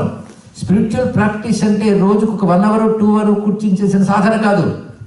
24 అవర్స్ నీ ఆలోచన, నీ అప్రోచ్, నీ అవుట్లుక్, నీ థాట్స్ అన్నీ కలిపి ఆధ్యాత్మిక సాధన చేసుకుంటున్నాను. నువ్వు చేసిన మంత్రజపం యొక్క ప్రభావం నీ ఆలోచనలో కనబడాలి, నీ జీవితం కనబడాలి. ఇన్నాళ్ళు మంత్రజపం చేసావు, ఇంకా ఆశ, ఇంకా లోభం, ఇంకా కోపం, ఇంకా ద్వేషం. ఎందుకండి లాభం? మార్పు రావద్దు. కానీ ముందు నుంచి ప్రాక్టీస్ చేయి అన్నాడు. ఇక్కడ యోగం సిద్ధించాలని కావాలని ఎవరు చెప్పారు తెలుసా? పతంజలి యోగ సూత్రాల్లో చెప్పిన వాక్యం. యోగ సూత్రాలు అర్థమైతే చదివితే కానీ మైత్రి ఆది వాసనాలు లభ్యం చెప్పలేదు. కానీ లలితా సహస్రానికి యోగ శాస్త్రం కూడా అధ్యయనం చేయాలి. అది మైత్రి ఆది వాసనాలు లభ్య. అర్థమైంది కదా. జ్ఞానగమ్య, జ్ఞానగమ్య, భక్తిప్రియ, భక్తివశ్య, నామపారాయణ ప్రీత. ఆవిడకి నామాలు పారాయణ చేస్తే చాలు, ఇంకేం కావాలండి. పారాయణం అంటే నాకు వచ్చిన నోటికి కాదు, అర్థస్ఫురణతో పలికితే పారాయణ. ఇది అర్థం చేసుకోండి. రోజు 10 సార్లు వల్లేయడం, 100 సార్లు వల్లేయడం కాదు. ఒక్కసారైనా ఒక్కదానికి అర్థం తరచుకున్న వాళ్ళు పులకించిపోతుందండి. అంత అద్భుతమైన భావం. దాని డెప్త్ ఆఫ్ నాలెడ్జ్కి, ఫిలాసఫీకి వెళ్తుంటే ఇంకా ఆనందం కలుగుతుంటుంది. అంత ఉంది ఇక్కడ. కనుక నామపారాయణ ప్రీత. మీరు ఇలా వెతకండి. లభ్యలు ఎన్నున్నాయి, గమ్య ఎన్నున్నాయి, వశ్య ఎన్నున్నాయి, ప్రియ, ఇవి కూడా వెతకచ్చు. ఇలా మీరు వెతికితే చాలా కనబడతాయి మీకు. దీన్ని బట్టి సాధనకి ఏం చేసుకోవచ్చో తెలిసిపోయింది. కనుక అమ్మవారు ఎవరు, ఆవిడంటే ఏమిటి, ఆవిడ పొందే విధానం ఏమిటి, ఇన్ని ఇందులో చెప్పబడుతున్నాయి. ఇప్పుడు అమ్మవారు ఎన్ని రూపాలు చెప్పుకున్నాం మనం? స్థూల రూపం, ఆకారం, సూక్ష్మ రూపం, చెప్పండి, మంత్రం, సౌండ్ ఫార్మ్, మూడవది కుండలి ఫార్మ్, నాలుగవది తత్వరూపం, ఐదవది విశ్వరూపం, ఆరవది ఒకటి ఉందండి. ఈ 5 బేస్ పెట్టుకోవడానికి యంత్ర రూపం, దాని పేరే శ్రీచక్రం. ఇది చాలా ప్రధానమైన అంశం. శ్రీచక్రం కాన్సెప్ట్ చాలా విశేషం. ఈ చక్రం ఇంత చేస్తే చతురస్రం, దళాలు, త్రికోణాలు ఉంటాయి అంతే. అరే ఇంత ఒక త్రికోణం, దీన్ని బట్టి హిందువులు విగ్రహారాధన ప్రకారం తెలుస్తుంది కదా, అందులో కూడా అమ్మవారిని ఆరాధన చేస్తాం. ఇది ఆలోచించండి. అంటే కలశంలో నీళ్లు పోసి పైన కొబ్బరికాయ పెట్టి వరలక్ష్మి అంటున్నారు, మరి విగ్రహారాధకులమా? చెప్పండి. ఇక్కడ పసుపు పొద్దున చేసి గణపతిని అంటున్నారు, విగ్రహారాధకులమా? ఒక ఆలంబనగా మీరు తీసుకున్న మంత్రంతో దాన్ని ఆరాధన చేస్తున్నారు. శ్రీచక్రానికి ఉన్న ఎనర్జీ సామాన్యమైంది కాదండి. దాని మీద ఇప్పుడు ఎన్నెన్నో పరిశోధనలు జరుగుతున్నాయి. మధ్యలో బిందువు ఉంటుంది, దాని చుట్టూ ఒక త్రికోణం ఉంటుంది, దాని చుట్టూ 8 త్రికోణాలు ఉంటాయి, దాని చుట్టూ 10 త్రికోణాలు, ఆ తర్వాత మరో 10 త్రికోణాలు, తర్వాత 14 త్రికోణాలు, దాని తర్వాత 8 దళాల పద్మం, దాని తర్వాత 16 దళాల పద్మం, తర్వాత చతురస్రం. అంటే బిందువు విస్తరించి కమలంలా ఇచ్చుకుంది. అంత అద్భుతమైన మాట. సృష్టి అంతా ఏర్పడక ముందు అదొక అణురూపంలో చిన్న బిందు రూపంలో ఉందిట. సృష్టి విస్తరించి ఎంత రూపం ఉంది. ఇప్పుడు మీరు ఒక సర్కిల్ గీయండి, సర్కిల్ గీసినప్పుడు బేసేది వృత్తం, బిందువు, బిందువు నుంచి వృత్తం వచ్చింది. కానీ వృత్తం ప్రపంచం, బిందువు పరమాత్మ. ఆ బిందువు వృత్తంగా అయ్యాడు. అసలు బిందువే వృత్తం అయింది, అవునా లేదా? మీరు డాట్ దగ్గర భూతద్దం పెట్టి చూడండి, పెద్ద సర్కిల్గా కనబడుతుంది. సర్కిల్ దూరం పెట్టి చూడండి, బిందువుగా కనబడుతుంది. బిందువే వృత్తం అయింది. వృత్తం నిన్న నేను చెప్పిన విష్ణు శాస్త్రం పనికొచ్చింది. వృత్తం ఇన్ఫినిటీ, స్ప్రెడ్ అయితే నేను చెప్పింది గుర్తుపెట్టుకోండి, స్క్వేర్. కనుక చిట్ట చివరికి చతురస్రం స్క్వేర్, మధ్యలో వృత్తాలు ఉన్నాయి. బిందువు, బిందువు త్రికోణమైంది. చూసారా? త్రికోణంలో ఎన్ని బిందువులు ఉంటాయండి? నాకంటే మీకు మ్యాథమెటిక్స్ బాగా తెలుసు. త్రికోణంలో ఎన్ని బిందువులు ఉంటాయి? 3. ఒక త్రికోణంలో 3 ఉంటాయి కదా. కనుక ఒక బిందువు విచ్చుకొని 3 అయ్యిందిట. అంటే ఒక బిందువు అంటే శివశక్తి, అది విచ్చుకుంటే ఇచ్ఛాజ్ఞాన క్రియ, అది త్రికోణం. ఇలా ఇచ్ఛాజ్ఞాన క్రియాత్మకమైనటువంటి ప్రపంచం ఒక్కొక్కటి తయారవుతూ పద్మంలా విచ్చుకుంది. అందుకే 2 రకాల పద్మాలు. ప్రపంచమంతా వ్యాపించిపోయింది స్క్వేర్. చూసారు ఎంత సైన్స్ ఉంది దీంట్లో? మామూలుగా చూస్తే హిందువులు ఆటవిక జాతికి చెందిన వాళ్ళు, వాళ్ళ యంత్రాలు పూజలు చేస్తారు, మంత్రాలు హుంపట్లు అంటారు అని ఒకప్పుడు అన్నారు. కానీ జాన్ గుడ్రాఫ్ లాంటి వాళ్ళు వచ్చి నోరు ముయ్యండి రా, ఇది ఒక సైన్స్ అని చెప్పాడు. ఇప్పుడు వాళ్ళు అర్థం చేసుకుంటున్నారు, మనం మాత్రం విమర్శిస్తూనే తిరుగుతున్నాం. చూసారా? శ్రీ యంత్రం. అందుకే అమ్మవారి యంత్రంలో ఇవన్నీ ఉంటాయండి. ఇప్పుడు చెప్పిన 5 కూడా యంత్రంలో సమన్వయింపబడతాయి. యంత్రానికి ఫార్మే విగ్రహం. ఇంకా పూర్తయిపోయింది, కానీ నాకు ఇచ్చిన టైము ఒక 2 నిమిషాలు ఒక చిన్న విషయం చెప్తాను. చాలా కాలం క్రితం ఒక మహానుభావుడు పరిశోధన చేశాడు. సౌండ్ కూడా ఫార్మ్ ఉంటుంది అని. సౌండ్ అన్నామంటే వైబ్రేషన్, దానికి ఒక ఫార్మ్ ఉంటుంది. దాన్ని ఫోటో తీయడానికి ఒక సైంటిఫిక్ ఇన్వెస్టిగేషన్ ఇన్నోవేషన్ జరిగింది. దాని పేరు టోనోస్కోపీ. ఈ టోనోస్కోపీని తీసుకుని కెనడాలో శబ్దాన్ని ఫోటో తీశారండి. ఓం అనే మాటకి ఫోటో తీస్తే ఎలా వచ్చింది తెలుసా? 3 అంకె, దాని నుంచి తొండంలాగా ఒకటి, పైన అర్ధచంద్రాకారం వచ్చింది. మనం రాసే ఓంకారం ఫోటో తీస్తూ వచ్చింది. మనుషులకి ఏ ఫోటో తీశారని చెప్పారో ఆలోచించింది. ఇక్కడ నేను చెప్తున్న సైంటిఫిక్ ఇన్వెన్షన్ నుంచి బయటపడ్డ రీసెర్చ్ నుంచి వచ్చిన అంశం. ఇది బేస్ చేసుకున్న ఒక ముఖర్జీ అని ఒక ఆయన కెనడాలో ఏం చేశాడంటే, ఇది జరిగి సుమారు 20 ఏళ్ళు దాటుతోందండి. ఆ టోనోస్కోపీ పరికరాన్ని కంప్యూటర్కి అమర్చి లలితాశాస్త్రం చదవడం మొదలుపెట్టాడు. చదివిన తర్వాత దాని ఫార్మ్ ఏమిటి అని చూశాడు. శ్రీచక్రం వచ్చింది. ఇది ఆలోచించవలసిన అంశం. ఇక్కడ లలితాశాస్త్రం చాంట్ చేస్తుంటే శబ్దంతో శ్రీచక్రం ఫార్మ్ అయింది. మీ పిల్లలకి చెప్పండి అమ్మా, వాళ్ళకి అసలు రెస్పెక్ట్ లేదు, గౌరవంగా వినరు. అందుకే చెప్తున్నాను. శ్రీచక్రాకారం వచ్చింది. ఆయన అక్కడితో ఆగకుండా ఇంకో పని చేశాడు. శ్రీచక్రంలో ఒక త్రికోణం చొచ్చుకుని. ఆయన కొంచెం సైన్స్ తెలుసు కనుక ఒక పదార్థం లోపల ఒక అణువులు ఇలా చుచ్చుకుని ఉంటాయట. ఆ చొచ్చుకొని ఒక యాపిల్ తీసుకుంటే, యాపిల్ అనే ఒక గ్రాస్ ఫార్మ్ వెనకాల దాని అణువులన్నీ కలిసి ఉంటాయి. అది ఇవన్నీ కలిసి ఉన్న దానికి ఒక ఫార్మ్ మనం ఇస్తే ఎలా ఉంటుందని దాని కంప్యూటర్లో ఒక ప్రోగ్రామ్ చేశాడు. చేస్తే ఆ శ్రీచక్రం అంతా కలిపి ఒక ఆకారం కనబడిందిట. ఆ ఆకారం ఎలా ఉందంటే చెరకు విల్లు, పువ్వుల బాణాలు, పాశాంకశాలు పట్టుకున్న దేవి రూపం ధరించింది. ఇప్పుడు సైన్స్ చెప్తోంది. ఋషి అలా తెలుసుకున్నాడు, తపస్సుతో దర్శించాడు. ఇలా హైందవ ధర్మంలో ఒక్కొక్కటి తపశక్తితో ఋషులు దర్శించారు. అవన్నీ బయటపడడానికి ఇంకా టైం పడుతుంది. కానీ మనం మాత్రం మహర్షులను గౌరవిస్తే విజ్ఞానం అంత అనుభవానికి తెచ్చుకోవచ్చు. అది అమ్మ అన్నం వడ్డించిన తర్వాత ఎలా వండింది, విటమిన్స్ ఎన్ని ఉన్నాయి అని పక్కన ఒక టెస్ట్ ట్యూబ్ పెట్టుకుని పరిశోధన చేస్తూ ఉంటే అన్నంలో రసం పోతుంది. అమ్మ అన్నం వడ్డించింది అని హాయిగా తింటే రుచి వస్తుంది, బలం వస్తుంది. ఋషులు అమ్మలా మనకి సిద్ధం చేసి వడ్డించిన జ్ఞానం పిల్లల్లో హాయిగా తిని ఆనందించి అనుభవిద్దాం. లలితా శాస్త్రంలో శ్రీచక్రం ఉంది, లలితా శాస్త్రంలో లలితాంబ రూపం ఉంది. కనుక మంత్రం, యంత్రం, తంత్రం ఏమీ తెలియకపోయినా అమాయకమైన భక్తితో కొన్ని నియమాలు పాటిస్తూ లలితా సహస్రనామాలు చదువుకుంటే ఆ తల్లి యొక్క దయ పొందగలం. పైగా ఎన్ని పేర్లు పిలుస్తారు, ఎన్ని పేర్లు పిలిచినా అమ్మా అంటే చాలండి, ఇంకేముండదు ఇక్కడ. కనుక ప్రపంచాన్ని నడిపే శక్తి స్త్రీ కాదు, పురుషుడు కాదు, కానీ అమ్మ అంటున్నాం. అమ్మ స్త్రీయా చెప్పండి? అమ్మలో స్త్రీని చూస్తామండి. అమ్మ అంటే కారణం, అమ్మ అంటే పోషణం, అమ్మ అంటే ప్రేమ, అమ్మ అంటే శక్తి. అంతే కదా. మనల్ని కన్న తల్లికి ఇవన్నీ ఉన్న అమ్మకి కారణం, మన కారణం అమ్మ, మనం పోషించింది అమ్మ. అన్కండిషన్డ్ లవ్ అమ్మ. ఇవన్నీ ఎవరికి ఉన్నాయి? నీ కన్న తల్లి కని కాదు, జగత్తుని కన్నా ఆ శక్తికి ఉంది. అమ్మ లక్షణాలు అన్నీ ఉన్నాయి కనుక శక్తిని నువ్వు అమ్మ అని పిలిచావు. అమ్మ అని పిలిస్తే మాత్రం వెంటనే ఆ ఈశ్వర శక్తి అనుగ్రహిస్తుందని ఇంకే పిలుపు కంటే. ఎందుకంటే అమ్మ ఒక్కరితే అన్కండిషన్డ్గా చూడగలదు. మిగిలిన వాళ్ళకి అర్హత ఉంటేనే చూస్తారు, అర్హత లేకపోయినా చూసేది అమ్మ. అవునా లేదా చూడండి. ఒక పసిపిల్లాడు ఒకరింట్లో ఉన్నాడు, వాళ్ళ ఇంటికి పలకరించడానికి పక్కింటి ఆవిడ వెళ్ళింది. వెళ్ళేటప్పటికి ఆ పిల్లాడు బురదలో ఆడుకుంటున్నాడు. తెలుసుగా బురద అంటే మీకు? బురదలో ఆడుకుంటున్నాడు. ఆడుకుంటే పక్కింటి ఆవిడ వెళ్ళింది కదా, ఆ పిల్లాడిని ఎత్తుకుందాం, కానుకి ఇద్దాం అనుకుంది, కానీ ఎత్తుకోలేదుట. దూరం నుంచి చూస్తూ అమ్మ మీ అబ్బాయి చాలా బాగున్నాడమ్మా అంటుందిట. కానీ బురదలో ఉన్నాడు, ఏం చేస్తుంది? ఎత్తుకోలేదు. కానీ అమ్మ లోపల నుంచి వచ్చి అరే బురదలో ఉన్నాడా అని తీసుకు కడిగి మంచి బట్టలు వేసి కూర్చోబెడితే అప్పుడు ఈవిడ ఎత్తుకుంది. అంటే బురదలో ఉన్న పిల్లాన్ని ఎవ్వరూ ఎత్తుకోరు, అమ్మ ఎత్తుకుంటుంది. పాపంలో ఉన్న జీవుడిని ఎవ్వరూ ఎత్తుకోరు, అమ్మా అని పిలిస్తే ఆ తల్లే మనల్ని శుద్ధి చేసి ఎత్తుకుంటుందండి. అది అమ్మా అని పిలవగానే ఏమీ తెలియకపోయినా సరే ఆ తల్లి కరుణ చూపిస్తుంది, ఆ కరుణతో మనల్ని శుభ్రం చేస్తుంది, ఎత్తుకుంటుంది, అనుగ్రహిస్తుంది. అందుకే అమ్మా అనే పేరుకి అంత గొప్ప శక్తి ఉంది కనుకనే వశిన్యాది వాగ్దేవతలు మొట్టమొదటి మాత్రం శ్రీమాత అన్నారు. ఇక్కడ ఈ జీవుడికి జన్మకో తల్లి మారింది, కానీ ఎన్ని తల్లులు మారినా మారని తల్లివి నువ్వే తల్లి. అది గొప్ప తల్లివి కనుక శ్రీమాత. మళ్ళీ చిట్ట చివరికి ఏమన్నారు? చిట్ట చివరి నామని చెప్పండి. మన ఇంకా ఇంజన్ పెట్టి గాడు పెట్టి శ్రీ శివా శివశక్తి రూపిణి లలితాంబిక ఇది. కానీ శాస్త్రంలో పూర్వంలో శివా శివశక్తి రూపిణి శ్రీ లలితాంబిక కూడా ఉంది. ఇందులో లలిత అనే మాట మొత్తం ఇంతవరకు చెప్పిన 999 నామాలు ఎవరు ఆవిడికి, అది లలిత. అందుకే లలిత ప్రత్యేకమైన పేరు కాదు, అన్ని కలిపి ఆవిడ అని చెప్పారు ఇక్కడ. అప్పుడు లలిత తీసేస్తే ఏముంది? శ్రీ అంబిక. మొదటి మాట శ్రీమాత, చివరి మాట అంబిక. అంటే ఏమిటి? అమ్మ. మాత అంటే అమ్మ. చూశారు ఎంత బాగుందో?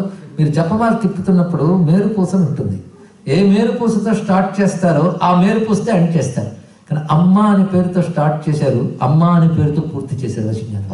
చూడండి మధ్యలో మళ్ళీ మాతా మలయాచల వాసిని అంబిక అనాథ మళ్ళీ వచ్చే అది అమ్మ అనే పేరు కంటే గొప్పదే ఉందండి. శ్రీమాత్రే నమః. ఇక లలితా నామానికి ఉన్న మరికొన్ని 2 అర్థాలు చెప్పి ముగిస్తాను. ఇందాక లలిత అంటే ఏమని చెప్పుకున్నాం? లోకాతీత లావణ్యం. ఇంకొక అర్థం చూడండి, లాలనాత్ లలితాభిధ. లాలించేది లలిత. లాలించుట అంటే తెలుసు కదా మీకు, సంస్కృతం నుంచి వచ్చింది పదం తెలుగులో. లాలించుటంటే ఉయ్యాలోపడం కాదండి. లాలించడం అంటే పెంచి పోషించి ఆనందింపజేయడం. ఆవిడ ప్రపంచాన్ని అంతటిని లాలిస్తుంది, అవునా లేదా? కానీ ఏ శక్తి ఈ ప్రపంచాన్ని లాలిస్తుందో తల్లి లలిత, లాలనాథ్. అంతేకాదు శివుడికి కూడా ఆనందమిస్తుందట. శివుడికి కూడా ఆనందమిస్తుందంటే అర్థం ఏంటి? శివుడికి ఆనందం ఎవరే ఒక్కర్లే, ఆయనే ఆనందం. సూర్యుడికి నువ్వు టార్చ్ లైట్ వేస్తావా? శివుడికి నువ్వు ఆనందం ఇస్తావా? పరమ ఆనంద స్వరూపుడు శివుడు. అలాంటి శివుడు కూడా ఈవిడిని చూస్తూ ఆనందిస్తాడు ఇక్కడ. కనుక సదాశివస్యాపి లాలనాథ్. శివుడికి కూడా ఆనందం కలిగిస్తుంది కనుక లలిత. ఎంత అందమైన మాట. కనుక లలిత అనే మాట ఎంత అందమైనటువంటి శబ్దం కండి. సౌందర్యం అమ్మ, ప్రేమ అమ్మ, శక్తి అమ్మ, అన్నీ కలిప లలిత. అదే లలిత అనే నామం ఒక మహామంత్రం. అంత దివ్యమైన పేరు, ఆ దివ్యమైన పేరు లలిత. మన తెలుగు వాళ్ళం కనుక చిన్న అందం ఒకటి లలిత. ఇందులో తిరగవేయండి ఏమవుతుంది? తల్లిలా. తల్లిలా. తల్లిలా అంటే లాలి కలపండి, తల్లి. చూసేవాళ్ళు లలితలో తల్లి ఉంది, తల్లిలో లలిత ఉంది. ఎంత బాగుంది ఇక్కడ. జగన్మాత అయిన లలితాదేవి 1000 నామాలు మనం ముద్దగా చేసుకుని దాని ఆధారంగా అమ్మవారి యొక్క 4 రూపాలు మనం చెప్పుకుని ఆవిడ అనుగ్రహం పొందాలంటే ఏం చేయాలో చెప్పుకున్నాం. అన్ని శాస్త్రముల కలయిక లలితా సహస్రనామాన్ని మనం ఒక్కసారి మననం చేసుకుని ధన్యులమవుదాం. ఇది పారాయణ అర్థస్ఫురణతో చేసుకునేటట్టు ప్రయత్నం చేయండి. అదేవిధంగా ఇంకా వెలింగ్టన్ ఇవాళతో పూర్తయింది. అయితే ఇక్కడ నాకు వచ్చిన తర్వాత చాలా ఆనందం కలిగింది. మంచి పనులు చేస్తున్న వాళ్ళందరూ నాకు కనబడ్డారు. ముఖ్యంగా మన సనాతన ధర్మ పరిపాలన సేవా ట్రస్ట్ ఇందులో పనిచేస్తున్న వాళ్ళు, దీని వాళ్ళకున్న ప్రణాళిక నాకు ఆనందం కలిగించింది. ఎందుకంటే హిందూ ధర్మం ఒక లక్షణం వసుధైవ కుటుంబకం, లోకా సమస్త సుఖినో భవంతు. మన ధర్మాన్ని మనం పాటిస్తూ అందరికీ సహాయపడదాం. అలాంటి ఒక సంకల్పంతో ఇక్కడ మనం ఈ ట్రస్ట్ ద్వారా మనదైనటువంటి సంపదని, ధర్మాన్ని, జ్ఞానాన్ని తెలుసుకునే ప్రయత్నం చేయడం మొదటిది, రక్షించుకునే ప్రయత్నం చేయడం రెండవది. అంటే ఈ పుస్తకాలన్నీ కొనుక్కుని బీరువాలు పెట్టుకోవడం కాదు, రక్షించడం అంటే పాటించడం. తర్వాత జనరేషన్కి నేర్పడం, వాళ్ళకి ముందు రెస్పెక్ట్ అండ్ పాజిటివ్ యాటిట్యూడ్ నేర్పండి, తర్వాత నాలెడ్జ్ ఇవ్వండి. దానికి పరిపాలన ట్రస్ట్ సహకరిస్తుంది. ఆ తర్వాత మనవైన పనులు తెలుసుకుని మనవైన అనేక రకాలైనటువంటి ఫంక్షన్స్ ఏమున్నాయో దీని కింద జరగడం ఒకటి. అన్నిటికీ మించి అతి త్వరలో మనం ఇక్కడ వెంకటేశ్వర స్వామి ఆలయాన్ని వైభవంగా వెలింగ్టన్లో చూడాలని స్వామికి ప్రార్థన చేసుకోవాలి. దానికి మంచి స్కీమ్ పెట్టారండి. నేను రాగానే చూశాను, నామధేను. ఎంత బాగుందో. ఇక్కడ 1000 నామాలు నేను చెప్పుకున్నాం. ఒక్కొక్క నామాన్ని ఒకరు స్పాన్సర్ చేయొచ్చు. దాన్ని బట్టి 1000 మంది స్పాన్సర్స్ చెప్పింది చేస్తే వెంకటేశ్వర మహా నిర్మాణం, ఆలయ నిర్వహణ, ఇవన్నీ కూడా మనం దాని ద్వారా సాధించే అవకాశం ఉన్నది. ఒక్కొక్క నామానికి ఒక్కరే కాకుండా ఎంతమంది వస్తారో కూడా చూడాలి. 1000, 10,000 కూడా కావచ్చు. ఒక నామాన్ని 10 మంది అనకూడదేంటి?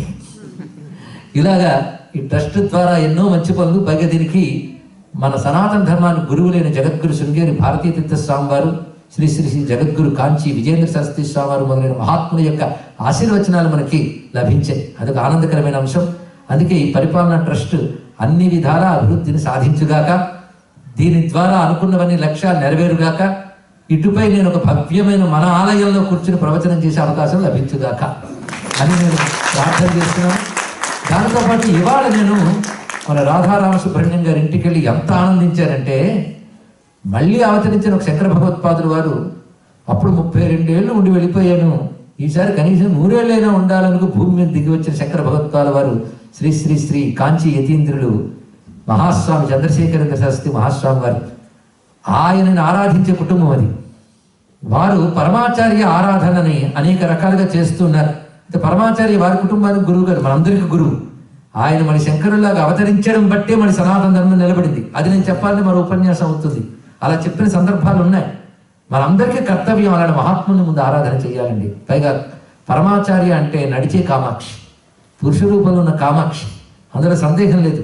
ఆ కామకోటి పీఠం దగ్గర ఉన్న మరొక కామాక్షి ఆయన. అలాంటి మహానుభావుడు మన కోసం ఆవిర్భవించాడు. అందుకే ఆయన ఆవిర్భవించినటువంటి అనురాధ నక్షత్రాన్ని సంప్రదాయబద్ధంగా ఆరాధన చేసుకోవడం జరుగుతుంది. అలాంటి ఆరాధనలు ఇక్కడ కొంతమంది చేస్తున్నారని నాకు చాలా ఆనందం కలిగింది. అతి త్వరలో ఇక్కడ ఒకటి మే 25వ తేదీన అటువంటి స్వామి ఆరాధన జరగబోతోంది. ఇక్కడున్న అందరూ పాల్గొనాలి. ఆయన ఒక భాషకు పరిమితం కాదు, ధర్మానికి, జ్ఞానానికి, ప్రపంచానికి పరిమితమైన వాడు కనుక మనం అందరం కూడా అందులో పాల్గొనాలి. అదేవిధంగా అతి త్వరలో ఒక వార్త తెలిసింది, ఇవాళ రాధా గారు చెప్పారు. ఏప్రిల్ 6వ తేదీన అమ్మవారి త్రిశతి నామాలతో మొత్తం 300 స్త్రీలకు సువాసిని పూజ చేయబోతున్నారు. ఇది చాలా గొప్పది. ఇలాంటి మంచి పనులు చేస్తూ ఉంటే తప్పకుండా మనం బాగుంటాం, మనమన్న దేశం బాగుంటుంది, మన దేశం కూడా బాగుంటుంది. ఇక్కడ ఇలాంటి మంచి పనులు ఇంకా ఇంకా జరగాలి. ఒకరు చేయడానికి ముందుకొచ్చినా అందరూ కలిసి సహకరించాలి. ఈ విషయాల గురించి మీరు రాధారామ సుబ్రహ్మణ్యం గారిని అప్రోచ్ అవ్వచ్చు. అదేవిధంగా మన పరిపాలనా ట్రస్ట్ విషయంలో కూడాను బాలసుబ్రహ్మణ్యం గారు, బాలమురళీకృష్ణ గారు మొదలైన వారందరినీ కూడా మీరు సంప్రదించవచ్చు. ఈ అవకాశాన్ని ఇచ్చిన వెలింగ్టన్ శ్రోతలందరికీ కూడా నేను కృతజ్ఞతలు చెప్పుకుంటున్నాను. ఇక్కడ నా గురించి తెలిసిన వాళ్ళు చాలా మంది ఉన్నారు, కానీ ఇంకా తెలియని వాళ్ళు కూడా చాలా మంది ఉన్నారు. అయితే నా గురించి తెలుసుకోవడం అనేది నేను అహంకారంతో చెప్పట్లేదండి.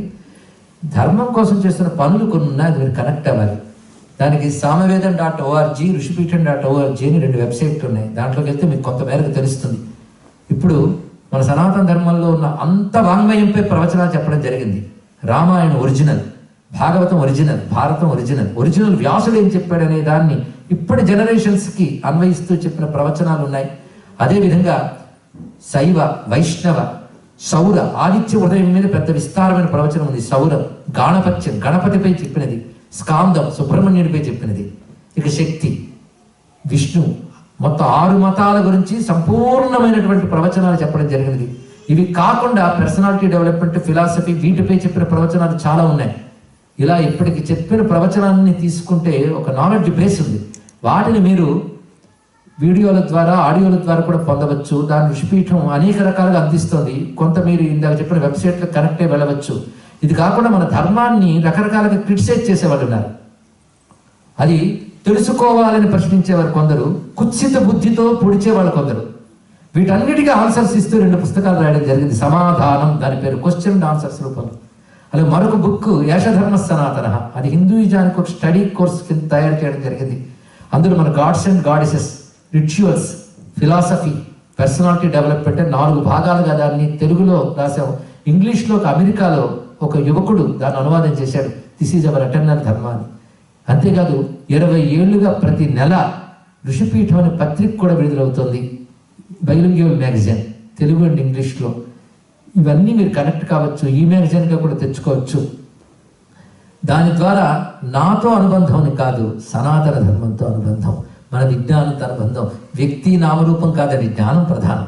దాన్ని మోసి ఒక వాహికలో మేము దాంతో మీరు కనెక్ట్ అయితే ఇప్పుడు చెప్పుకున్న 2 ప్రవచనాలు మనందరికీ కూడా ఒక అనుబంధంగా, ఒక స్నేహంగా మారి ఇది కొనసాగాలని కోరుకుంటూ ఈ అవకాశాన్ని ఇచ్చినందుకు వెల్లింగ్టన్ శ్రోతలకి పదే అభినందిస్తూ, 2 గంటల సమయం ఏమి దాటినట్లు అనిపించితే ఏమి అనుకోవద్దని కోరుకుంటూ రేపు కొనసాగిద్దామంటే లేదుగా.